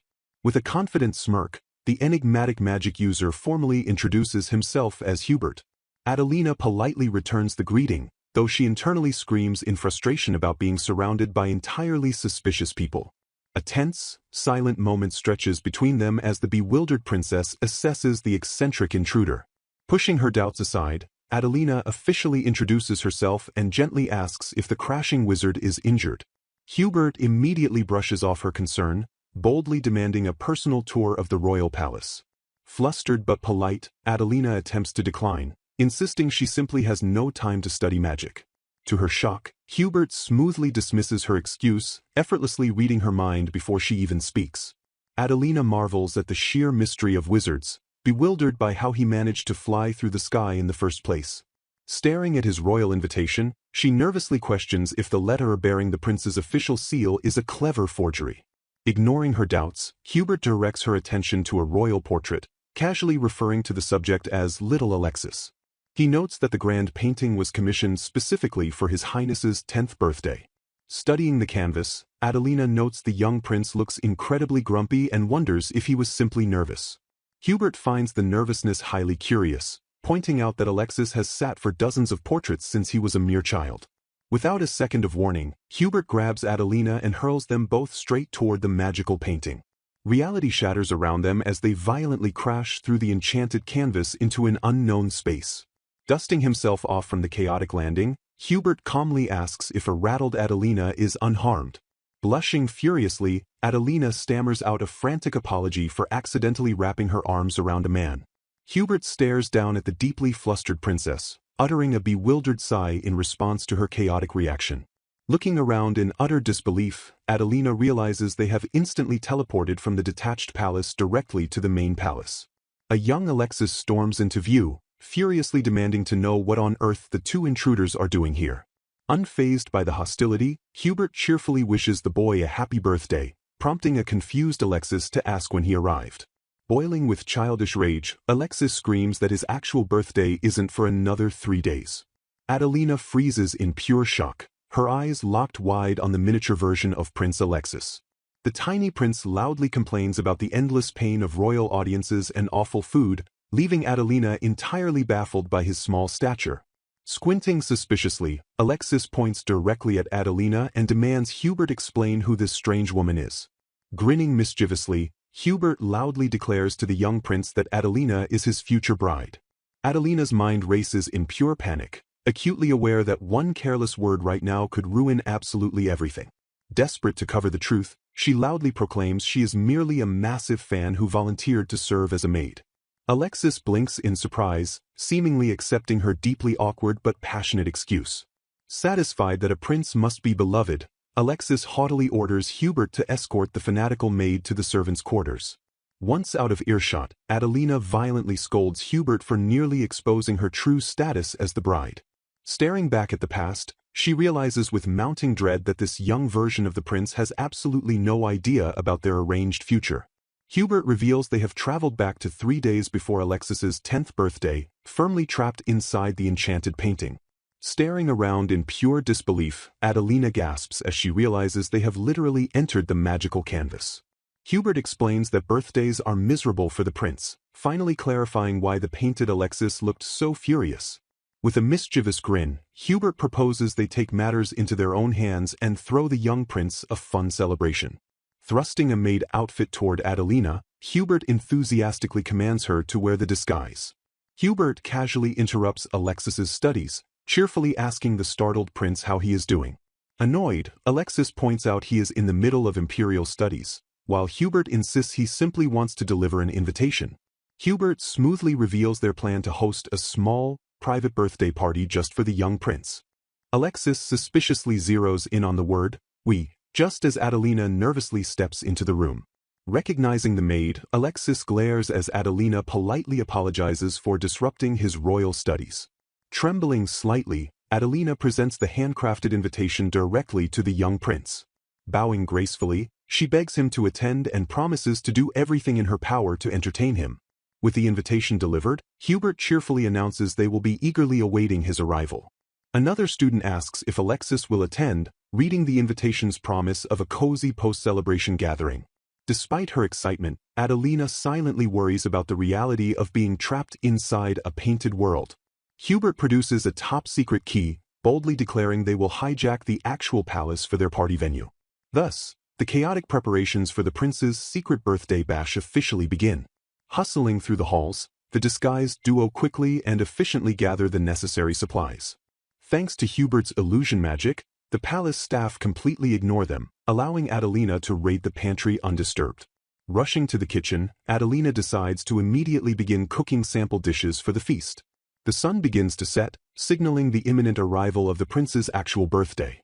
Hubert casually strolls into the kitchen, asking a visibly distressed Adelina about her culinary progress. Spotting her tears, Hubert halts in surprise as Adelina lets out a frustrated groan. Overwhelmed by her lack of independence, Adelina cries that she is failing because she always relied on palace staff. Weeping bitterly, she laments that she won't be able to make the prince happy at this disastrous rate. Hubert gently comforts the sobbing princess, assuring her that her genuine feelings will surely reach Alexis. He softly adds that her deep sincerity will resonate not just with the prince, but with absolutely everyone. Sniffling, Adelina looks up in utter confusion at his mention of everyone. Suddenly, magical energy erupts across the kitchen, leaving Adelina gasping in sheer awe. A ladle begins stirring the pot completely on its own, spinning a web of culinary magic before her widened eyes. Empowered by the magical assist, Adelina enthusiastically commands the enchanted tools to quickly prepare the remaining dishes. The kitchen transforms into a whirlwind of activity, with ingredients chopping and flying into pots flawlessly. Watching her previously ruined dishes come together perfectly, Adelina marvels at what she assumes is Hubert's incredible magic. The magical symphony concludes, leaving behind a magnificent feast fit for a royal birthday. Remembering that a prince must be beloved, Alexis proudly announces his arrival to the private party. Adelina beams brightly at the adorable, sulking prince and warmly welcomes him to the celebration. She proudly presents a massive feast, highlighting the beef stew with carefully removed carrots and a rich four-cheese quiche. Alexis's eyes widen at the unique spread, and he eagerly asks if the mysterious maid cooked it all herself. Taking a bite, the prince praises the delicious flavors and immediately offers to appoint her as his personal chef. Flustered by the overwhelming praise, Adelina politely declines, secretly knowing their true meeting belongs to the distant future. Adelina gracefully promises to bring dessert when the distant future arrives, gladly accepting the royal praise. Letting out a satisfied breath, Alexis declares the hearty meal was absolutely delicious. Bouncing with energy, Hubert cheerfully announces he will send Alexis a present and asks if Adelina has a gift. With a mischievous glint in his eye, the wizard boldly claims that Adelina herself is the present. Flustered by the outrageous statement, Adelina stammers in disbelief while furiously scolding Hubert for taking things too easily. Sighing in mild resignation, the young prince finally relents to the chaotic but warm atmosphere. Alexis offers to dance to a single song with Adelina, extending a formal royal invitation to the stunned maid. He smoothly justifies the dance as a reward for her unwavering loyalty, praising the splendid food she prepared. Realizing this is a rare opportunity to dance with the 10-year-old prince, Adelina steels her resolve. Blushing deeply, she respectfully accepts His Highness's invitation and steps onto the makeshift dance floor. Impressed by her elegant movements, Alexis suspiciously questions if she is truly just a lowly servant. Keeping her true identity hidden, Adelina playfully brushes off the suspicion, secretly knowing she practiced tirelessly to dance with his older self. The disguised princess and the young prince glide seamlessly across the room, sharing a beautifully magical dance. Alexis softly admits that he was completely fed up with his strict royal duties until he arrived at this secret party. Smiling warmly, he sincerely thanks her, realizing that birthdays can actually be quite wonderful after all. The enchanted birthday celebration reaches a peaceful and joyous conclusion, leaving a lasting warmth in the room. Before parting ways, Alexis boldly declares that he will immediately appoint her as his personal chef if she ever desires the role. Watching the young prince finally smile, Adelina feels an overwhelming surge of pure happiness. Returning to reality, Hubert casually asks Adelina how she enjoyed her time inside the painted world. Realizing they are safely back in the real world, Adelina visibly brightens, her spirit completely refreshed. Empowered by her magical experience, she confidently vows to do her absolute best at the upcoming orphanage party. Hubert casually drops the bombshell that the exact same amount of time passed outside the painting as it did inside. Adelina freezes in pure shock, her mind racing to comprehend the terrifying implication of his words. Hubert happily reminds her that the highly anticipated orphanage party is actually happening this week. Panic sets in as Adelina realizes she has been completely missing from the real world for 3 entire days.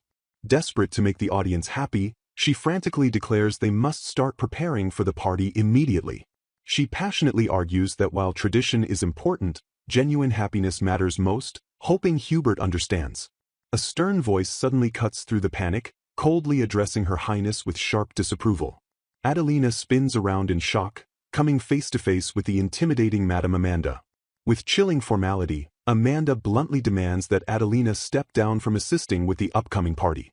Adelina gasps in horror at the sudden dismissal, completely blindsided by the strict head maid's harsh ultimatum. Suddenly, another Adelina walks into the room, casually asking if there were any changes while she was away. The real Adelina shrieks in utter confusion as Hubert cheerfully welcomes her exact duplicate back to the room.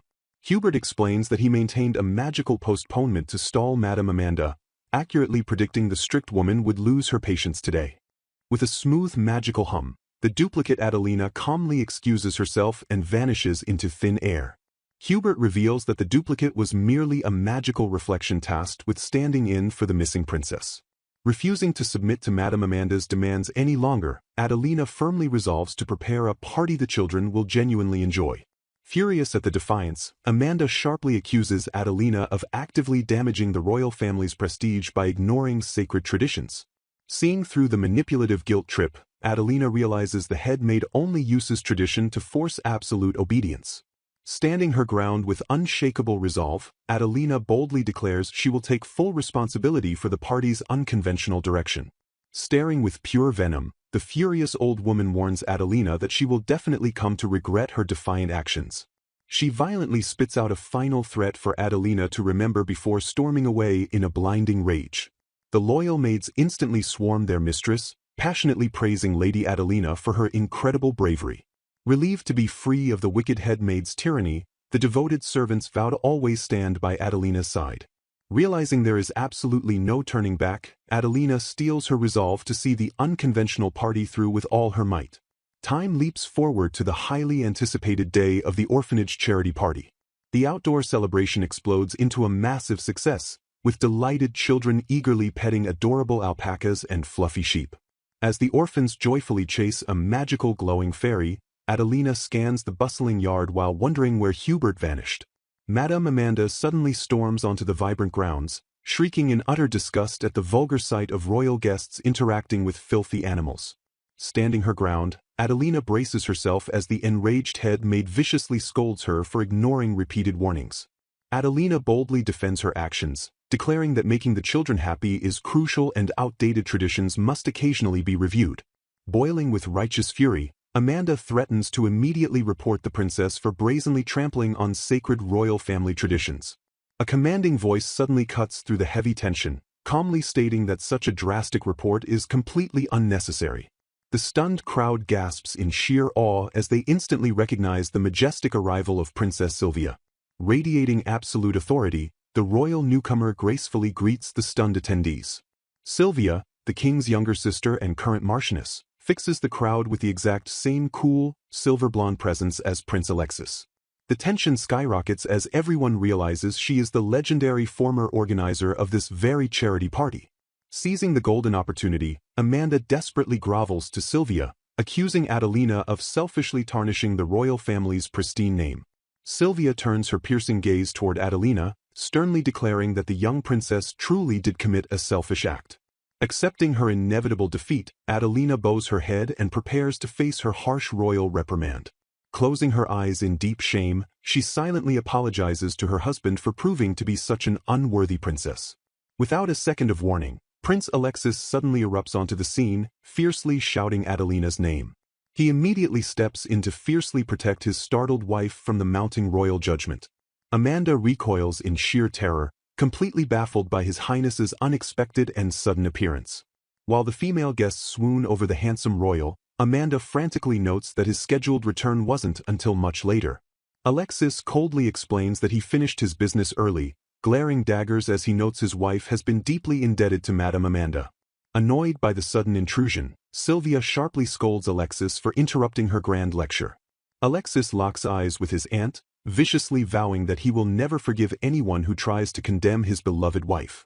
Laughing with manic confidence, Amanda urges Sylvia to deliver the ultimate punishment to Adelina.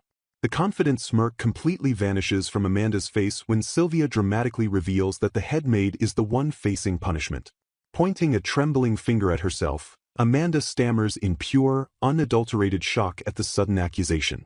Sylvia brandishes a crumbled document received from a reliable source, exposing the exact sabotage proposal Amanda forced upon Adelina. The princess ruthlessly tears into the decades-old plan, loudly noting that the party was never this terribly restrictive even when she ran it. With dripping sarcasm, Sylvia claims she fully understands Amanda's overbearing enthusiasm for upholding ancient royal family traditions. As a twisted reward for her archaic spirit, Sylvia officially banishes the horrified maid to the moldy depths of the royal palace archives. Utterly unhinged by the drab reassignment, Amanda viciously screams that it is all the fault of that low-born vile witch Adelina. Before the crazed woman can lunge, Alexis partially draws his sword with a deadly click, ordering her to shut her mouth instantly. Radiating lethal killing intent, the prince coldly declares that he considers her foul words a direct attack on the princess consort. Alexis promises that anyone who dares harm Adelina will be used to rust his royal blade, prompting Sylvia to sigh at his barbaric threat. Watching from a safe distance, Hubert grins broadly as he cheerfully notes that the chaotic incident has finally been resolved. Furious at the sudden reappearance, Alexis strictly demands to know where Hubert has been hiding all this time. Completely unfazed, Hubert cheerfully suggests they continue the party since all the guests look incredibly hungry. Snapping out of her shock, Adelina apologizes for the delay and warmly invites Prince Alexis and Princess Sylvia to join the dinner. Sweating nervously, Adelina silently wonders if the unpredictable Hubert secretly revealed her true identity to His Highness or Lady Sylvia. Sylvia calmly notes that Hubert always appears suddenly, smoothly confirming that the wizard indeed informed them of everything. Startled by the revelation, Adelina realizes with awe that time and distance seem completely irrelevant to the eccentric wizard. Sylvia deduces that the Countess originally assigned to assist Adelina was likely threatened by Madame Amanda's underhanded tactics. Remembering Amanda's vicious insults, Adelina agonizes over how her status as a lowborn which creates intense political opposition. Alexis fiercely promises to eliminate anyone who dares to harm his wife, though Adelina frantically begs him to be gentle with them. Sylvia gently warns that while ordinary citizens are kind, powerful figures will surely use painful prejudice to drag Adelina down. Staring piercingly at the young girl, Sylvia directly questions if Adelina can truly continue enduring her precarious role as crown princess. Outraged by his aunt's harsh interrogation, Alexis furiously yells at Sylvia to be quiet and leave Adelina alone. Sylvia calmly silences the prince, firmly noting that Adelina already understands the perilous reality of her fragile position. Gazing downward in somber reflection, Adelina openly acknowledges the terrifying truth that she is a witch wielding mysterious magic. She sadly admits that witches are always villains in fairy tales, fully aware that many people in the kingdom deeply fear her. Clenching her fists, a sudden wave of fiery determination washes over the young princess's face. Looking up with unshakable resolve, Adelina boldly proclaims her wish to remain by Prince Alexis's side as his true princess consort. Deeply moved by her courageous declaration, Alexis softly murmurs Adelina's name in sheer admiration. Smiling warmly at the girl's bravery, Sylvia praises Adelina as the perfect wife and hopes she becomes a truly good witch. A peaceful, heartwarming silence washes over the royal group as the warm glow of the party solidifies their unbreakable bond. Breaking the tranquility, Alexis curiously asks Hubert why he has suddenly opened a large umbrella. Hubert casually announces his departure because the wind changed, causing Adelina to panic since she hasn't learned any magic yet. Extending a dramatic hand, the eccentric wizard boldly asks Adelina if she wants to abandon the palace and come with him. He aggressively tempts her with grand promises of traveling the world, seeing jewel-box sights, and being raised as a brilliant wizard. Grinning mischievously under his umbrella, Hubert leans in and slyly asks how his monumental proposal sounds to the princess. Stunned into absolute silence, Adelina stammers helplessly as she struggles to process the sudden and overwhelming offer. Hubert bursts into laughter, revealing it was a joke and explaining that casting magic simply requires visualizing a wish and shouting, "I." Waving cheerfully into the sky, Hubert bids Adelina farewell and promises to return whenever the wind changes direction again. Alexis gently apologizes for being no help as Adelina stares at the empty space, wondering if the wizard has already vanished. Reflecting on her chaotic subconscious powers, Adelina resolves to try her absolute best to consciously control her magic. She excitedly tells Alexis that if she succeeds in controlling it, she might even be able to use her magic to enhance her cooking. Alexis smiles tenderly and reminds her that her cooking is already delicious, proudly affirming her role as his personal chef. Suddenly noticing a distressed sheep, Adelina kneels down and gently asks the whimpering pecorino what is wrong. Finding the source of the injury, she softly chants for the pain to go away while channeling her deep desire to heal the creature. Remembering Hubert's chaotic advice, she loudly shouts, "I," and firmly commands the lingering pain to fly off somewhere far away. A gentle, glowing aura violently erupts from her hands, enveloping the startled animal in warm, magical healing energy. The cured sheep happily leaps into the air with a joyful bleat, completely freed from its painful ailment. Staring at her glowing hands in pure awe, Adelina quietly wonders if her attempt at conscious magic actually worked a little bit.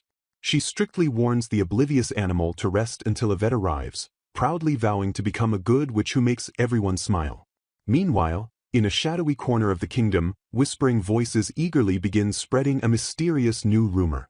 Rumors swirl wildly among the populace about a magnificent pirate ship soaring through the skies, commanded by an absolutely heart-stopping captain. Astonished onlookers gasp in awe as sightings of this airborne vessel are reported across various countries. Tracking its celestial trajectory, recent sightings confirm the mysterious ship is deliberately charting a specific course. The majestic vessel sets its sights squarely on the Kingdom of Glory in the east, promising a truly picturesque spectacle. Meanwhile, Princess Adelina elegantly dodges a trap, playfully fantasizing about being swept away by a daring pirate's romantic line. Bustling activity fills the elegant room as the kingdom's elites silently converse amongst themselves. Aboard the soaring vessel, a cheeky crewmate playfully taunts their captain that his beloved prize has been snatched away. Furious at the provocation, the fierce captain scolds his subordinate, demanding to know who they think they are dealing with. Blazing with unwavering confidence, the captain declares he will descend and claim the exact prey he desires. Back in the palace, murmurs spread about the legendary flying pirate ship breaching their very own borders. Prince Alexis approaches his beloved wife, Adelina, asking if she too has heard the relentless tea party gossip. Adelina innocently remarks that the mysterious captain is rumored to be incredibly handsome. Panicking internally at her interest, Alexis anxiously wonders what to do if his wife becomes captivated by another man. Choosing to become a narrow-minded husband, Alexis fiercely doubts the very existence of such a fantastical ship. Masking his jealousy with authority, the prince boldly vows to capture the vessel and force them to pay ship taxes if they dare appear. Intrigued by the sheer possibility, Adelina wistfully admits she would love to see the pirate ship just once.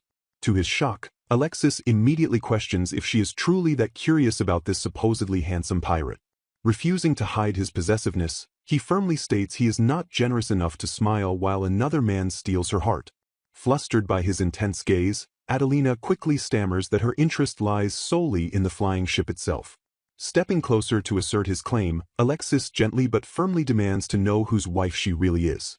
Blushing furiously, Adelina declares she is solely Prince Alexis's wife, earning his protective praise as onlookers pointedly ignore the intimate display.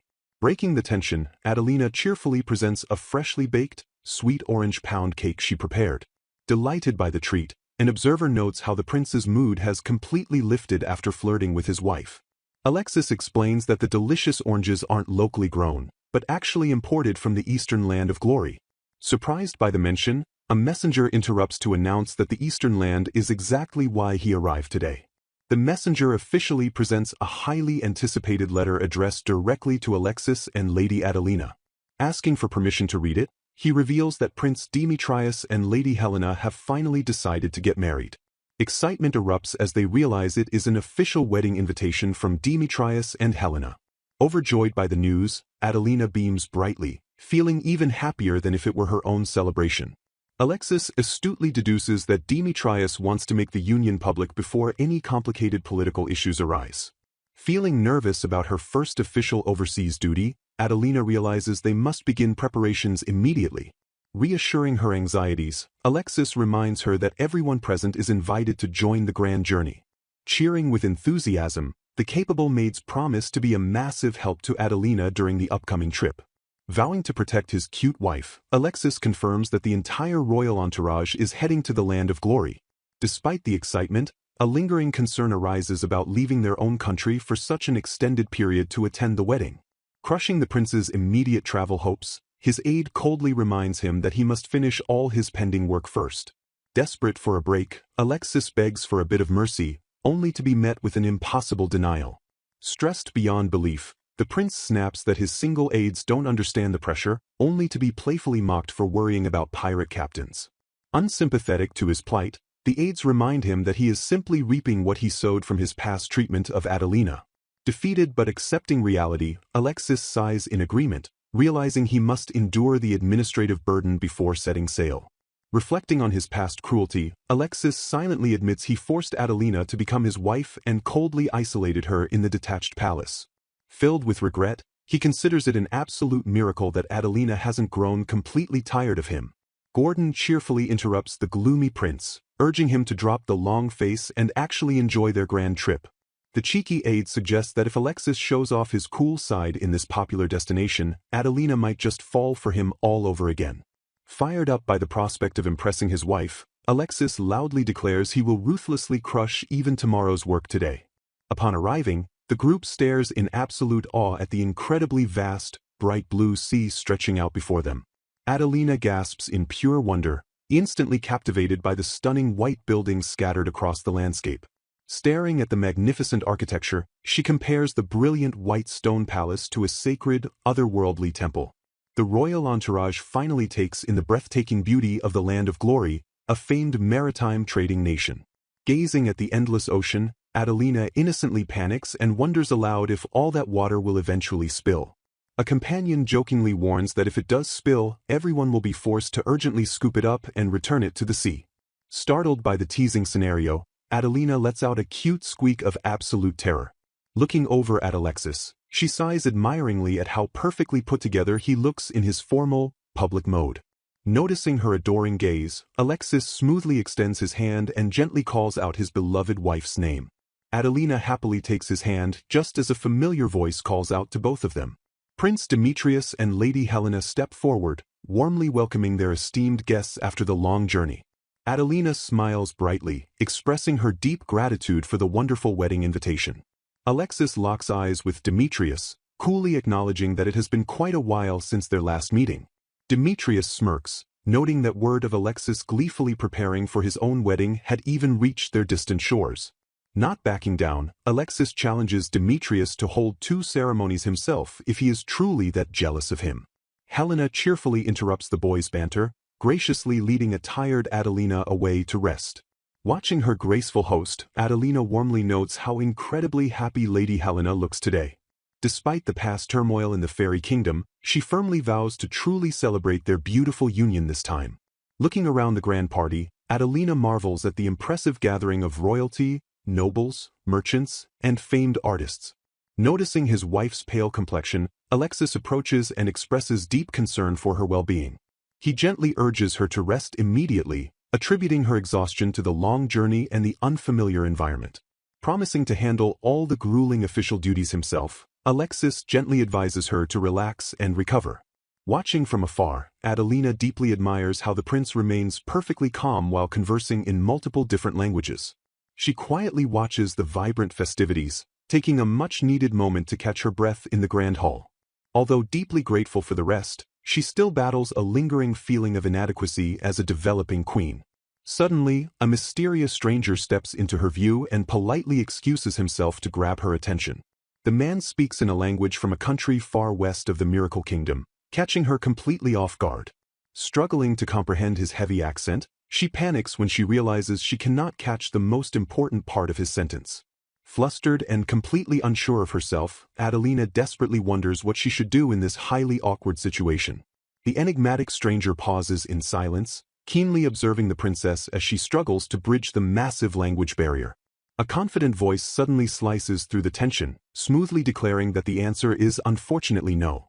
Accepting the firm interjection, the stranger apologizes and respectfully excuses himself from the scene. Stunned by her unexpected rescuer, Adelina wonders in absolute shock if the man standing before her is truly who she thinks it is. She gasps in utter disbelief, recognizing Jamie as he casually asks if she still remembers him. Seizing the theatrical moment, Jamie dramatically announces the grand arrival of Prince Alexis of the Miracle Kingdom. Eager nobles express their immense honor to meet the prince, curiously inquiring about the whereabouts of his heavily rumored queen. Feigning gentle devotion, Prince Alexis smoothly dismisses the imposing crowd, claiming he doesn't want to push his precious wife too hard while she rests.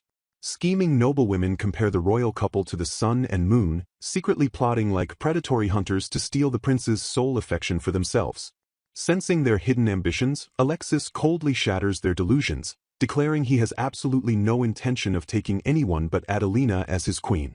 Despite his fierce public loyalty, a dark shadow of doubt suddenly creeps into his mind as he reflects on his own lingering insecurities.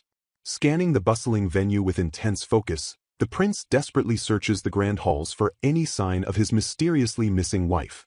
Catching sight of a familiar figure in the distance, a sudden jolt of pure shock visibly paralyzes his entire body. Blazing with sudden jealousy, Alexis spots a mysterious stranger standing dangerously close to Adelina and furiously wonders who he could possibly be. Wasting absolutely no time, the panicked prince furiously abandons the gathered nobles and desperately sprints across the elegant courtyard. Startling the princess from her private conversation, Alexis loudly cries out Adelina's name as he abruptly crashes the scene. Masking his frantic jealousy with a composed facade, he smoothly questions her, noting that it looked as though she were intimately speaking with someone. Flustered by his sudden arrival, Adelina stammers nervously, admitting she had simply bumped into an old acquaintance by pure chance. She carefully explains that the man is a traveling merchant operating across borders, regretting that he slipped away before a proper introduction could be made. Narrowing his eyes with lingering suspicion, Alexis silently processes her explanation while tightly clutching her close to his side. Brushing the mysterious encounter aside, Alexis smoothly pivots the conversation, gently reminding her that it is almost time for the grand seafood banquet. Retreating into her own memories, Adelina silently recalls how Jamie used to visit her estate, drawn primarily by her mother's reckless gambling habits. She remembers the desperate, impoverished days with her sister Ella, gnawing on hard leftover bread while Jamie appeared and vanished unpredictably like a phantom. Despite pitying their incredibly rough circumstances, the resilient sisters bravely pushed forward and managed to survive their brutal upbringing. Smiling at the ridiculous irony, Adelina remembers how Jamie originally mistook her for a lowly servant while her older sister leisurely enjoyed herself. Dragged back to the chaotic present, Adelina nervously reflects on the bizarre, twisting circumstances that somehow led her to this opulent foreign palace. She distinctly remembers their last parting words just months before the royal ball, where he casually announced he would be away for a while. Her mind still reels from the utter shock of unexpectedly crossing paths with Jamie in such a staggeringly grand and distant location. Recalling his earlier words, she remembers Jamie bluntly declaring that being a royal queen didn't suit her spaced-out personality at all. Stung by his piercing accuracy, Adelina internally panics, desperately not wanting someone from her past to think she shamelessly clawed her way into royalty. Struggling to justify her bizarre fate, she silently argues that she never actually chose this terrifying royal path because she wanted it. In a hilarious burst of self-pity, Adelina internally concludes that marrying the fearsome prince was exactly like drawing the ultimate short straw. Snapping out of her mental spiral, Adelina catches the tail end of Jamie's cryptic final statement, suddenly wondering what he had been about to say. A lingering sense of unresolved curiosity intensely gnaws at her mind as she desperately tries to decipher his violently interrupted sentence. Oblivious to her internal turmoil, a fiercely possessive Alexis warmly embraces his beloved wife, anchoring her firmly to the royal present. During the bustling banquet, a hilariously drunk Alexis loudly brags that Demetrius is foolishly trying to compete with him by holding a third wedding ceremony. Outraged by the petty rivalry, an exasperated aide screams at the drunkard prince just as Alexis wildly orders Conrad to arrange 2 additional ceremonies immediately. Trying to elegantly steer the chaotic conversation, an attendant happily announces that Prince Demetrius will personally guide them around the palace grounds tomorrow.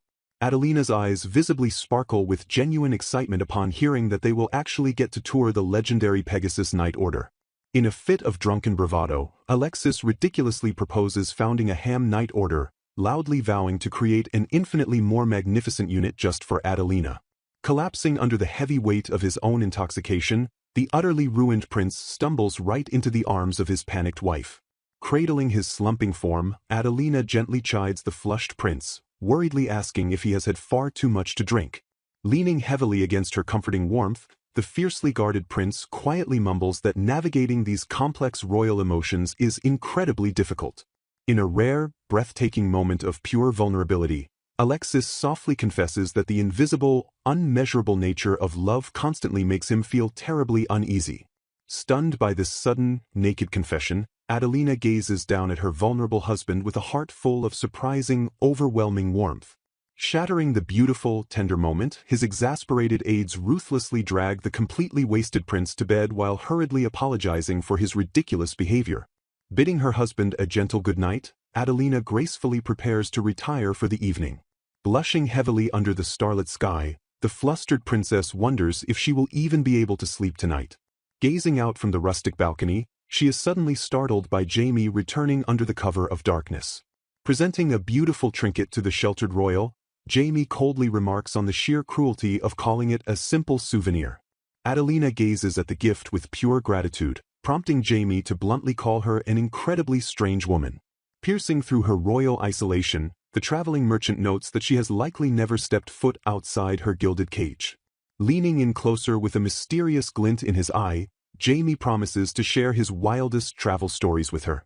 Waking up to the bright morning sun, Adelina wistfully reflects that reuniting with Jaime felt exactly like an unbelievable dream.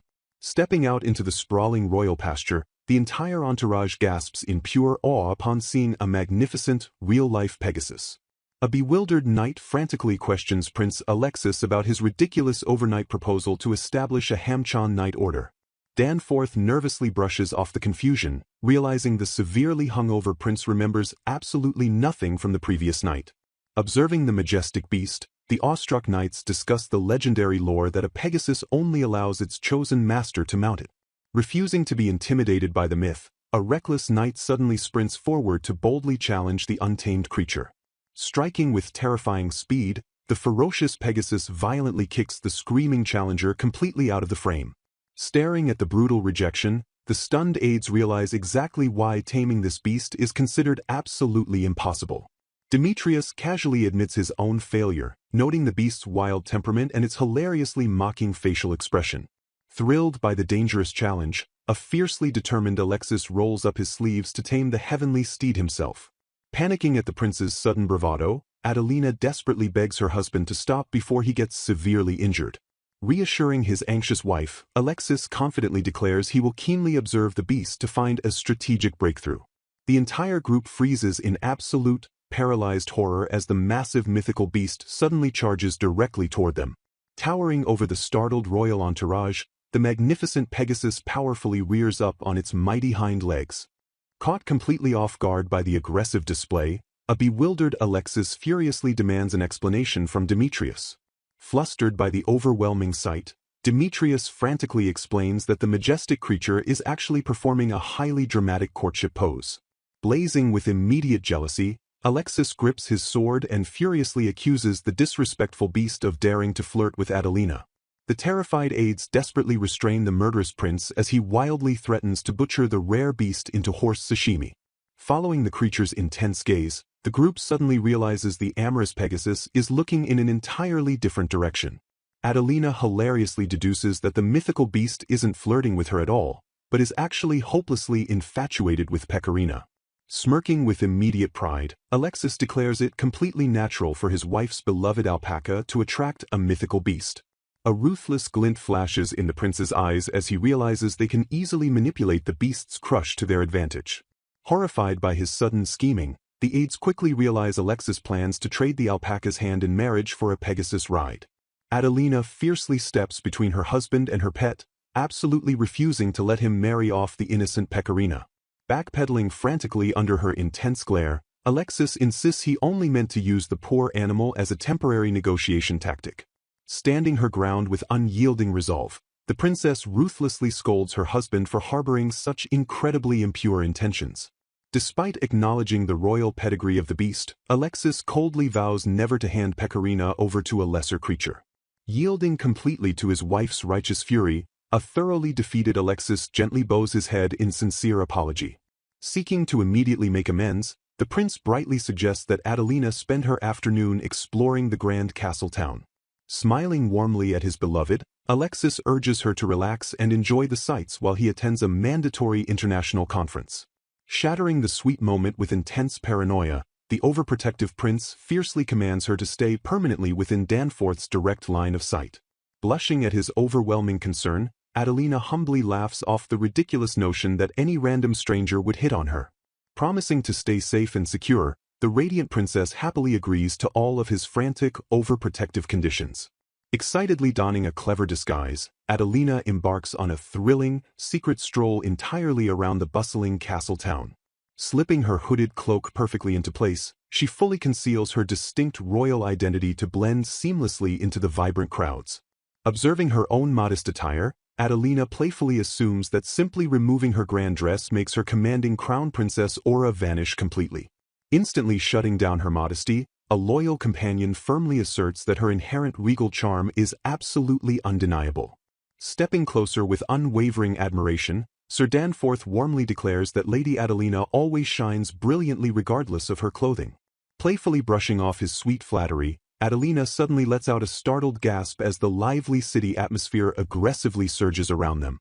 Instructing Robin to stay completely hidden since townspeople aren't used to fairies, Danforth happily anticipates that this secret outing will be incredible fun. Gazing in absolute awe, Adelina's eyes sparkle brightly as she takes in the spectacular sights and vibrant energy of the booming open market. Eagerly tasting the local street food, she devours the hot treats and joyfully exclaims that absolutely everything is incredibly delicious.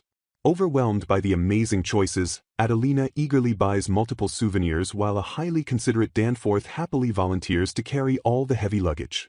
Absorbing the massive, cheering crowds, Adelina happily notes that the entire town feels exactly like a grand, unending festival. A passionate vendor warmly welcomes the disguised royals, noting that the entire population is thrillingly excited for Prince Demetrius's rapidly approaching wedding. The enthusiastic merchant holds up beautiful love flower wreaths, proudly announcing they were specially crafted to celebrate the legendary royal marriage. Offering the vibrant wreath to Adelina, the vendor cheerfully promises that gifting it to a beloved person might magically make her romance come true. Smirking knowingly at her hesitation, Danforth smoothly suggests that she should present one to His Highness to guarantee his absolute delight. Blushing furiously at the vendor's playful teasing about a handsome guy, a deeply flustered Adelina shyly purchases a wreath for her husband. Heart pounding with nervous anticipation, Adelina wonders if the prince will be happy as the supportive vendor enthusiastically cheers her on. Suddenly, a massive, cheering parade abruptly surges through the street, completely engulfing the shocked princess in a chaotic wave of celebrating citizens. Desperately calling out over the deafening noise, Danforth frantically searches the surging crowd as he realizes he has been violently separated from Lady Adelina. Cornered in the rowdy chaos, Adelina flinches as a highly aggressive stranger suddenly grabs her and demands that they dance together. Recoiling in sheer disgust, Adelina desperately tries to pull away as the suffocating stench of cheap alcohol forcefully hits her face. Spotting the precious item in her hands, the drunken brute aggressively demands that she trade her beautiful love flower wreath for his. Struggling desperately against his crushing grip, Adelina terrifiedly refuses his advances while realizing the aggressive drunkard is violently strong. Trembling in utter helplessness, tears immediately well up in Adelina's eyes as the terrifying reality of her isolated situation firmly sets in. Slicing through the horrifying tension, a firm hand suddenly clamps down on the drunkard's shoulder and ruthlessly orders him to back off. Whining in sudden, sharp pain, the startled brute quickly surrenders and scurries away as the mysterious savior violently twists his arm. Gasping in pure relief, a profoundly grateful Adelina looks up and shockingly realizes her heroic savior is none other than Jamie. Scolding her for being way too careless, Jamie bluntly advises her to kick creeps in their weak spot while a horrified Adelina instantly rejects the violent idea. Desperately defending her dignity, Adelina proudly declares herself the crown prince's fiancée, prompting a highly skeptical scoff from the rugged merchant. Staring piercingly into her eyes, Jamie boldly questions if she is truly satisfied being locked in a cage after once dreaming of seeing the wider world. Stunned by his incredibly sharp words, Adelina's eyes widen in absolute shock as she realizes Jamie actually remembered her deeply buried childhood dreams. Flashing back to her grim past, Adelina bitterly remembers that Jamie was originally just another suitor chasing her older sister, treating her as a mere afterthought. Despite her historically neglected status, she fondly recalls how Jamie would always sit with her and share breathtakingly nostalgic travel stories. His thrilling tales of discovering secret mermaid coves and crossing ferocious crocodile swamps had completely captivated her young, isolated imagination. Trapped in endless, grueling housework, those fantastical stories served as her only beautiful escape from a remarkably bleak reality. Smiling softly at the rugged merchant, she warmly reminds him of the beautiful shells and exotic fruits he generously used to gift her. Dismissing the sentimental past, Jamie bitterly assumes that those simple trinkets must seem like absolute junk to the new crown princess. Instantly shattering his cynical assumption, Adelina firmly declares that she still fiercely treasures every single item he ever gave her. Catching him completely off guard, she boldly confesses that she loves his simple gifts far more than any flashy royal jewelry. Before Jamie can properly react, an annoyed click of his tongue signals the frantic arrival of Sir Danforth, loudly shattering their intensely intimate moment. Snatching the flower wreath from her hands, Jamie coldly declares he will take it as payment for saving her. Rushing to her side, a frantic Danforth and Robin desperately apologize while checking if the princess is completely unharmed. Narrowing his eyes with sharp suspicion, Danforth intensely scrutinizes her slightly flustered expression.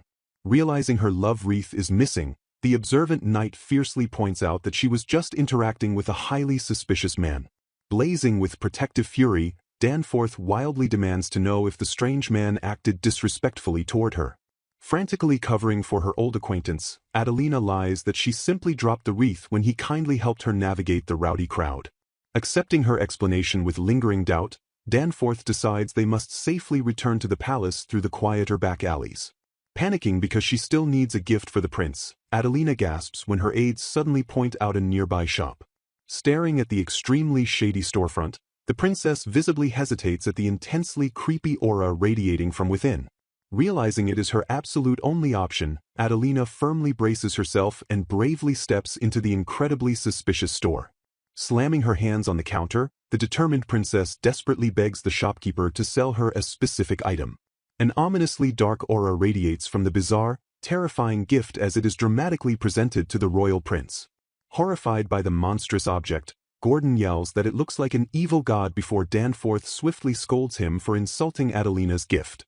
Nervous about his reaction, Adelina carefully explains that the creepy, evil eye is actually a prestigious protective charm from the Kingdom of Glory. Completely ignoring its terrifying appearance, a deeply infatuated Alexis joyfully declares that anything Adelina gives him is more precious than a national treasure.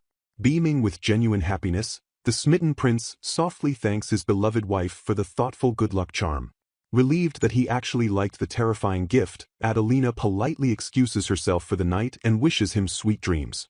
Lying alone in her grand bed, Adelina quietly reflects on the chaotic day filled with majestic Pegasi, bustling castle towns, and a shocking reunion with Jamie. A sudden realization jolts her awake as she clearly remembers Jamie being violently interrupted right before finishing his sentence.